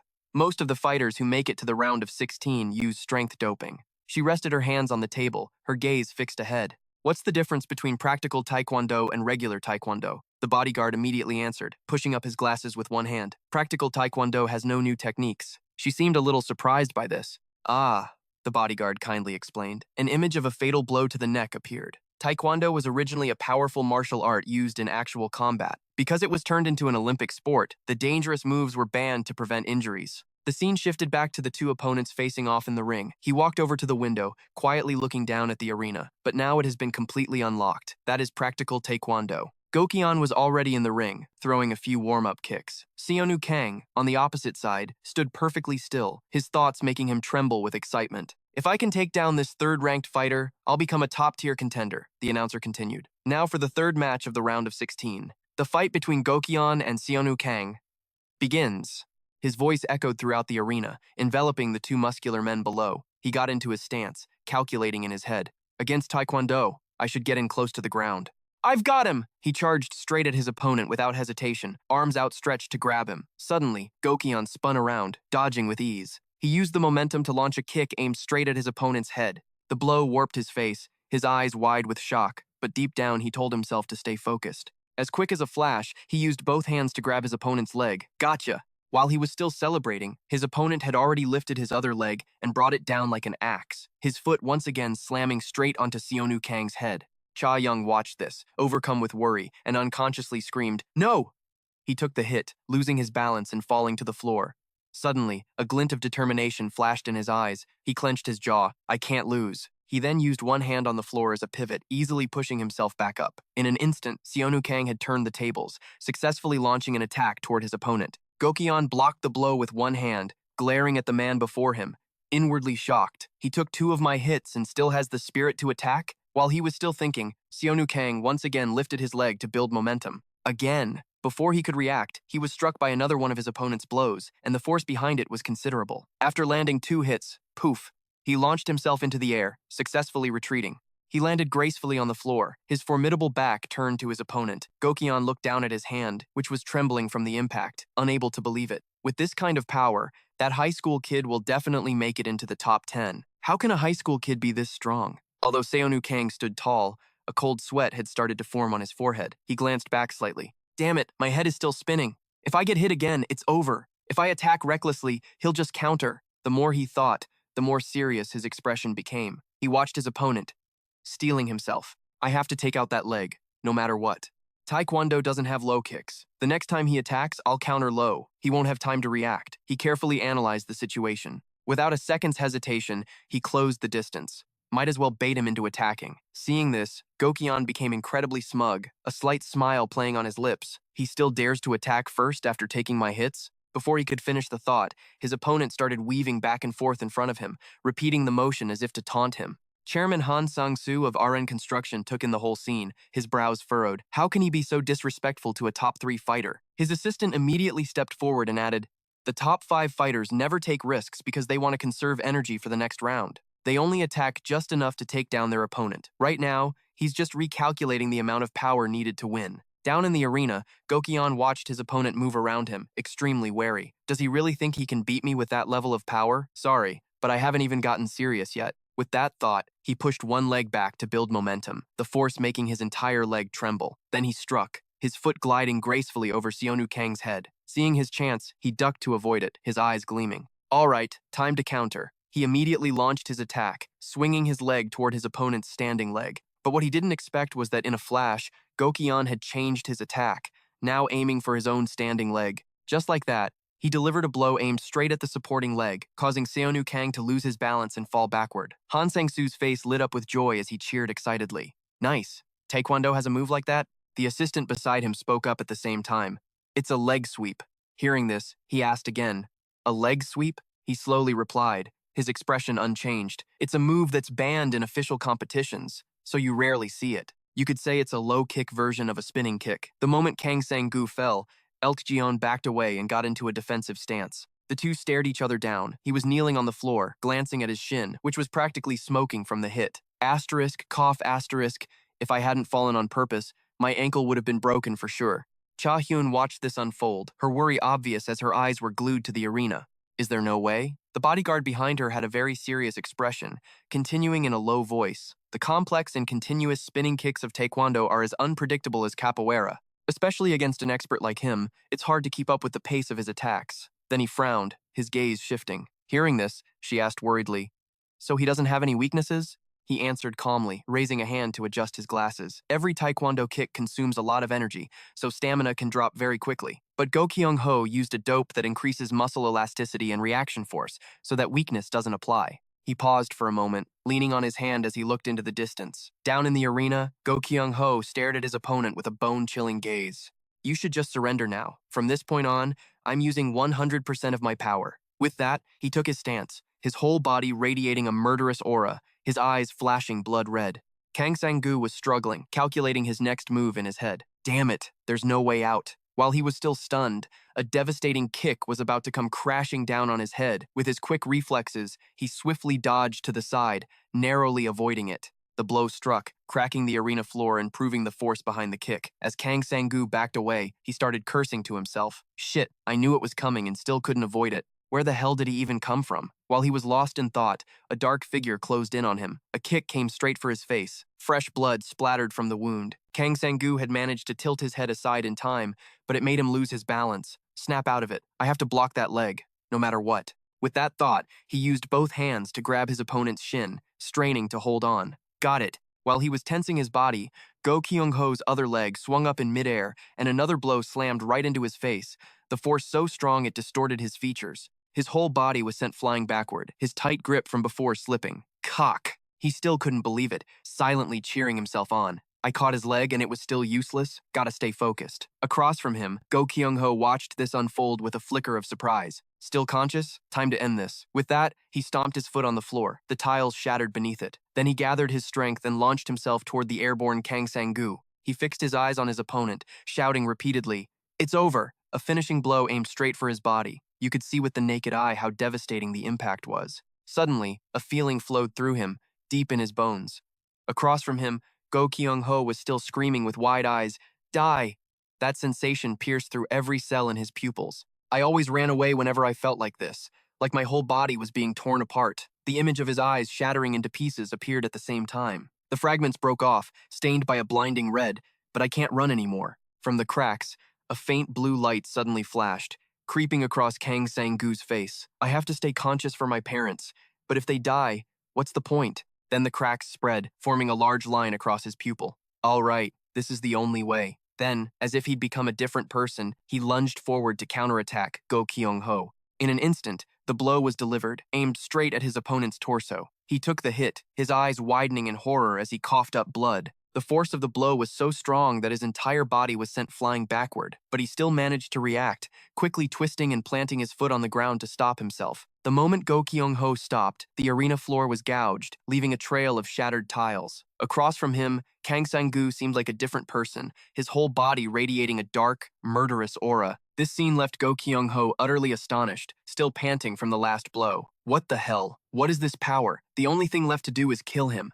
Then he raised a hand, gritting his teeth with determination. Before he could even move, Kang Sang-gu was right in front of him, a cold glint in his eyes. He didn't hesitate either, launching the hands he'd been readying. Die! The blow landed, striking the other's face squarely, and blood splattered. But in the next moment, Go Kyung-ho froze, his eyes wide with shock. Kang Sang-gu was biting down hard on his hand, his expression utterly crazed. For a second, he wanted to strike again, his eyes filled with bloodshot veins. Humph! Die, you monster! Go Kyung-ho's leg swung out, landing straight on his opponent's face. However, Kang Sang-gu didn't even flinch, a savage smile spreading across his face. Bring it on. Without waiting for a response, he kicked his opponent straight in the stomach. The two traded blows, moving around the arena, ending with his kick to his opponent's face. The force of the kick was immense, slamming Go Kyung-ho into the wall, the stone and rubble behind him crumbling on impact. He braced himself against the wall with one hand, straining to get up. The bodyguards watching this were overjoyed,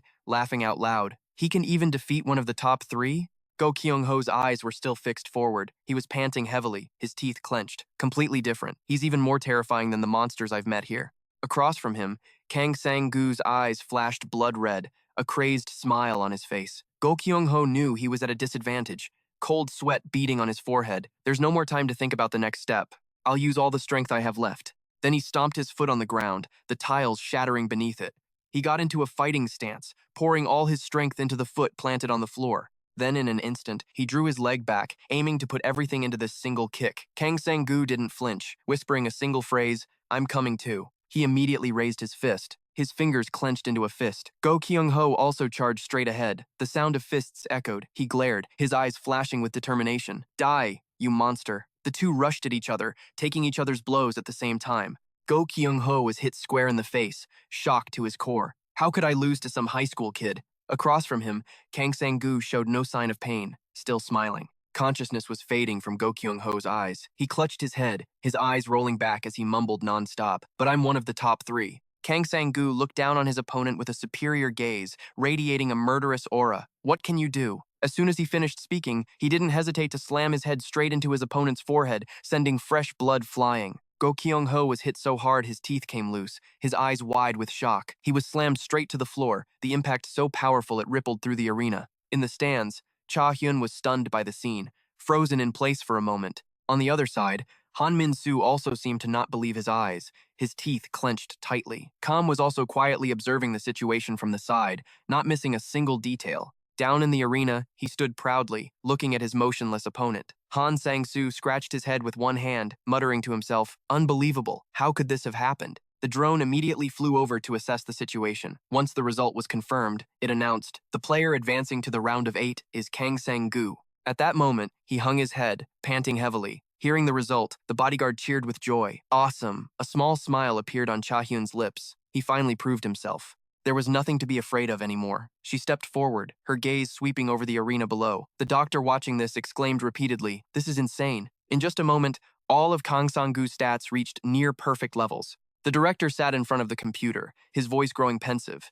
That reaction, that movement, it's exactly the same. These words left the doctor bewildered. What do you mean? The director, recalling a memory, uttered a name. Just like Choi Kang-hoon, the first awakened. The doctor, hearing this, was utterly shocked and kept asking, "No, you can't mean Lee Jang-woo is strong without doping?" "Doping is," before the doctor could finish, a malicious glint flashed in the director's eyes. "I've been searching for where Choi Kang-hoon was hiding, so he changed his name completely. He's Jang-woo's father. Double the search party, no. Put everyone on it." He shouted excitedly, raising his hand to command them. At that same moment, in a villa hidden deep within the remote mountains, a haggard woman sat by a hospital bed, her eyes glued to the motionless person lying in it. Kang Sang-woo's mother, her eyes filled with sorrow, spoke in a monotone voice, "I just didn't want them to find our son." Then she buried her face, her body starting to tremble. "I'm sorry. I let them take Jang-woo. All this time, I really thought I was protecting our son." Her brow furrowed in pain, her voice trembling just as much as her body. She placed one hand on the bandaged figure on the bed. "But it seems I've only been a burden. Darling, please, wake up." Then she collapsed over him, hugging him as she cried, her body shaking with sobs. Suddenly, one of the patient's fingers twitched slightly. At the same time, in the recovery room, Kang Sang-woo lay on the hospital bed, an oxygen mask still over his mouth. Asterisk, I lost control again. Asterisk, asterisk. That's the only reason I survived. But if I'd been a second too late, I would have completely lost my mind. Can I even stay sane from now on? Asterisk. The more he thought about it, the tighter his brow furrowed, his expression grave. Just then, Cha Si-yeon appeared by his side as if from nowhere and asked gently, "Feel like you're about to lose it?" He pulled the oxygen mask from his face with one hand, looking at her with curiosity. "How did you?"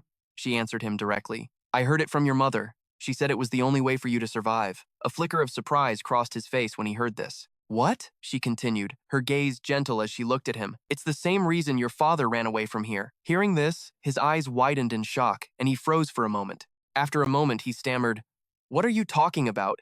Cha Si-yeon's expression didn't change as she crossed her arms. "I don't know all the details, but when your mother saw you lose control as a child, she knew she'd have to tell you about it one day. About how to use that loss of control to survive," she said, her eyes fixed on him. Then, in a level voice, she began to explain. "When your father was experimented on here, this place wasn't as organized as it is now. They just recruited physically gifted people for body enhancement tests. An image of muscular men lining up for testing flashed by. But it wasn't long before they were all racked with pain. Some coughed up blood endlessly, and nearly all of them died from the side effects. Suddenly, from a pile of corpses on the ground, 3 figures appeared, 3 people who had survived completely unscathed. An image of Kang Sang-woo's young parents appeared, both panting for breath. 2 of those people were your parents." Hearing this, he was completely stunned and asked without thinking, "Huh? My mom?" Cha Si-yeon continued her explanation. "Your mother achieved great results, but the side effects became more severe over time. Your father, on the other hand, gained a superhuman body." An image of his father's imposing figure appeared, a long cut on the back of his hand, steaming as he awakened a self-regeneration ability. The people in the observation stands watched this silently, and it caught the attention of the elites. After that, the doping drug was developed based on your father's genes. An image of the director holding a test tube filled with a mysterious liquid appeared, and that became the doping they use today. Then the scene changed. Kang Sang-woo's father was going berserk, like an animal. He started to lose control. His body became stronger, but every time it happened, he felt his sanity slipping away. Eventually, he lost control and nearly killed several people. He threw the entire laboratory into chaos. When he regained his senses, he could only huddle in a corner, trembling. After that, your father decided to escape, but security was becoming increasingly strict. First, he had to lull them into a false sense of security with his results, then look for an opportunity to escape. He looked up with despair at the cold faces in the stands. A bloodthirsty monster was still hidden inside him, so he trained himself to hold on to his reason even when he lost control. Eventually, your father succeeded and used that very power to escape with your mother. "The child born from the 2 best experiments," Cha Si-yeon said, her gaze steady. She suddenly pointed a hand at Kang Sang-woo on the bed.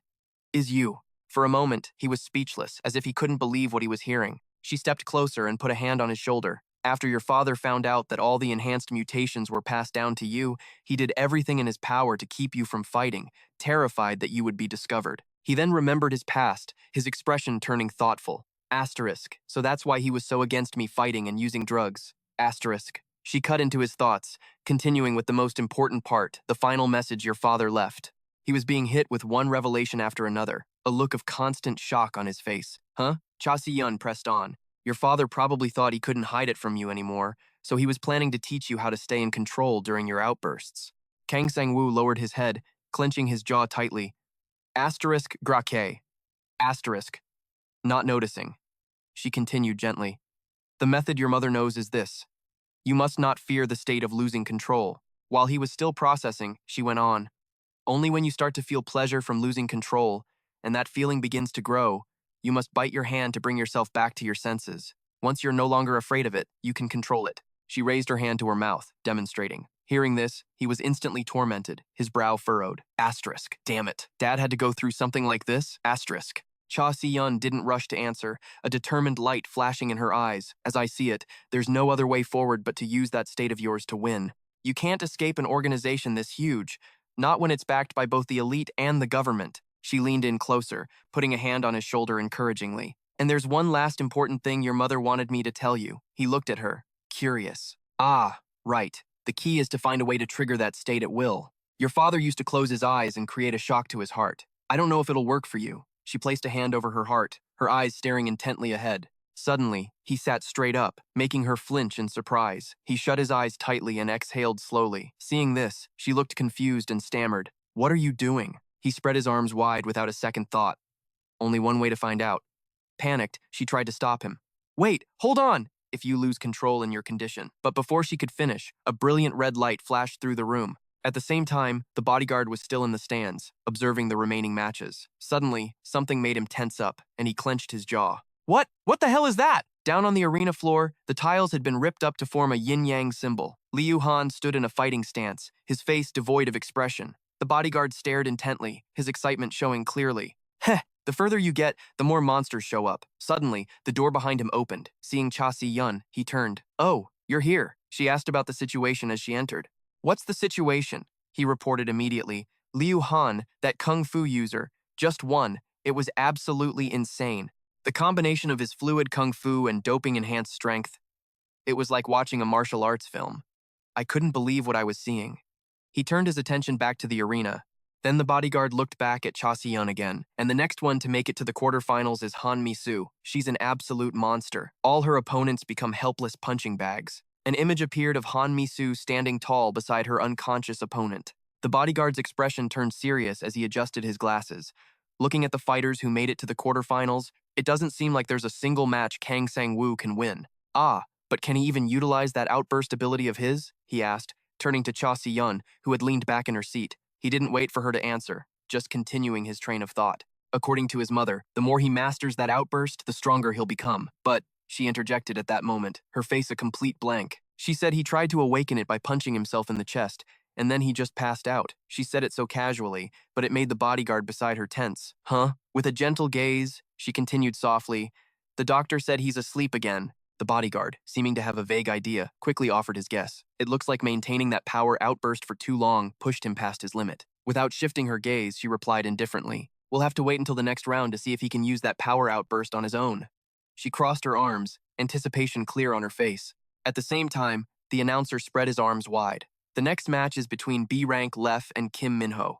In no time, they were both facing each other in the ring. Chairman Jia, son of GDF, Korea's top investment firm, was just as tense, his brows furrowed. In contrast, Chairman Men of the military company Pioneer was more relaxed, the corner of his mouth curling into a slight smirk. He rested his chin on one hand, scanning the scene with his eyes. How lucky. His opponent is such an inexperienced fighter. This time, I'll make Lef the champion for sure, and use his body as a prototype to start the human weapon project. A sinister look flashed across his face. So that was his ultimate goal.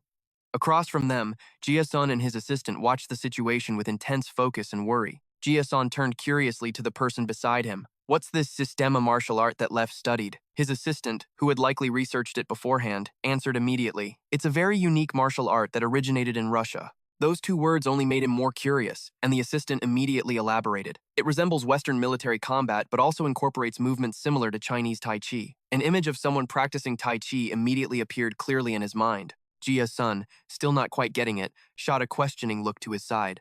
Huh? Russian and Chinese martial arts combined? The assistant once again launched into an explanation. Rumor has it that scientists and sports physiologists from the National Security Agency scientifically analyzed Chinese martial arts and applied them to Western combat to perfect it. Although he didn't understand, Jia-sun couldn't help but worry, his gaze drifting into the distance. Damn it. Even if I don't get it, Kim Minho has to adapt, and fast. If he gets injured here, he'll have no chance of winning in the quarterfinals. He then quietly looked down at the ring. Below, Kim Minho had assumed a fighting stance, but his opponent was in a bizarre posture. Lef was slightly hunched over, his hands hanging limply in the air. He scanned him with his eyes, cursing inwardly. What the hell? He's totally relaxed, like he's about to fall asleep. Is he looking down on me? He successfully used strength doping. If this fight drags on, I'll collapse first. He calculated this, his eyes never leaving his opponent. Then, in an instant, his gaze hardened as he resolved to take him down. Even if he's in the top 5, My speed is second to none. He immediately channeled power into his legs,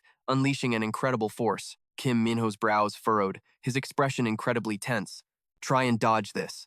In a flash, he lunged straight at his opponent, his fist raised high. With his nimble movements, he darted back and forth to create an opening. Seizing the right moment, he threw a punch with all his strength. Lef, his expression cold, effortlessly dodged the attack. He was shocked to see his opponent completely unharmed. Did that punch miss? Before Kim Minho could even react, Lef shoved him back with his entire body. Losing his balance, he was sent flying, his eyes wide in astonishment. Ugh, what was that? Damn it.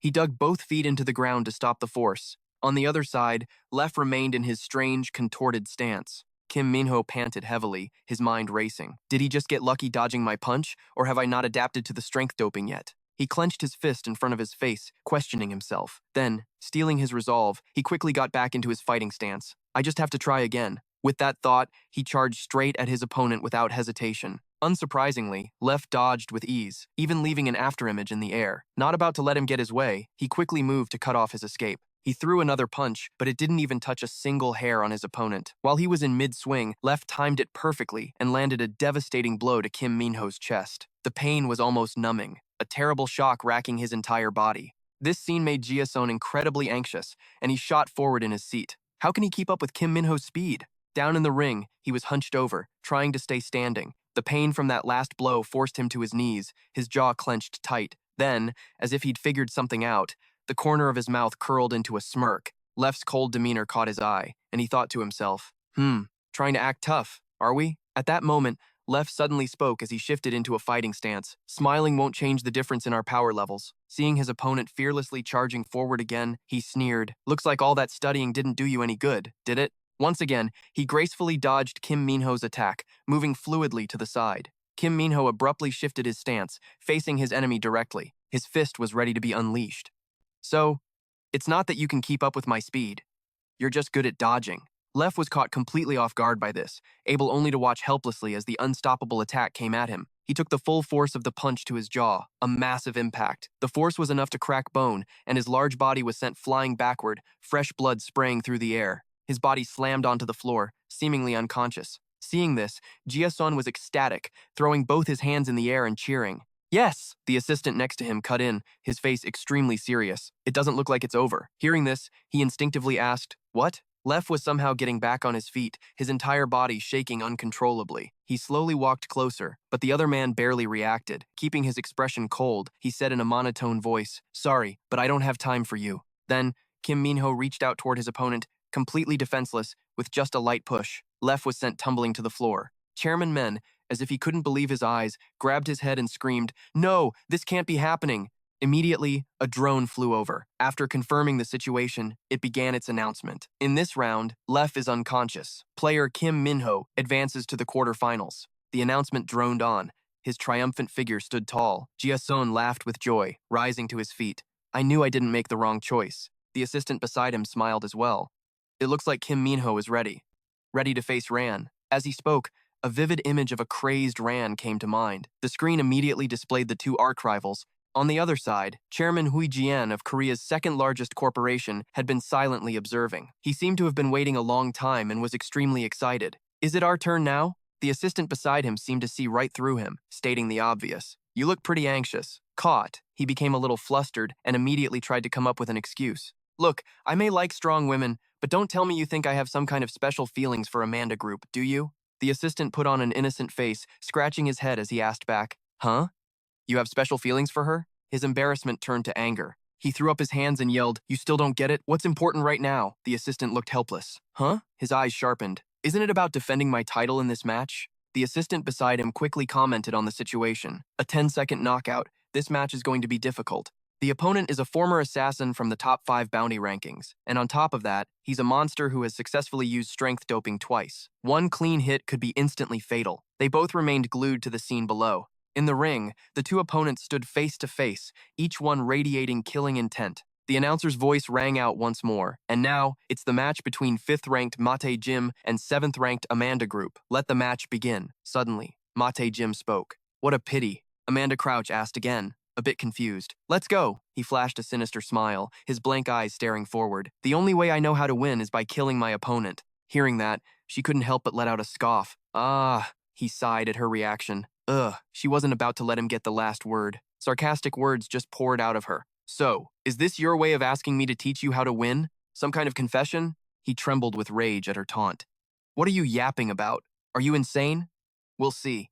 Let's see if you can still run your mouth after I rip that throat of yours out. He reached for his opponent without hesitation. Suddenly, his target turned into an afterimage, leaving only empty space before him. Seizing the opportunity, she launched a kick aimed straight at her enemy. Caught completely off guard, he stared wide-eyed as his hand began to deform. Is my hand getting ripped apart? No, I can't feel anything. Whatever, my specialty is kicking anyway. In an instant, Mateji regained his composure, simultaneously lifting one leg into the air. Before he could even strike, she swept his standing leg, making him lose his balance and fall backward. Stunned, he stumbled back, and another blow came crashing down, aimed right at his chest, shattering the floor tiles beneath him. He couldn't believe what was happening, his eyes wide with terror. The clock had just struck 10 seconds, and Amanda Crouch was already standing triumphantly beside her motionless opponent. Mateji wasn't completely out, muttering nonstop. I lost? She looked down at her opponent, her voice steady. The way to win without killing your opponent is to simply be stronger than them. Her eyes flashed with resolve as she stared straight ahead. The announcer's voice immediately rang out. Amanda Crouch advances to the quarterfinals. Han Jihan leaned forward in excitement, his face starting to flush. That's my girl. Seeing this, the assistant behind him sighed to himself. That's just blatant favoritism. Just then, Menon's voice chimed in. Ahem. Is it my turn? It'll be hard to hide it this time. He stuck out his long tongue, his eyes flashing a blood red. In an instant, the announcer's voice echoed out. The next match is a showdown between Go Yoon and Menon. Go Yoon was dressed all in white, his face completely expressionless. From the stands, Joss, the chairman of Kanoko Oil, watched without blinking, repeatedly remarking, how moving. To see Go Yoon looking so magnificent again. The assistant beside him added, someone who couldn't even walk due to the after effects of an accident is now standing in the ring. This place truly is a miracle. Joss remained pensive, his gaze fixed. Have I repaid my debt to Mr. Go Yun in some small way? You nearly died saving me? Or, he paused for a moment, a hint of hesitation in his voice. Have I dragged him into an even worse hell? On the other side, Hwang Moo-hyuk, the chairman of TV Sion, sat casually perched on a table, holding a glass of water with a relaxed air. Menon, does this guy find that other dude's doping combo as interesting as I do? The assistant beside him immediately replied. Pain-nullifying doping is one thing, but this doping only appeared in Menon after that Kai guy showed up. He glued his eyes to the arena, a look of interest on his face. He made it this far without any strength or speed doping.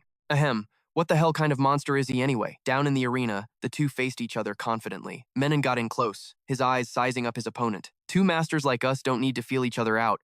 Let's just go all out. Before the words were even out of his mouth, Go Yoon mercilessly slammed a kick straight into his face. Menon took the full force of the blow, the impact immense. While he was still suspended in midair, another attack was already being prepared. Go Yoon showed no mercy, bringing a kick straight down, but luckily, Menon managed to block it with his hands in time. Feeling the immense force of the blow, he exclaimed, as expected, that's insane. Then Menon casually grabbed a nearby brick, and at the same time, shot red beams straight up into the sky. With his nimble movements, Go Yoon easily dodged the attack. The beams he fired shot up to the ceiling, creating a massive explosion. Go Yoon landed lightly on the ground, still in a defensive stance. The lights on the ceiling were shattered, continuously spewing sparks. Go Yoon observed the situation, his eyebrows knitting together. Now what is this? Menon was now standing straight, his entire body radiating killing intent. I doubt you plan on going easy on me, old man. He didn't back down, his eyes still locked on his opponent. But how do you still have time to joke around? I do. An old geezer like you should understand that time is money, right?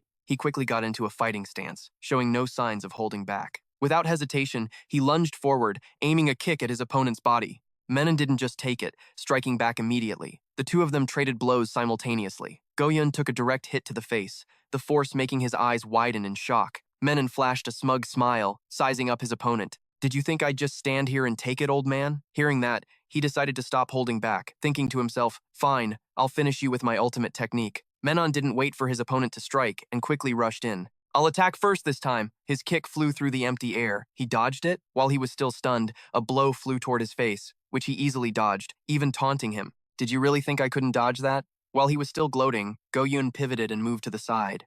The thing you should have dodged wasn't the kick. A blow slammed right into his opponent's head. Watching this, Hwang Moo-hyuk clutched his head and yelled, Ah, what the hell is this? Why is a Taekyon master using a Capoera technique? The assistant beside him immediately spoke up. It's not Capoeira. Hearing this, he was stunned. Huh? The assistant continued to explain. This is a taekyon technique called the two-legged handstand kick. You can use both legs to attack or use one as a feint. The other leg concentrates power for the kick. An image of someone doing a handstand appeared with every word. Menon was kneeling on the ground, but he was still muttering nonstop. So that was your signature move? He looked up, killing intent flashing in his eyes. How disappointing. I didn't feel a thing. Go-Yun refused to give up, still wanting to attack. That's impossible. My strike is the messenger of death. With that, he launched himself into the air, his hand in a chopping position. The blow came straight down, yet Menon didn't even try to dodge. Suddenly, he looked up, a strange smile on his face. At that moment, the bones in Go-Yun's hand seemed to completely shatter, his entire arm disintegrating into fragments. Menon's face showed a crazed expression, his words dripping with smugness. Sorry, but a newbie like you could never beat me. As soon as the words were out, fresh blood sprayed into the air. Go-Yun's mouth hung open in agony, his eyes shot with blood. A look of despair appeared in them as he thought to himself, I can feel it, an unbreakable wall. He's clearly a doper too, or is he an alien? He was knocked backward, his entire body slamming onto the floor. Menon stood triumphantly beside him, completely unscathed. As usual, a drone flew in to check on him. After a moment of confirmation, it announced, Go-Yun is unconscious. Menon officially advances to the quarterfinals. Hwang Moo-hyuk jumped to his feet in joy, cheering continuously. The announcer spoke once again, all quarterfinalists have been decided. Down in the arena, Menon stood over his opponent, who was lying flat on the floor. Don't feel too bad. Beating me was impossible from the start. I've been doing this for over 20 years. He gave a wicked smile. The announcer's voice echoed throughout the stadium. Welcome to the quarterfinals. The bodyguard next to Cha Si-yeon was overjoyed. I can't believe it. We've made it to the quarterfinals. She had already started calculating. Who would be a good opponent in the quarterfinals? He began to consider, pushing up his glasses with one hand. No one's going to be easy, not even the lowest-ranked fighters. The 10-second knockout, Amanda Crouch, who hasn't taken a single hit. The names appeared one by one. Next is the boxing genius, Kim Minho, who's not only the fastest but also has enhanced strength. And then there's that creepy and weird Menon. He continued on and on. Before she could even ask another question, he continued his explanation. He not only takes every hit, but has never once been to the recovery room. His opponents always go down in a state of panic, and no one knows why. Hearing this, she asked pensively, what about Luo Ge? Hearing that, he gazed into the distance. Definitely a guy to stay away from. He was completely different from any other fighter. His expression turned serious. The image of his earlier attack flashed through his mind. The kung fu moves, executed by that incredible physique, made him seem almost alien. He's also ranked second in prize money among the 8 quarterfinalists. Yeah, someone to avoid at all costs. As he spoke, he pushed up his glasses, and they both stared ahead thoughtfully. The announcer's voice rang out again, declaring that the first quarterfinal matchup would now be announced. The screen lit up, showing Kang Sang-gu versus Lu Han. Seeing this, the bodyguard was horrified. Just then, Cha Si-yeon spoke softly, perfect. He didn't understand and asked, huh? What do you mean, perfect? He was completely baffled by her words. Cha Si-yeon crossed her arms, her expression full of confidence, because he's the most valuable one among the bosses we bet on. Hearing that, he was stunned, and beads of sweat started to form on his forehead. Huh? Over with the boss of Cyber Money Science Soft, Kam Sa-hun was just as shocked. What? His opponent is her? The assistant behind him also gasped. This girl's got guts, betting against all the VIPs in the quarterfinals. He rested his chin on his hand, a look of clear interest on his face. Just how incredible does she think that student, Kang Sang-gu, is to bet her entire company on him? Down in the arena, Kang Sang-gu took his fighting stance. Opposite him stood Lu Han, clad in mysterious black attire. The announcement echoed throughout the stadium. The first quarterfinal match, Lu Han versus Kang Sang-gu, begins now. He held his guard while observing his opponent. If I can win without releasing my power, that'd be best. First, I need to test his level. With that thought, he rushed forward at full speed without hesitation. But his kick was caught by Lu Han with a single hand. His other hand immediately rose, power gathering in the center of his palm. A palm strike slammed right into Kang Sang-gu's stomach with immense impact. He took the full force of the blow, the pain searing through him. I'm dead. He was sent flying into the wall, the force so great it sent chunks of debris flying. His eyes widened as he began to calculate. I need to release my power. Before he could even recover, Lu Han was already in front of him, striking again and pinning him to the wall. The skin on Kang Sang-gu's chest felt like it was being twisted, the pain forcing his mouth open. Cha Si-yeon watched this, unable to look away, her face etched with worry. He was stuck fast to the wall, completely unresponsive. The drone, as usual, moved in to check on him, but after a long moment, it remained silent. Lu Han looked up at it, puzzled. Seeing its inaction, he couldn't help but wonder, why isn't it ending the match? Suddenly, a surge of power gathered in the hole in the wall. From deep within the dark crater, He had transformed again, a faint smile playing on his lips. Seeing this, Luhan immediately got into a fighting stance. Then I'll just have to finish you. He charged forward without hesitation, intending to take him down in one blow. But Kang Sang-gu reacted in time, sending his opponent flying with a kick. He seemed like a completely different person now, his eyes filled with killing intent. Luhan couldn't believe what he was seeing, his mind racing with questions. What the hell? He's changed completely. Guess there's no need to hold back on a kid. With that thought, he decided to get serious, aiming a kick straight at his face. But Kang Sang-gu ducked to avoid it, using the momentum to set up his next attack. In a flash, he straightened his body and mercilessly kicked straight at his opponent's lower back from above. And yet, Luhan simply arched his back gracefully, his body seemingly taking no damage at all. In no time, he landed softly on the ground. His entire body touched down as light as a feather, without any fanfare. Kang Sang-gu now saw his opponent in a new light, his eyes still glued to him. What the hell? Is your body made of rubber? It feels so weird hitting you. Luhan remained calm, clasping his hands in front of his chest. All right then. To fight a wild beast, I must become a wild beast myself. He then took a stance, his whole body radiating ferocity. Behind him, the image of a tiger appeared, baring its fangs and claws, displaying its majestic power. Next, Luhan used tiger-like movements to charge and attack his opponent with terrifying speed and power. Taking the full brunt of the attack, Kang Sang-gu thought in horror, what the hell? What is this movement? You think I'm just going to keep taking this? Then, he poured all his strength into his fist, launching a fierce counterattack. But Luhan's next move only confused Kang Sang-gu even more.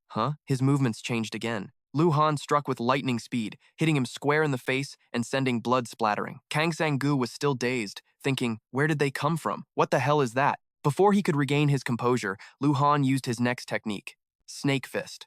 Dozens of snakes lunged like a storm, biting and tearing at Kang Sang-gu's body. His eyes flew open, the piercing pain causing blood to trickle from the corner of his lips. The bald man watched the proceedings from the sidelines, offering his sharp analysis. I heard he traveled the country to master animal mimicry martial arts like the five-form fist or pictogram fist, but keeping up with those movements looks tough. Back in the fight, Kang Sang-gu silently resolved to catch and slam him down, no matter what. Putting thought into action, he shot forward and grabbed his opponent in a tight hold. But unfortunately, Luhan once again brought a strike straight down on Kang Sang-gu's head. However, Luhan leaped back to his original position, striking an incredibly cool pose. He spoke coldly, "He who can mimic the forms of nature will rise to the top." As soon as he finished speaking, he shot off like a newly launched rocket. At that moment, Kang Sang-gu was still kneeling on the ground, trying to stabilize his body. He thought to himself for a moment, then smiled insanely. That's right, just need to let go a little. Just a little. Timing it perfectly, Kang Sang-gu suddenly launched himself into a somersault in midair.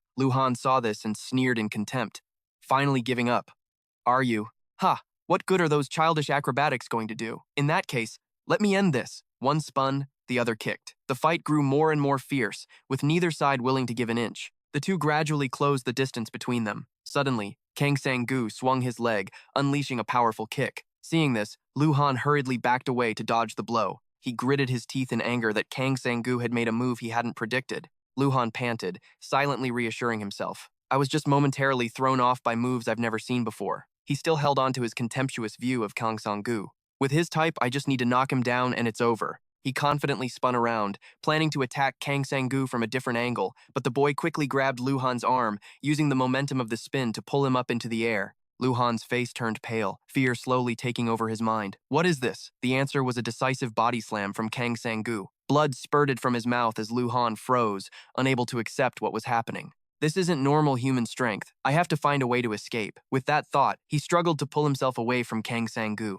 Luhan held firm to his belief. He can't possibly use a terrifying technique like that repeatedly. Right now, Kang Sang-gu was still attacking relentlessly, showing no signs of fatigue. Luhan could only watch, wide-eyed in absolute terror. This is impossible. I have embodied the forms and laws of nature. But before his eyes, Kang Sang-gu had transformed into a giant, spinning globe in midair. Luhan's mind seemed to have been enlightened. So, there are still things I cannot do. He silently endured a divine stomp from Kang Sang-gu, the devastating impact leaving a chaotic mess of debris. Even Luhan couldn't avoid a trip to death's door. From the stands, Cha Si-yeon's lips curled into a smirk, a confident smile blooming on her face. Kam Sa-hun gritted his teeth, pure rage visible in every line of his expression. Down below, Kang Sang-gu gasped for breath, his body exhausted, completely drained of energy. He suddenly coughed violently, and even though he covered his mouth, fresh blood wouldn't stop pouring out.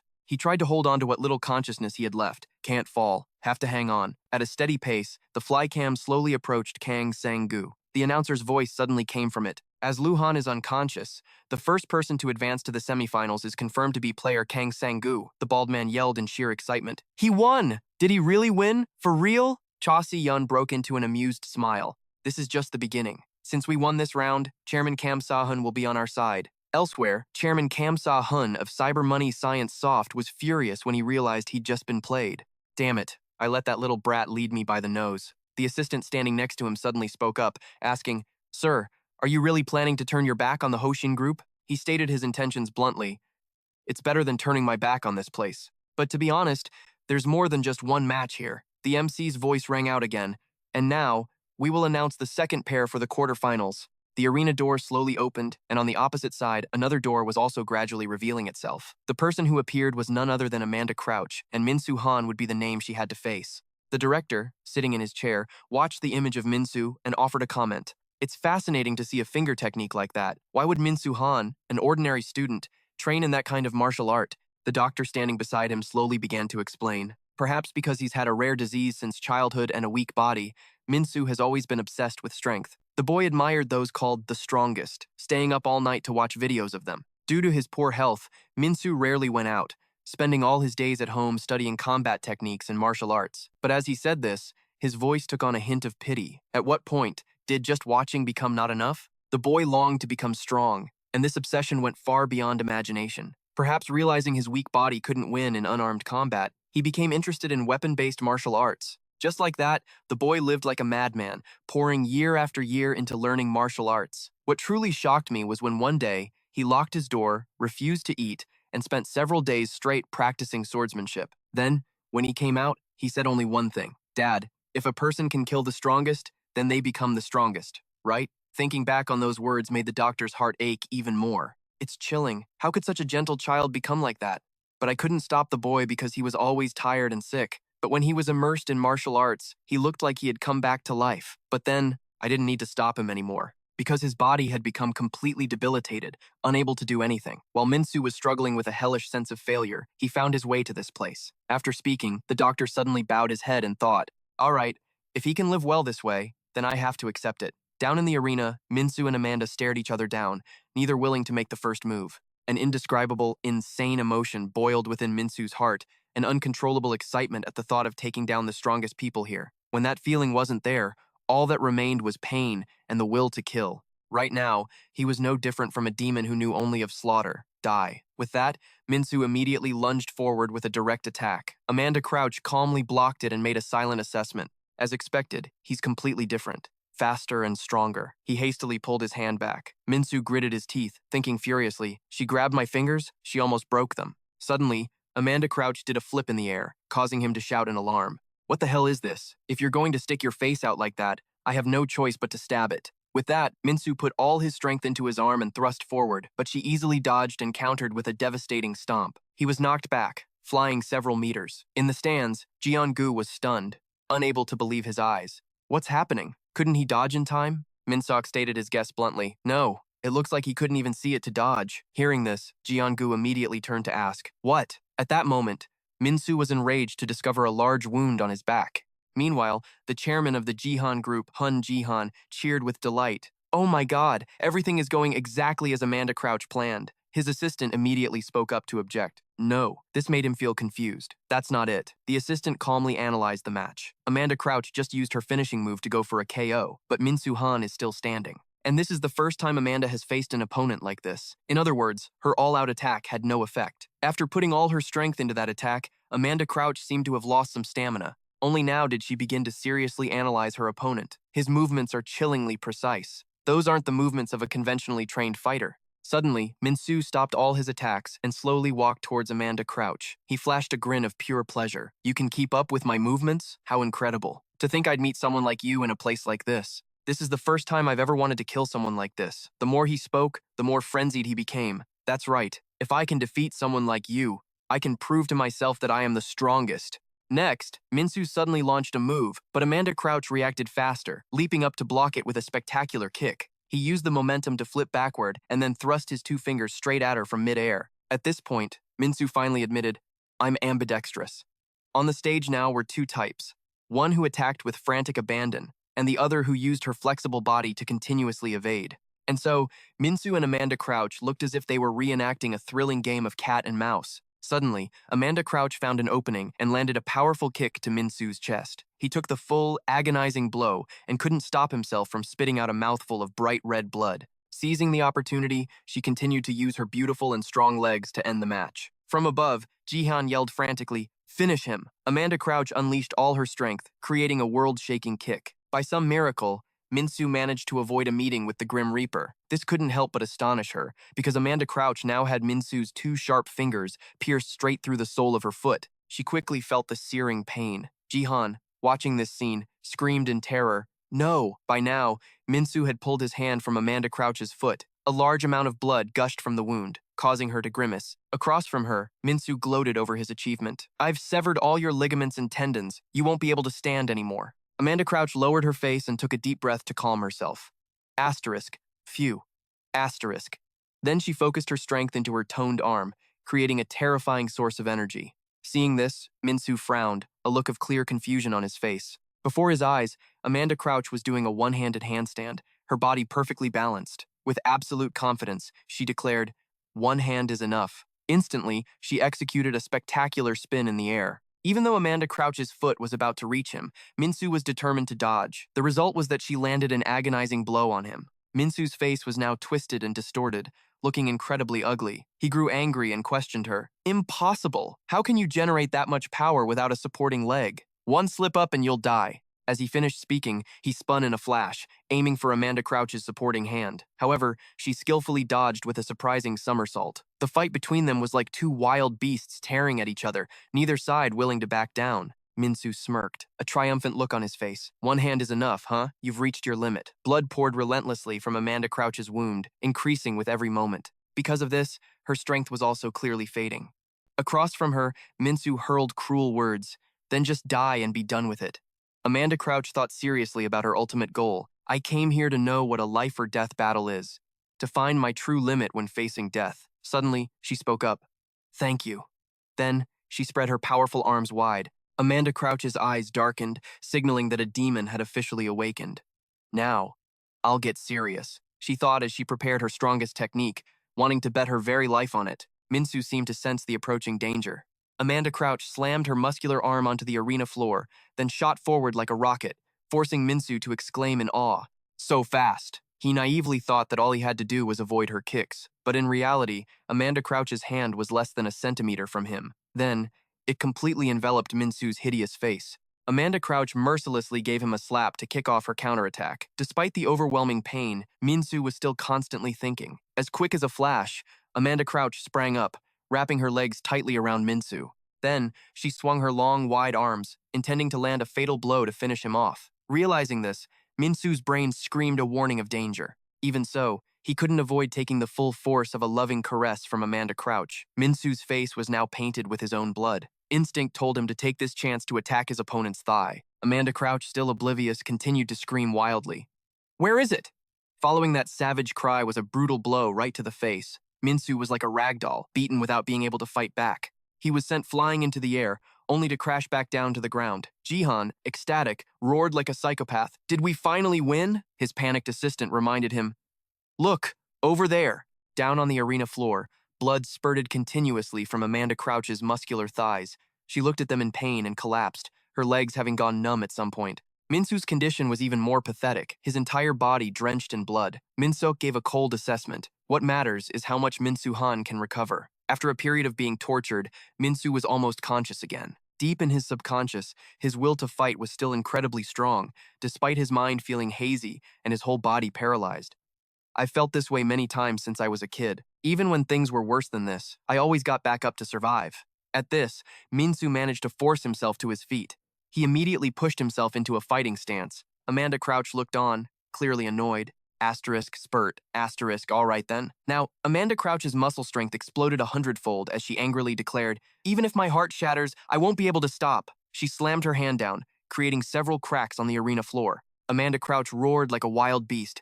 "It's over." Just like that, Amanda Crouch stomped on the ground, building momentum to charge forward. She clenched her jaw with determination, her hands simultaneously swinging for a strike. I've bet my entire life on this one blow. Faced with this display, Minsu Han could only stare in utter shock. I thought I'd forgotten this feeling. Am I feeling scared? The moment that thought crossed his mind, his entire face was grabbed. Taking the full force of the blow, he was sent flying backward, pinned straight into the wall. The powerful strike dealt Minsu Han a massive shock, and he couldn't stop coughing up blood. He collapsed to the ground just like that, leaving a large dent in the wall. And yet, fresh blood still clung to his fingers, a sign that he had also landed a blow. Only then did Amanda Crouch realize the wound on her stomach was bleeding non-stop. Her eyes widened. This seemed to be completely unexpected.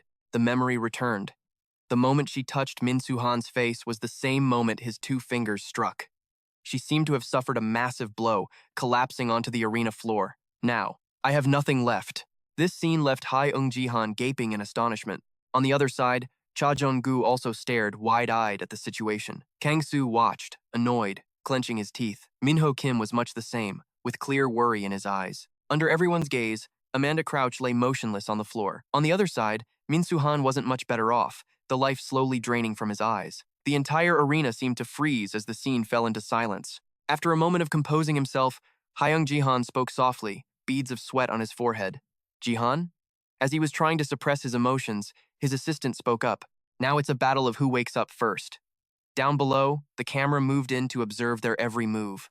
Suddenly, Minsu Han's body began to tremble slightly. This sight gave Cha Jong-gu a glimmer of hope, and he shouted excitedly, "He moved!" Minsu Han's eyes slowly opened, the scene before him coming into view. What happened? Am I dead? Although his eyes were open, there was no light of life left in them. But this was all captured by the camera lens. Immediately, it made an announcement. Because player Minsu Han has regained consciousness, Minsu Han officially advances to the semifinals. Hearing this, Cha Jong-gu was overjoyed, a grin stretching from ear to ear. Awesome! Over on Cha Seo-eun's side, the bodyguard spoke softly. Since Cha Jong-gu won, their side will gain more power. Yet Cha Seo-eun was unfazed, his eyes filled with determination. No, she will definitely side with us. Amanda Crouch remained motionless on the floor, showing no signs of waking up. While Hai Eung-jihan hung his head, trembling, his assistant sighed with regret. Damn it, the other side must be thrilled. But Hai Eung-jihan paid no mind to his opponent, giving an urgent order, check on Amanda Crouch's condition and use every method possible to save her. The assistant was a bit surprised to hear that, but complied anyway. Ah, yes, sir. Hai Eung-jihan kept his head down, his whole body trembling uncontrollably. Then he looked up, his eyes filled with deep resentment. Cha Jong-gu. Soon, the voice from the screen rang out again. Yes, we will now announce the order of the next match. Images of Rian and Minho Kim appeared simultaneously. CEO Jason of GDF, Korea's top investment firm, looked tense, sweat dotting his forehead. So the time has finally come? The assistant next to him, however, was extremely excited. If you win this match, sir, you can stop selling the drug that your daughter got addicted to. Hearing that, he immediately became serious, his eyebrows knitting together. I've bet everything on this gamble with that drug dealer, Choi. If I lose, I'll have to invest my entire fortune into that insane pharmaceutical company. The assistant was surprised to hear this. Sir, you'd make such a bold choice when facing Rion. The man behind him just kept his head down. This is the only way. If not now, there won't be another chance. I just have to beat that bastard Rian. The lines on his face deepened, and sweat broke out involuntarily. Meanwhile, down in the arena, Rian wore a confident smile. Looking at Minho Kim in his stance before him, he let out a short breath. Another boxer. What a bunch of idiots. He sneered, a murderous aura born from humanity's scientific and technological prowess beginning to radiate from his eyes. To become a more evolved human, back in the past, a drug was injected directly into people's veins. Then, the image of people turning their backs on him, weak insects who only know how to run their mouths, calling me a fake, a piece of trash. I have to prove my strength to these insects who can't even tremble before my power. He stood before the discarded items, his fists clenched. Soon after, he began frantically injecting the drug into his own body, vowing to kill them with his own two fists. No matter how many times I proved myself, no matter how many opponents I defeated in the past, I still couldn't suppress this surging desire. But just as this thirst was driving me mad, this wonderful place appeared. Back in the present, he spread his arms, savoring the moment in the middle of the arena. Rian then scanned his opponent. So they brought the little brother of the guy I killed. How fun. He finally got into a fighting stance, his face filled with excitement. Minho Kim suddenly dropped his stance, just lowering his head. You pathetic piece of shit. This remark briefly surprised Rian, who instinctively asked, What? Minho Kim maintained his attitude, spewing words of disgust. You use drugs and still only dare to sneak attack an injured fighter. And you call yourself strong? Come on, you son of a bitch. I'll show you what real strength is. He raised his fist, his gaze murderous. Rian glared back angrily, his mouth running with taunts. Humph, that's right. Your big brother ran his mouth just like that, and look at him now, dead. At this, Minho Kim's patience ran out. His fist ready to fly, he yelled, "Shut your damn mouth, you bastard!" Rian, not letting his opponent get the upper hand, quickly struck back. Just like that, they both wounded each other at the same time. Rian took a solid punch, thinking to himself in amazement, "What the hell?" This punch. On the other side, Minho Kim was no better off, fresh blood starting to flow. What? What is this pain? The only way is to overwhelm him with speed. With that thought, he swiftly lowered his body with agile movements. And yet, Rian still had a confident smirk on his face. Left hook. Next is a right hook. He seemed to know it was coming, easily dodging the blow. 2 consecutive strikes were effortlessly avoided by him. As Rian dodged, he still wore that confident smile. And then a straight. Just as predicted, Minho Kim's punch was once again easily dodged. This display made him unable to believe his eyes, his face showing clear astonishment. On the other side, Chairman Go of the pharmaceutical company watched the situation intently, not taking his eyes off it. Asterisk, cough, cough, cough. Asterisk, he said it was top speed, but it's nothing special. The assistant next to him also had a look of excitement on his face, especially that feeling of reading your opponent's intentions before they even act. The opponent was having a hard time attacking Ryan. Down below, Ryan was also taunting him. So naive. How could I pretend not to notice? Kim Minho had now regained his composure, his eyes taking on a cold look. All right, let's see just how much you can predict. Immediately, his feet began to move at a speed the naked eye could barely follow. His entire body moved back and forth, leaving countless afterimages in the air. A punch he threw was easily blocked by Ryan. This gave him a flash of surprise, and he clenched his teeth. Seizing the momentum, Ryan pressed forward, a smug look in his eyes. It's useless. Quick as a flash, he stomped on Kim Minho's foot. Seeing his chance, he simultaneously raised his fist, trusting only in his speed. My foot's pinned. What do I do now? And yet, Kim Minho didn't flinch at all, staring at the incoming fist. That's right, don't lift that foot. He just took the full force of his opponent's storm of blows, one after another. Seeing him offer no resistance, Ryan grew even more smug. I told you it was useless. Just then, Kim Minho let out a crazed laugh, a strange smirk playing on his lips. Keep that foot held down tight. We're just getting started. As soon as he finished speaking, punches of unbelievable speed began to rain down on his opponent. Watching the fists pour down like rain, Ryan couldn't react in time. Left hook, right straight, uppercut, right hook, X. It was as if he couldn't believe his eyes. While blocking the blows, he exclaimed, You're too fast. How can you think of the next move so quickly? First, create some distance to simplify his attacks, then counter. He observed the situation while calculating how to respond. With that thought, Ryan immediately pulled his foot back, using the momentum to retreat. He hadn't retreated far before Kim Minho was on him again, throwing his mind into chaos. This time, Kim Minho didn't let him guess. He just threw a punch, kid. The two once again attacked each other at the same time. The force of their punches was so strong that the shockwave spread across the entire ring. Kim Minho was sent sliding backward from the impact. On the opposite side, Ryan wasn't in much better shape, trying to brace against the force. Kim Minho's face was now stained red with blood, and he was panting heavily. Although Ryan was no better off, he still managed to utter a contemptuous remark. Asterisk, cough, cough. Asterisk. Looks like you're no different from your brother. Hearing this, Kim Minho suddenly fell silent. This reaction stunned Ryan. Not letting him wait long, Kim Minho quickly returned to his fighting stance. If you want to land one hit on me, you have to be ready to take one yourself. These words successfully provoked Ryan, and he clenched his teeth. Kim Minho didn't stop, continuing to taunt him. That's right. To keep up with my speed, the only opening you'll find is by taking a hit from me. Ryan wasn't one to back down, quickly retorting. Asterisk. Cough, cough. Asterisk. If we both take a hit, it's pretty obvious who'll die first. Kim Minho looked at his opponent with dangerous eyes, his words full of hidden meaning. I wonder if your ultimate weapon is still intact? As soon as he finished speaking, he rushed towards his opponent with all his speed. Once again, they both struck each other simultaneously. Kim Minho took a blow but seemed to feel no pain, and there was even a smile on his lips. In contrast, Ryan's eye socket began to bleed. My eye! Before he could react, Kim Minho struck again. Next up is your hearing. 2 more punches slammed into his flesh. This time, Ryan's ears started to bleed, the pain clear on his face. The image of Kim Minho began to blur in his vision, his mind descending into chaos. My senses are breaking down. Seeing his chance, Kim Minho struck again. Next is your sense of smell, kid. A devastating blow aimed straight for Ryan's face came crashing down. The assistant's earlier instructions to Kim Minho flashed clearly in his mind. Ryan's senses are focused on sight, hearing, and smell. The key is how well Kim Minho can adapt to these three senses. He seemed confident, as if he had studied him thoroughly. In the present, Kim Minho had poured all his strength into his fist, lunging at his opponent. No, I don't need to adapt. I just need to destroy those senses. He charged forward, determination clear on his face. In no time, he and his powerful fist were right in front of his opponent. Ryan was at a disadvantage, unable to react, and could only watch helplessly. I can't dodge this. I'm going to lose. Just like that, he took the full force of the blow, his body pinned to the wall behind him. Ryan's state was pathetic, his eyes wide with shock. Asterisk, gauge K.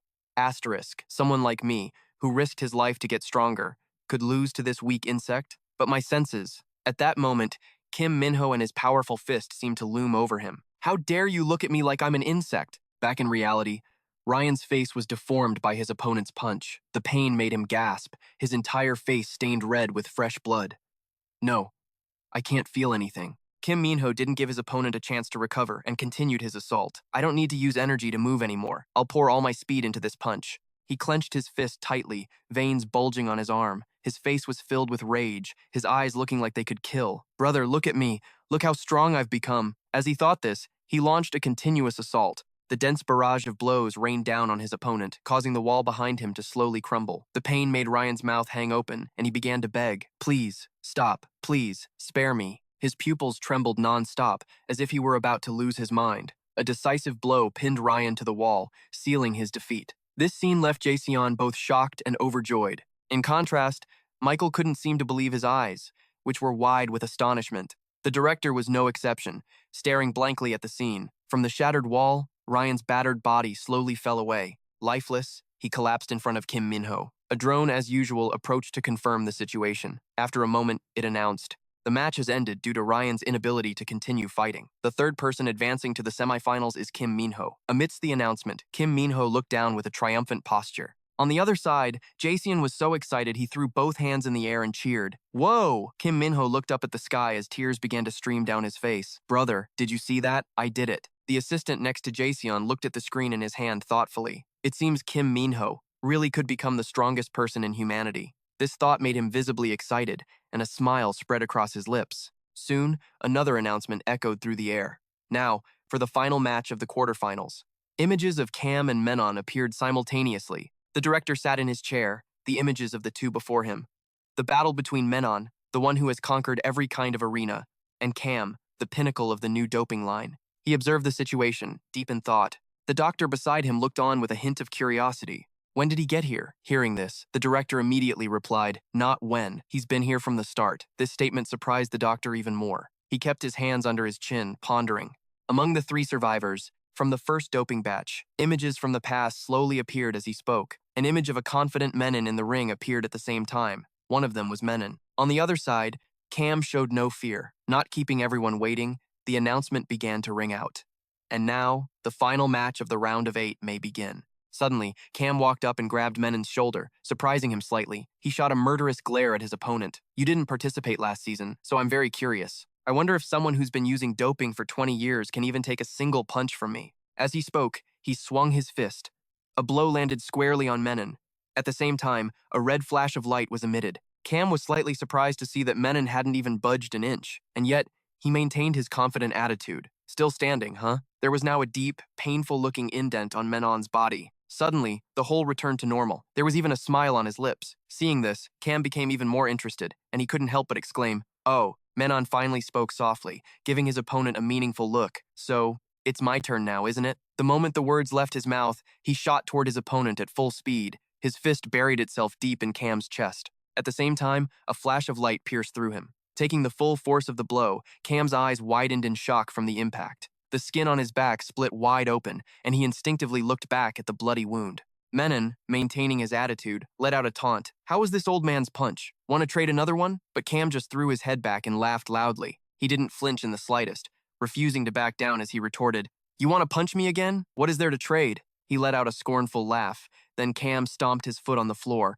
the force so great it shattered the tiles. Quick as a flash, he charged aggressively at his opponent. "You think you're getting another turn?" The words had barely left his lips when his fist slammed into Menon's face, distorting it. Cam rushed forward, throwing a powerful punch at Menon and laughing loudly. You think you're getting another turn? The bloody, powerful punch sent Menon flying. His neck twisted in agony, his entire body covered in fresh blood. The audience below gasped in worry. His neck is broken. In the ring, the two fighters, one who had just punched and one who had been punched, suddenly froze, as if time had stood still. Cam let out a wicked, mocking smile.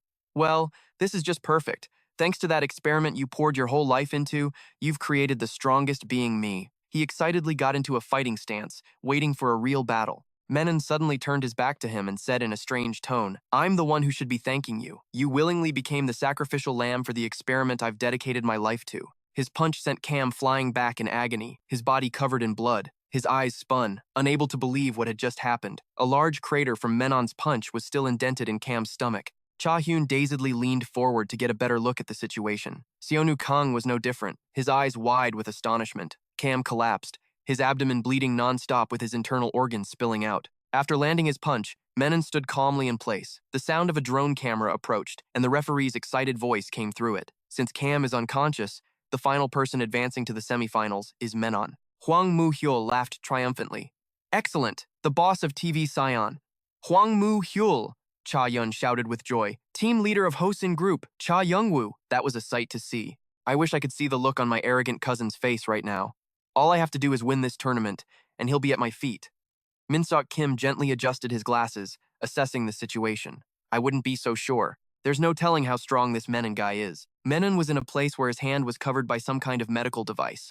A doctor stared at him and exclaimed, This is horrifying. He looked at the monitor in alarm and then announced, The regeneration ability has finally awakened. The director suddenly walked in from outside the door, speaking with anticipation. My dream is about to become a reality. But Menon suddenly refuted him. No. The pinnacle of regeneration already belongs to someone else. Elsewhere, Seonu Kang had taken off his shirt, his sharp gaze fixed on something in the distance. The record keeper noted with satisfaction. How impressive. 3 members from the Lost Room have made it to the semifinals. Kim, Minhwan, Menon, semifinals. It's a shame that both Fusik and Amanda Group were defeated by Minsu Han. Seonu Kang gritted his teeth and scowled in annoyance. He asked worriedly, Did everyone get out safely? Cha Yon turned her head and answered hesitantly. Why are you asking so urgently? Did something happen? She suddenly looked up and recounted seriously. Even though we monitored the inside and outside carefully, strangely, we couldn't find any trace of anyone leaving. He shouted in disbelief. What? Where the hell did they disappear to? In a small, secret chamber deep in a dark place, bloodstains were splattered everywhere as piercing screams echoed continuously through the gloom. Back in the arena, the announcer's voice boomed excitedly from the overhead screen. Now, let's introduce the 4 outstanding fighters who have made it to the semifinals. Minsu Han, Menon, Kim Min-hwan, and Seonu Kang. And now, for the schedule of the first semifinal match. The first match is a showdown between Minsu Han and Seonu Kang, the announcer explained the rules. The match will begin once the fighters have fully recovered. An air tube swayed gently in the clear blue water. Minsu Han lay uncomfortably in a tank full of water, surrounded by silence. He silently muttered a name in his mind, Seonu Kang. I'm a martial arts master now, strong enough to wipe out all those street thugs. I need to face real masters, truly strong opponents that those punks can't even compare to. There's only one person worthy of standing with me. Seonu Kang. In the past, Minsu Han had naively thought to himself, I need to face real powerhouses now. How can those street thugs compare to actual professionals? There's only one person worthy of standing with me. Seonu Kang. That's right. Seonu Kang wouldn't see me as a newbie like those other guys. He'll understand once he sees this martial arts notebook. I'm the only one worthy of being your rival. Seonu Kang. As Seonu Kang was walking, he was stopped by a group of thugs. Hey, Seonu Kang, stop trying to act cool. Come hang out with us.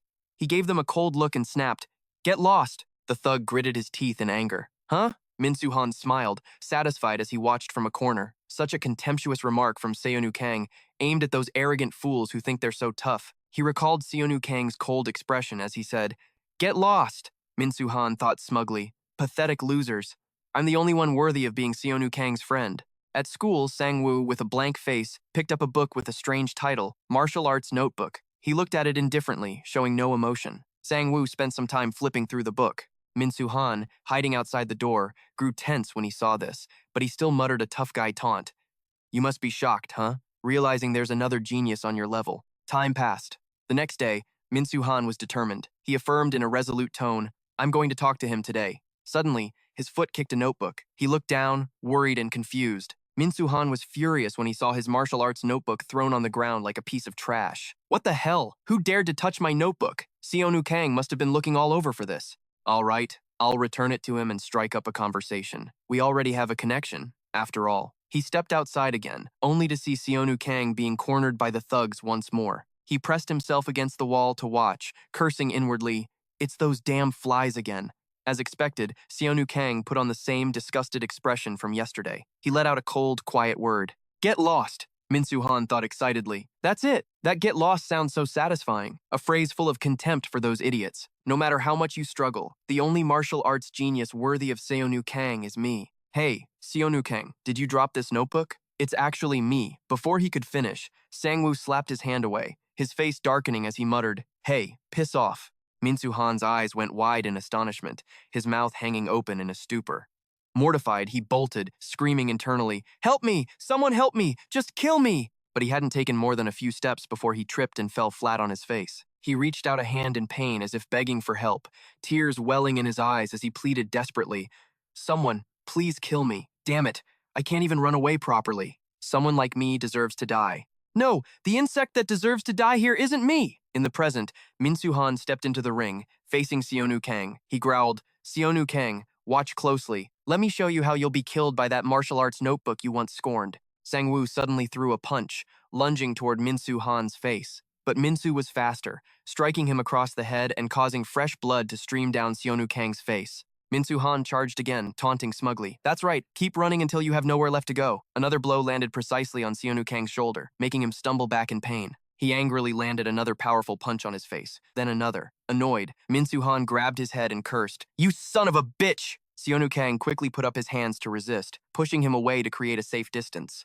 Minsu Han took a small step back and spoke with contempt. "Even if you try to avoid the vital spots, you'll just end up as a pile of meat anyway." Seonu Kang, exhausted, leaned on his hands, panting for breath, his entire body covered in sticky, fresh blood. He shot him a sharp glance, then thought to himself, "This guy isn't just fast, he's accurately analyzing my weak points." Unsure how much longer he could hold on, Minsu Han suddenly lunged straight at Seonu Kang. He took a hit and winced in pain. Minsu Han raised a hand, taunting, "What the hell are you doing? Move it." And he attacked again, striking every opening Seonu Kang exposed. Panicked, he thought to himself, "How does this bastard always attack where I least expect it? I'm gonna die at this rate." Minsu Han glanced at Seonu Kang and spoke with contempt. How pathetic, getting cornered like this.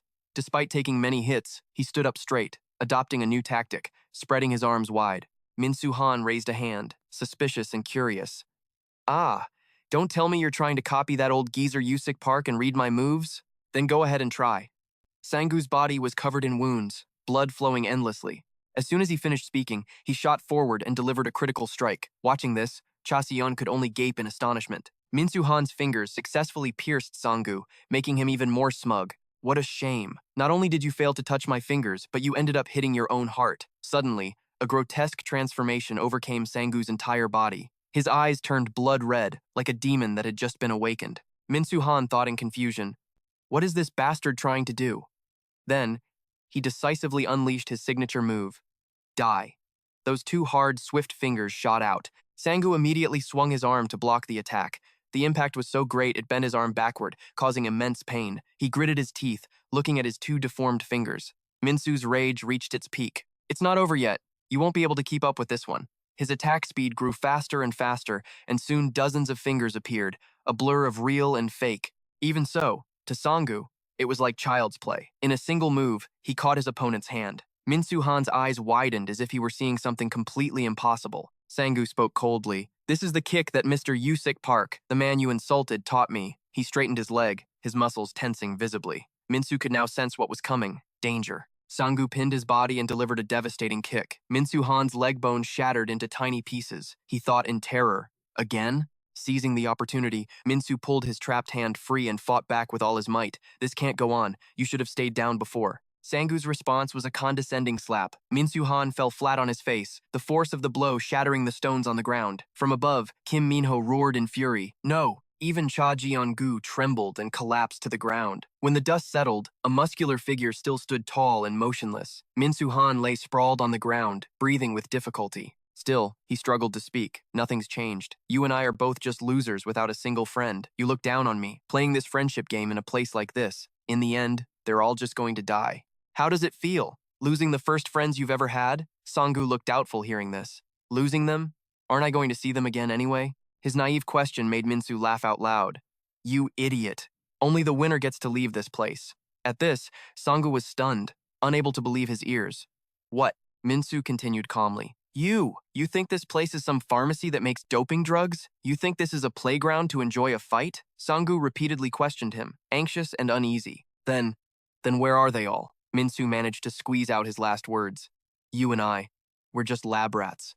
As soon as he finished, he closed his eyes and passed out. Sangu, having lost all reason, screamed at him, Wake up, you bastard! Tell me, where are they? A drone slowly flew over and announced that due to Minsu Han's inability to fight, Seonu Kang would officially advance to the final match. Time passed, leaving Sangu's lonely figure lost in the middle of the arena. The announcer continued to hype up the atmosphere. Now it's time to find the last person to face Seonu Kang in the finals. Will it be Minho, who possesses the arena's greatest speed and fighting sense? Or will it be Minho, who possesses an invincible body and has never once been injured? Let the match begin. At the referee's word, the two fighters were on the stage. Minho slowly walked forward, slightly startling Minho. Minho asked him directly, Is it Seonu Kang, or is it you? Minho was confused by the question. What? He suddenly shoved his grotesque face right in front of him. I'm talking about my strongest opponent. Reacting instinctively, Minho immediately backed away to keep his distance. Even though it had just begun, he was already on high alert. What is this?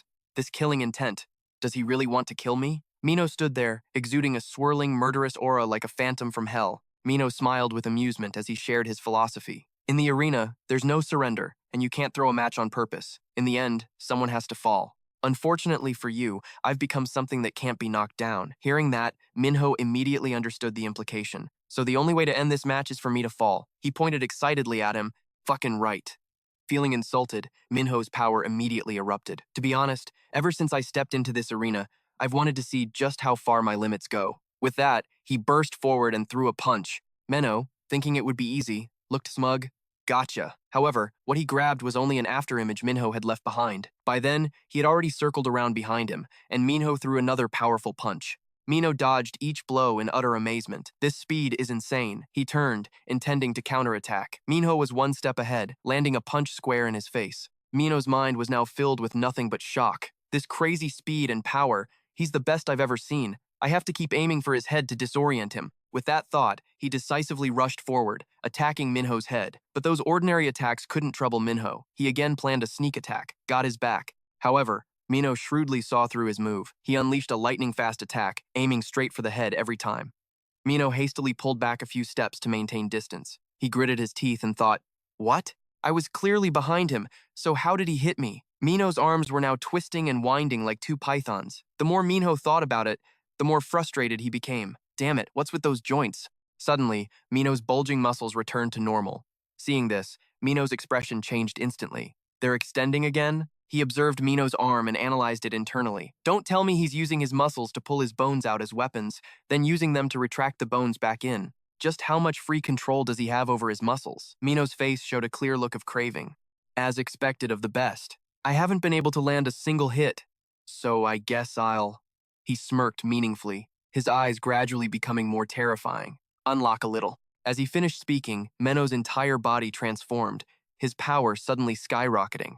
This left Minho utterly stunned. Minho's power continued to erupt with no signs of stopping. The immense pressure made Minho panic. This isn't the time to worry about his strength anymore. I have to go all out and end this in one shot. With that thought, he pushed himself to his absolute limit. His inner power was released, shattering the ground beneath his feet. Minho wasn't afraid. In fact, he was more excited than ever. Good, come on, Minho yelled with determination. Time's up. His figure blurred and then vanished into thin air. In the blink of an eye, the two clashed in a combo. One got his jaw knocked sideways, spitting out mouthfuls of blood. Minho couldn't avoid taking a full punch to his right cheek, and blood gushed out from there as well. The two fought fiercely, neither giving an inch. They battered each other again and again until the very end. In the stands, Jia-son gaped in fear, while Muhyutse's jaw dropped in panic. Down below, both Minho and Menon were sent flying several meters away. The atmosphere instantly fell silent. Minho lay motionless on the arena floor, his face covered in blood. Across from him, Menon was also severely injured, sprawled out on the floor without moving. Jia-sun was so worried that sweat poured down like rain. Huh? What just happened?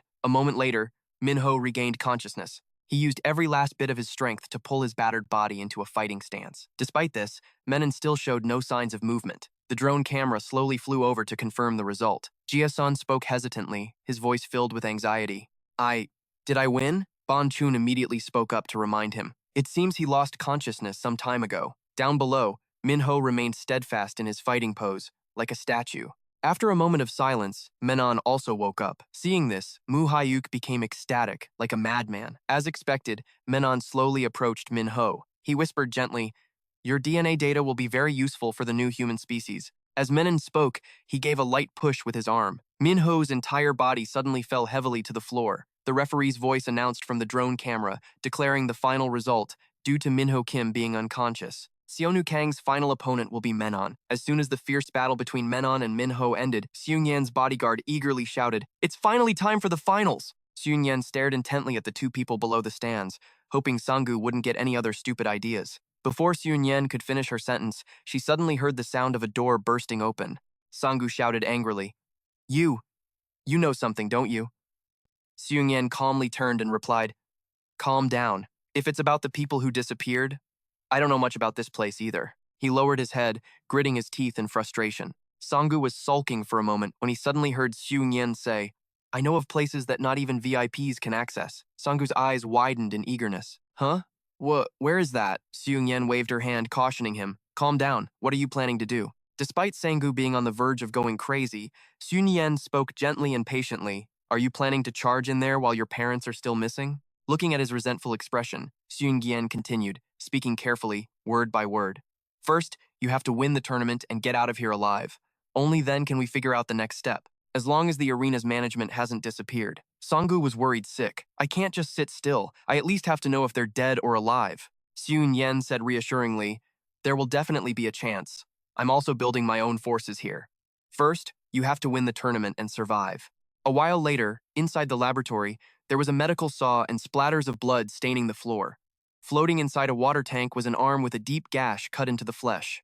The doctor stood before the water tank, observing Menon and slowly making an assessment. Indeed, the regeneration speed is increasing. Suddenly, the director approached. "We just need a little more data to complete the project. We're only missing the final piece," Sangu's father. Just as he finished speaking, he heard someone call out loudly, "Director!" A subordinate rushed up to them, reporting that they had found the hiding place of Sangu's parents. Hearing this, the director's eyes lit up with joy. The subordinate quickly continued, "They're hiding in Chairman Chai's private villa." The director asked in surprise, "Seung-yan's father?" He gritted his teeth. "Right under our noses? How clever of them." The subordinate tried to reassure him. "We've surrounded the place and are moving in. We should be able to capture them soon." At the same time, at Chai's private villa, the subordinates began to gather and surround the estate for an attack. After scouting the area for a while, they quickly rushed forward and smashed down the door. Sangu's mother, who was inside, saw this and could only scream helplessly in terror. A few hours later, back at the arena, the large screen once again boomed with excitement. And now, let's introduce the two fighters who have made it to the finals. As everyone expected, the large screen zoomed in on Menon, and finally, on Sangu. Looking at the two contestants standing proudly on the battle-scarred arena floor, the voice from the large screen continued joyfully. And so, the final match of the arena will now begin. Sangu was tense, silently reassuring himself. "You can end this. Just get through this match." Menon, standing before him, suddenly spoke in a strange, low voice. "You just need to push yourself to the maximum, and this experiment will be over." Sangu was confused. "Huh?" He ignored him and continued, "Of course, to reach the maximum." Menon's eyes widened as he looked at Sangu with a crazed smile. "The only way is to kill you." Sangu's voice was stern and impatient. "Who are you? What do you mean? End the experiment. Why have you been helping me this whole time?" Menon leaned down provocatively. "I knew it from the very beginning." Sangu frowned in annoyance. "Huh?" Menon continued, sticking out his long tongue mockingly. "You're the child who inherited your father's genes." Sangu's eyes widened in anger as he roared. "What?" Menon replied casually in a cryptic tone. "Because the one who lured your parents here." He opened his mouth, sticking out his tongue in a provocative smile. "It was me." Hearing this, Sangu froze, staring at Menon in horror. He was so enraged that he coughed up blood repeatedly. Menon watched with amusement as Sangu trembled in disgust. "So? Feel like killing me now?" Sangu didn't remain silent. He unleashed a terrifying surge of power out of pure rage. Menon continued to taunt him. "Your father will be brought here soon. Your whole family. As he said this, he prepared to throw a punch, shouting, "We'll perform the finale for my experiment together." Sangu's eyes, glowing blue, widened as he stared coldly at his opponent. Like a madman charging into battle, Sangu defiantly took Menon's punch head-on, sending blood flying everywhere. He gritted his teeth. "Fine, I'll play your game." In just a few short seconds, Sangu once again unleashed his latent power. Without any hesitation, he launched himself forward and delivered a powerful kick to Menon's stomach. Ignoring the fact that Menon was still airborne from the tremendous kick, Sangu leaped high into the air, preparing to attack again. In the blink of an eye, Sangu transformed into something like a great eagle, grabbing Menon by the head and smashing him down onto the rough ground. As Sangu's grip distorted his face, Menon was momentarily stunned, able to do nothing but stare in horror with his bulging eyes at the monster before him. Even as Menon's body began to deform, Sangu decisively increased the pressure, growing stronger and stronger. Just like that, with no wasted motion, he sent Menon plummeting unconscious to the floor below. Coincidentally, this brutal scene unfolded right before the eyes of someone down below, none other than the director.